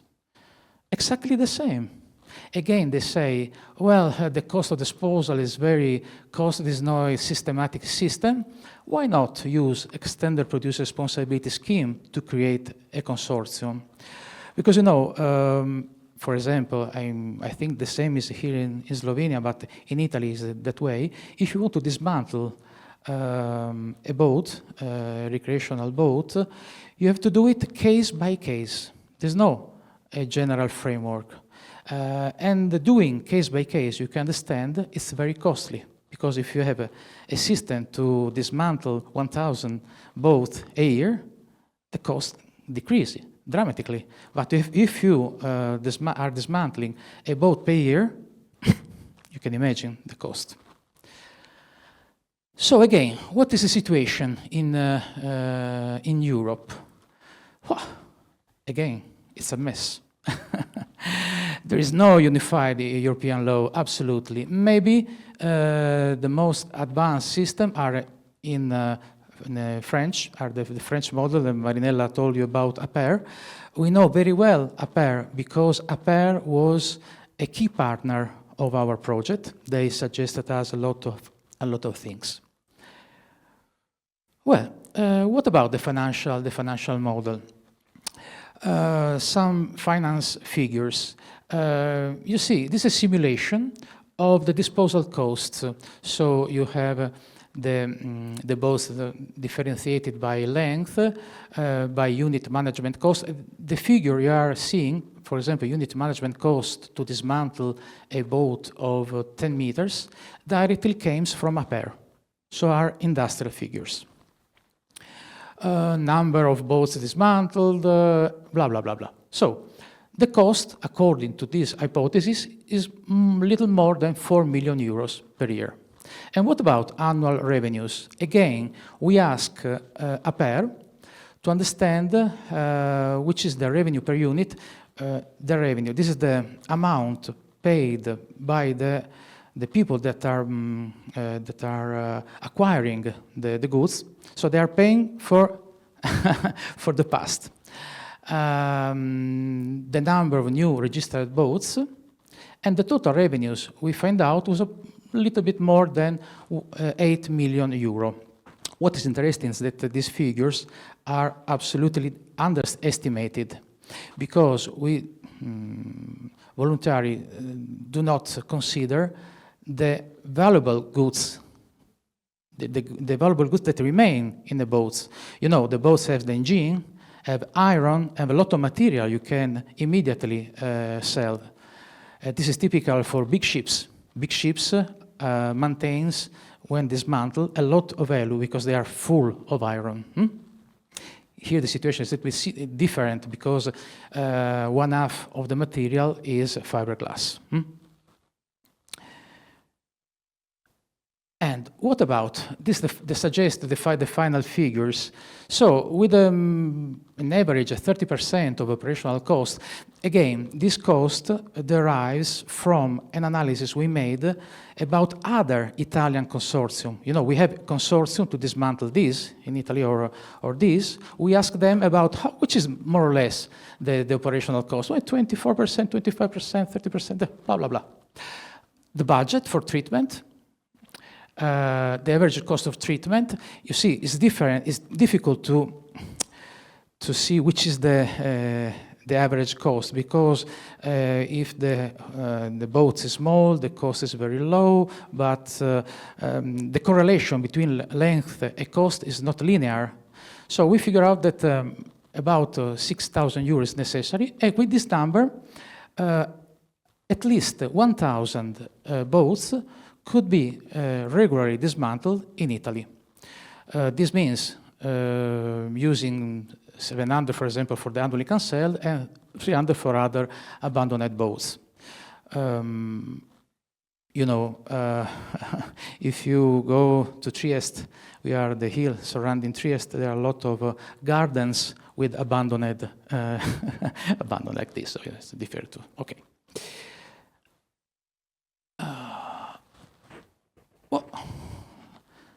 What's happened? Okay. So, conclusions. Conclusion of the 3 years research study was that we have finally a clear idea about how many boats have to be dismantled. We calculated the roughly amount of tons of fiberglass to be dismantled. Again, this amount, in my opinion, is underestimated. We selected a very good mix of technologies, and these technologies were discussed both with the research center and with industry. So there are very good data we have about this. And again, using also a consultant, a lawyer as consultant, we prepare an extended producer responsibility scheme regulation ready to be submitted for the policymaker. And this was the last part. We also calculated the amount of boats to be regularly dismantled in Italy without avoiding abandoning them in the river or in the sea. And that's all, folks. Thanks. Thanks very much.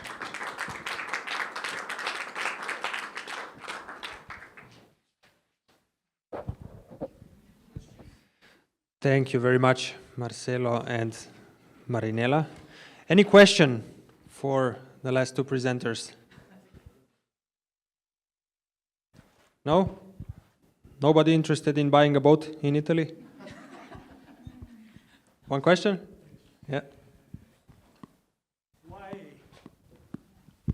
Alberto Baesso, Società Italiana Remanufacturing. Why you have not considered remanufacturing in the circular economy framework? Also, because remanufacturing has a different approach to extended responsibility. Yes. When you speak about boats to be dismantled, you have to face with very different situation. You have boats you can remanufacture, but you have boats you can't remanufacture. That's a disaster. Maybe they are sunk in the sea or in the river or full of vegetation. So remanufacture could be an idea, but at the moment, for the time being, the situation is dramatically. We have a lot. We spoke with the policy, and they told us that very often they have to very urgently remove, with a cost, enormous cost, remove these boats because they had abandoned it. And the problem is that who is the owner? Who may say? In this case, there's no obligation, there's no plate. So there's no, the only way to connect the owner with the boat is like this. There are 10 or 14 figures in the hull, but you can scratch very, very easily. So you can scratch it, that's it. It's of nobody.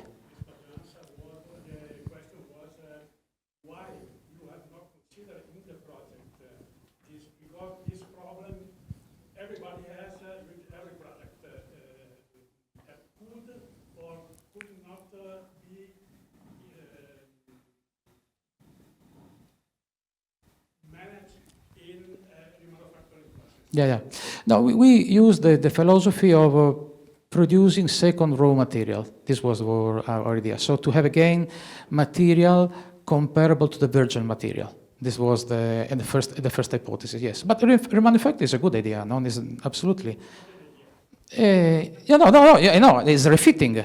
Is refit? No, refit. No, refit is another story. Refitting is a step.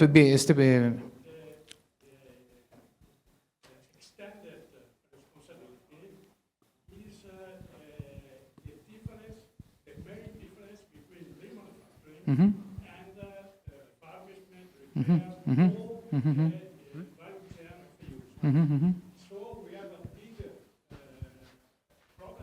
Mhm.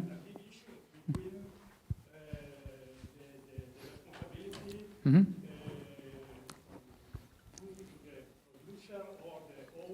Yes, I know. Yes, I know. I know. Yes. Yes, I know. I know. But another problem is also related to end of life.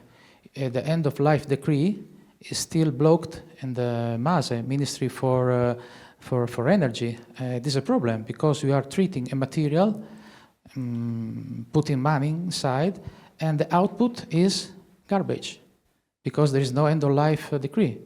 This is another problem.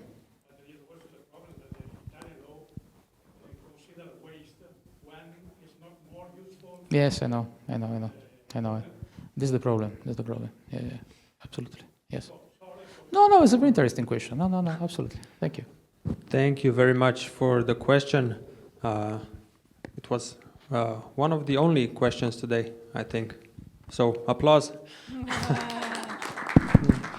And a very good discussion for after the event. Yeah.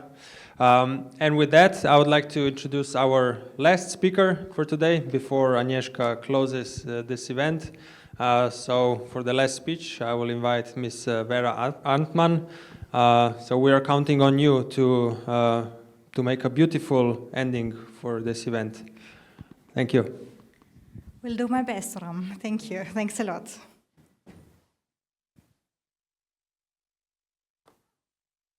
So, good afternoon, ladies and gentlemen. My name is Vera Amtmann, and I'm Managing Director of Be Resilient. Today in the afternoon, I love to deep dive together with you in open innovation for generating sustainable solutions in circular food systems.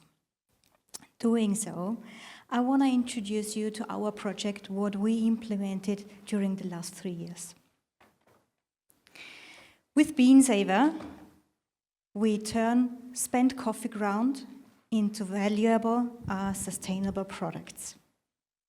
At the very beginning of our project, we focused heavily on the questions just Ram presented today. Because for us it was very important not to do a minor change, but really to change something from the base. So, starting from linear system in production, getting over to the opportunity in circular economy. So, we at Bean Saver do this because we truly love coffee. What about you? Do you agree? So just imagine brewing your coffee, just 1% of the coffee bean ends up in the cup, and you can enjoy it. And the rest, 99%, ends up as coffee ground. In companies, there are huge amounts of coffee ground. At home, people really have good opportunities to use it wisely, to throw it in the garden as fertilizer, to use it in many different ways. So if you're interested to read more, just visit our homepage, our website, because there you have another tips what you can do actually with coffee ground.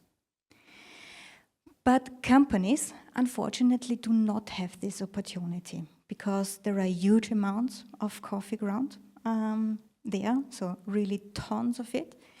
And the alternative solutions, how to use it, are quite limited. And that's why in most of the companies, at least in Austria, the coffee ground ends up in the water waste stream. Here we are talking really about over 60,000 tons a year just coming from coffee grounds. At the very beginning, when we started our project, we decided to go for open innovation. But why did we do this? Why did we start this journey in that way? Open innovation is a distributed innovation process based on purposely managed knowledge flows across organizational boundaries and using also mechanism to help to solve the situation and to get the right process in place. Of course, on the one hand, we could use closed innovation. For some specific things, that was wise, because we had smart people in our field working together with us, and we also had the opportunity to profit from R&D, and we had the opportunity to discover it, to develop it, and also to ship it by ourselves. But if we discover it ourselves, we will get it to the market first. The company that gets innovation with the market first will win, of course. But if we create the most and the best ideas in the industry, of course we will win. And we should also take control our IP, so our competitors don't profit from our ideas. But this was actually not our mindset in there. Because we wanted not just to have a single solution for one company, we were striving to have a general solution for industry, on industry level. And that's why we decided to run for open innovation. Not all smart people work for us. We truly believe that there are many people beside from us also working on the specific areas and industries, and we need to work together with them, with smart people, inside and outside of our company, in order to bring the right ideas together. Because for us, it was very important not simply to do something on greenwashing, but to do something in reality and to change something very concrete, but not to do something just for being different, but doing really the right thing in order to improve it. So it's not the topic that we just want to change and take it and have a PR story, but to have something in place what really counts and what makes the system better, finally at the end of the day.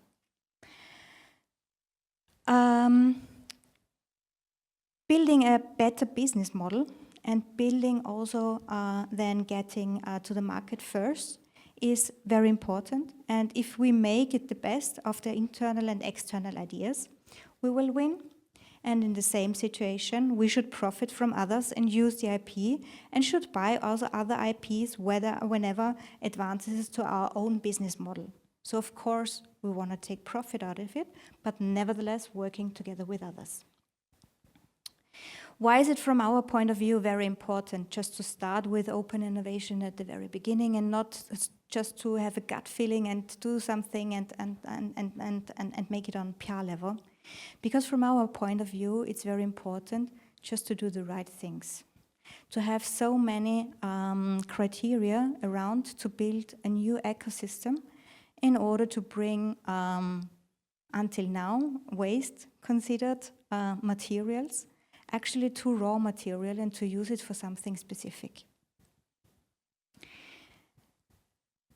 How can we do that? Of course, it always depends whom to involve and what is necessary. There are 4 quadrants what you can draw your attention to. First of all, on the one hand, participation counts. Is it necessary to involve a smaller circle of people, or do I need many people in order to find the right solution? On the other hand, about the governance, how important is it to draw the people working on that right to the direction and to give a clear direction, in comparison to keep it very open and ask main questions and give also the participants the opportunity to drive this process. So here you can differentiate between elite circle, meaning with a high level of governance and with a low level of participation, and on the opposite, innovation community. So also they're having the opportunity to work together with many people and, thank you, to work together with many people and give them also some free area in order to bring in their ideas. On the other hand, there is an innovation mall, meaning crowdsourcing. Here you actually have a quite clear governance system behind, and with a strong participation of a big group. And on the other hand, the consortium, meaning the governance is actually quite high and the participation level is quite low, meaning you have some experts on board trying to support you on the process in order to get the right things in place. But at the very beginning, we really spent a lot of time on the problem-solution fit, because finally, if you create something new and successful, finally at the end of the day, it's very important to have here a problem-solution fit, because this is essential, especially driving also this process. Here we had actually a look at 3 different areas.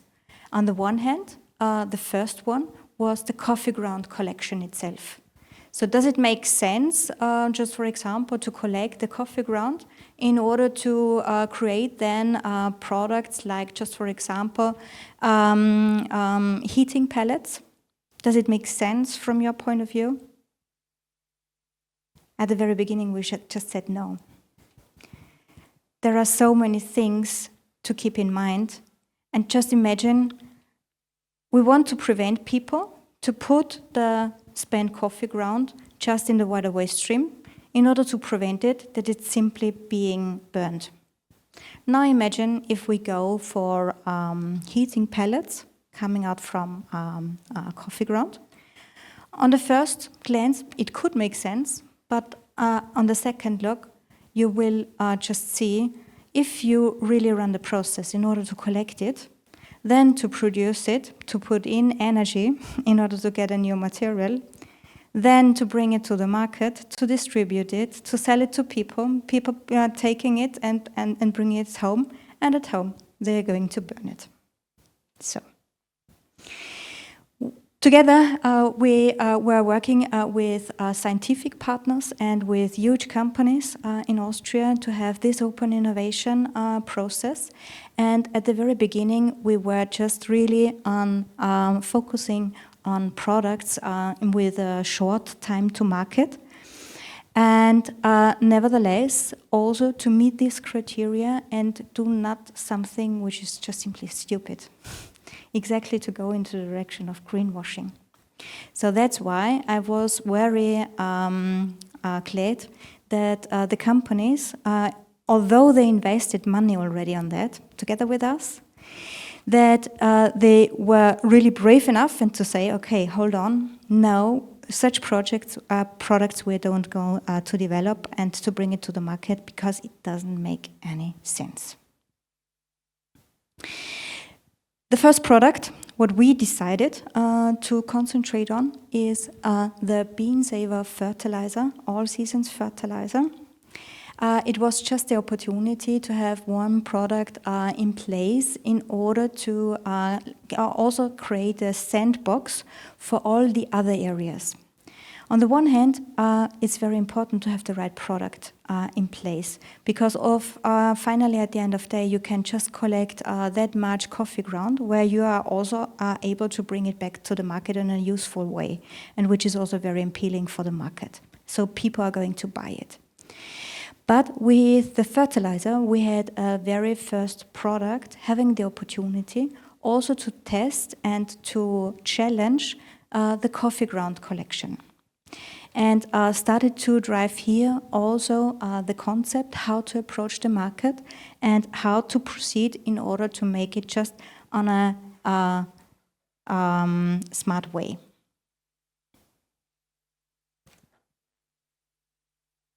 Of course, we also had a look at the very beginning at this chart being displayed on the raw materials being used within the industry in order to produce new products.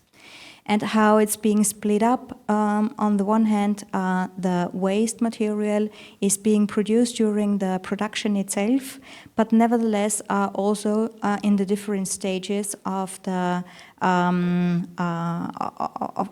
further process in order to be being used of these products. And here we saw actually that coffee ground is taking also a huge amount within this wider waste stream because, as I told you already at the very beginning, just 1% ends up in the cup and 99 ends up as coffee ground. And in Austria, over 60 million kilograms of coffee beans are being consumed a year, and I'm very sure in Italy, much more.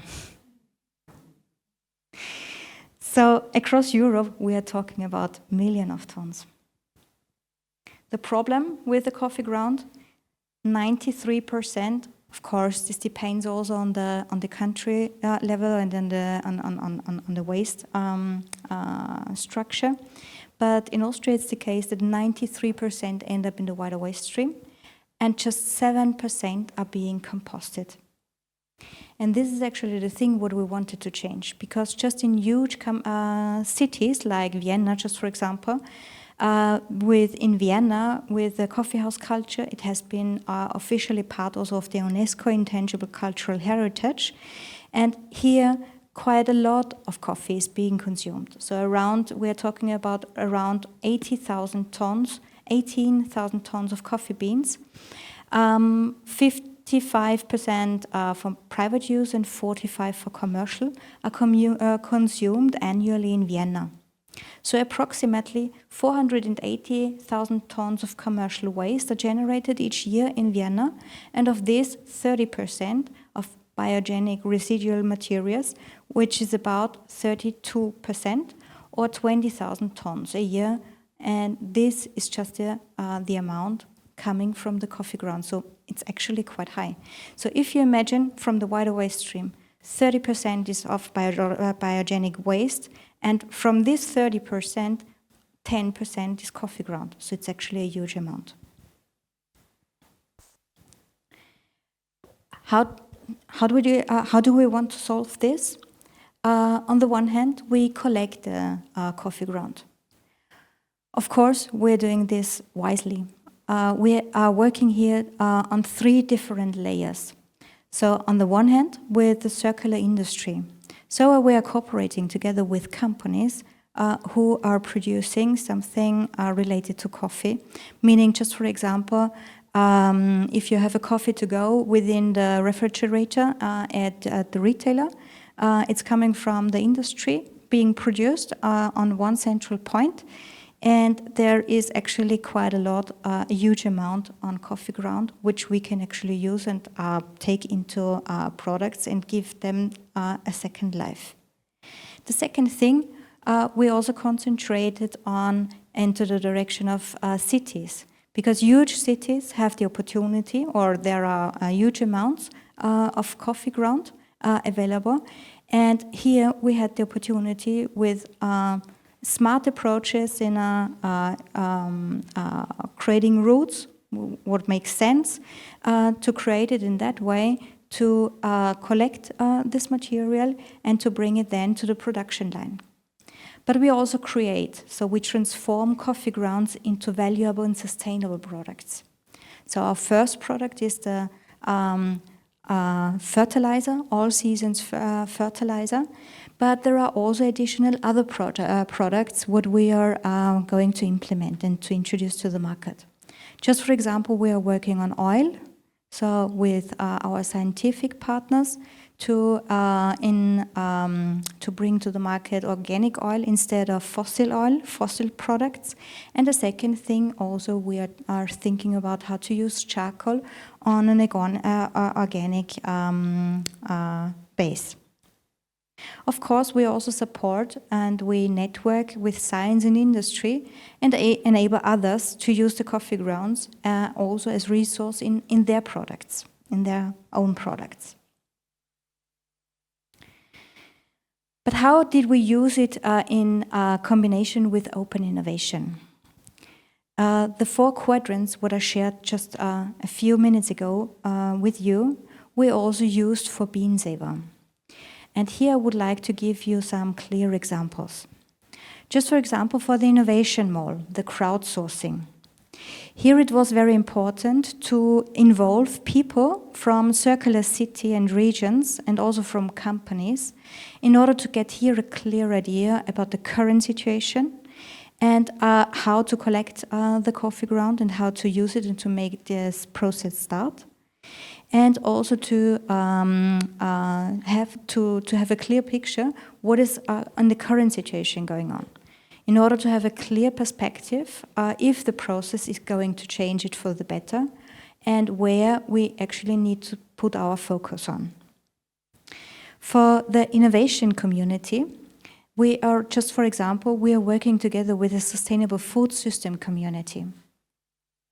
Because for food system, we are facing more or less everywhere the same difficulties and problems. So what are they? So just for example, we were facing the intransparency. So where is actually the coffee ground available? And this also is true and valid also for other products in food systems within the community. So we had the opportunity to work here cross-functional in different industries and to involve people in the food sector, to have different resources and to think how to combine it with our resource in order to make it work. So just for example, I give you an example with all-season fertilizer. Normally, actually, you can say you can just throw your coffee ground actually in the garden to the flowers, and then it's actually done. Yeah? No, true, no, not just. You can do, you should do. Please keep it doing it. Just keep in mind, the coffee ground makes the earth, the soil, sour. So not all plants love this. If you have in your garden, just for example, blueberries or Japanese ahorn or hortensian, so meaning something like this, it's just great. They love it. So you're doing absolutely the right thing. I'm also very sure because of the small amount you're having at home, you will not harm all the other plants. Even if you're drinking quite a lot of coffee, I'm sure you will not harm them.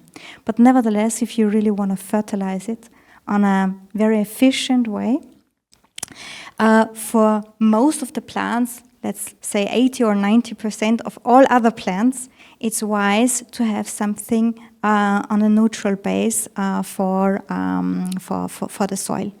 And that's why we combine the all-season fertilizer, the coffee ground, together with sheep wool and with wood. Why with sheep wool? Because there is also another story related to the sheep wool. Just for example, if the sheep wool is being combined, then it's pH neutral, meaning you can use it also for different other ones. The second advantage is the coffee ground ends up in the earth quite quick. So everything what goes quick, you need also somehow support on the longer term. And here also the sheep wool brings in positive advantage, because the sheep wool takes around 3 weeks in order to get there in the earth and to profit from it, and then gives an additional boost. And the wood itself also gives the opportunity to make the earth more, let's say, that water can be stored a bit better and it is more air inside. Yeah. And in that right balance, it fits more or less to 80-90% of the plants, and you can use it just on a very comfortable way. And the design thinking process was also very important for us.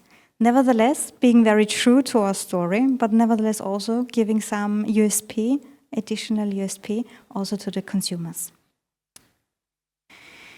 So in order to get there with the products we are working for, we also work together with a consortium, meaning with experts concentrating on the product development and the design thinking process then afterwards behind.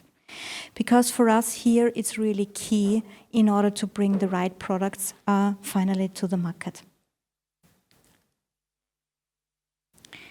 So this was actually just one example, giving you a clearer picture on the things what we've been working in the last 3 years We are very proud that we are already in whole Austria, already on the market, and starting also in Czech Republic now, and to further develop other products in order to have the opportunity through open innovation projects to give Spent Coffee Ground a second life.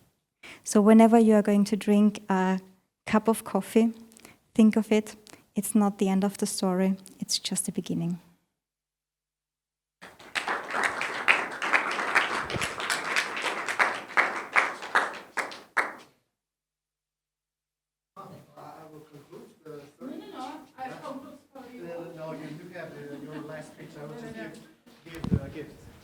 Okay. So first of all, thank you very much for great, and I think moving us to take a cup of coffee story you shared with us. So thank you very much. But just to conclude, what I can say, how we in KPT collect grounds, we just have in the kitchen black bag. Put it there. We have a list of employees who is interested to take it to the garden, and that's how it is done. So the problem is solved, but we loved the way you approach also the clients. It is really very touching, the packaging, but also the stories being behind. Another thing I want to say that also a few years ago, Krakow office introduced using the coffee ground for dusting the pavements in the winter with the coffee ground instead of salt. And the third story I wanted to tell, about the Rebread startup from Poland that uses unsold bread to produce craft beer. That is the good idea as well. So thank you very much on behalf of Smart Circuit Consortium for being with us, sharing your great master classes on boats, on coffee grounds, on the story that Ram presented, as well, different inspiration about greenwashing. But what is most important for me and what is Smart Circuit legacy? Wait, we have to, no, not yet, the logos of the companies. Okay, our Smart Circuit legacy, what is it? And I have just 5 points to say. Circular economy transition is more effective when it's tested in really industrial setting, and it was proved when listening to the master classes presented by our technical partners. The project has connected people, places, and action. That's the second one. The third one is the project proved that circular transformation can take many forms, especially like the story about the boats changing the flags from Italian to Polish. And I can see a lot of growing market here. Even the most promising circular solution cannot scale without cooperation and without people who put a lot of engagement and emotion to that. That was number 4. And number 5, these experiences point to a broader lesson. When factories close the loop, they help build a circle for a healthier industry, healthier people, and healthier and more resistant ecosystem. And saying that, I would like to thank you very much, but also to present all the partners who supported us in this journey. So, Forschung Burgenland, Profactor, PBN, Pan Business Network, SEED, Technical University of Košice, Fraunhofer, Comet, Intebac, Tekos, Microtech, and Croatia Chamber of Economy. It was a pleasure working with you, And thank you very much for this time. Thank you to TECOS who organized this conference. Thank you to Ales, Alan, Ram, Primoz, and Simona.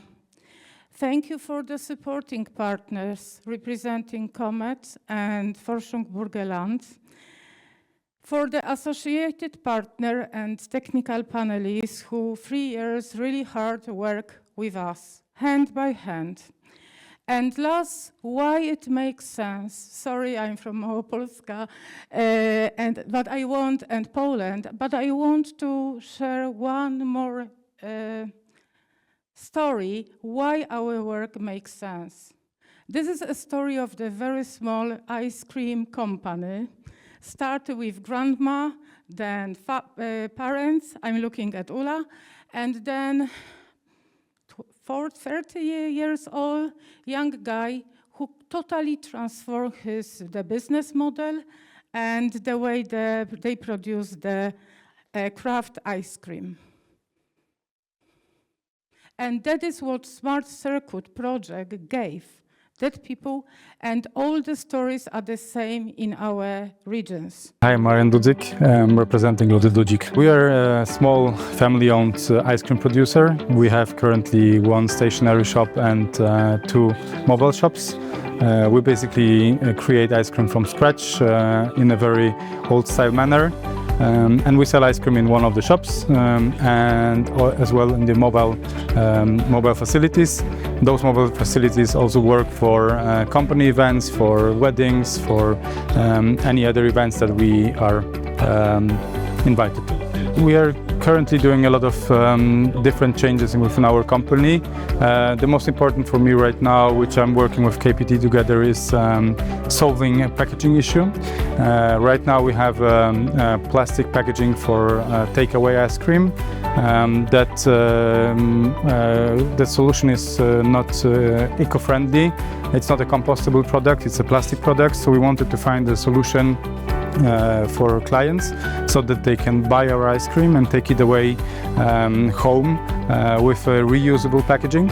So we're looking to create a plastic packaging that will be either printed or produced in a company, and within that there will be a metal insulated packaging, and together with the lid you will be able to close it, and you'll be able to take away the ice cream, and it will be totally reusable. You will be able to wash it, it will be very hygienic, and we'll be able to reuse it for several times. Currently I'm working on 3 different projects with KPT.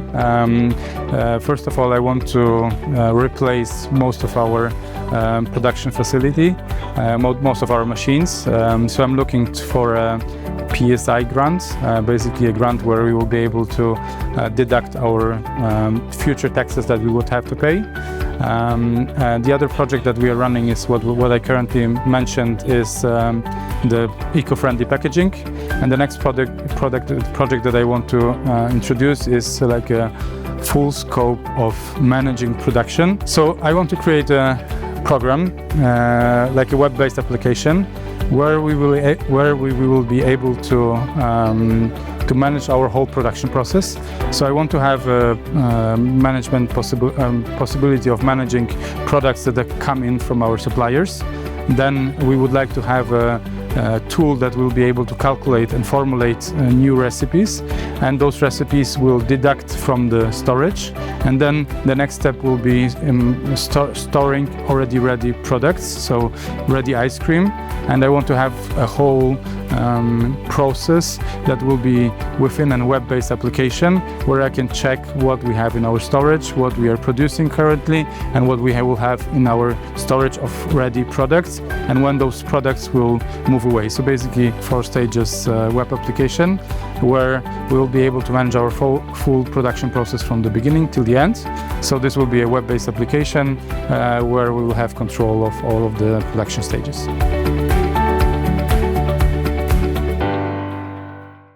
I hope you like it, the story. I know that we all love Italian ice cream, but next time you're in Poland, feel invited to the small village near Kraków to taste this ice cream, Lody Dudzik, because what I also want to mention that in ULA project that she's leading, we also managed to invite the Italian expert. Yeah, Ula, tell. Exactly. Thanks to the Greenie 4.0 project and other Interreg Central Europe, we could invite some trainers also from Italy who supported our Polish enterprises with some, inspirational story from Italians. So yeah, this is what we also did. So thank you to you all, those who stay with us all this long day. For those who are online, wishing you a great coffee, and you know what to do with the dust. You know where the best after Italy ice cream are. So thank you very much. We are closing the conference, the project closing soon, but definitely sure that cooperation will last longer. Thank you very much.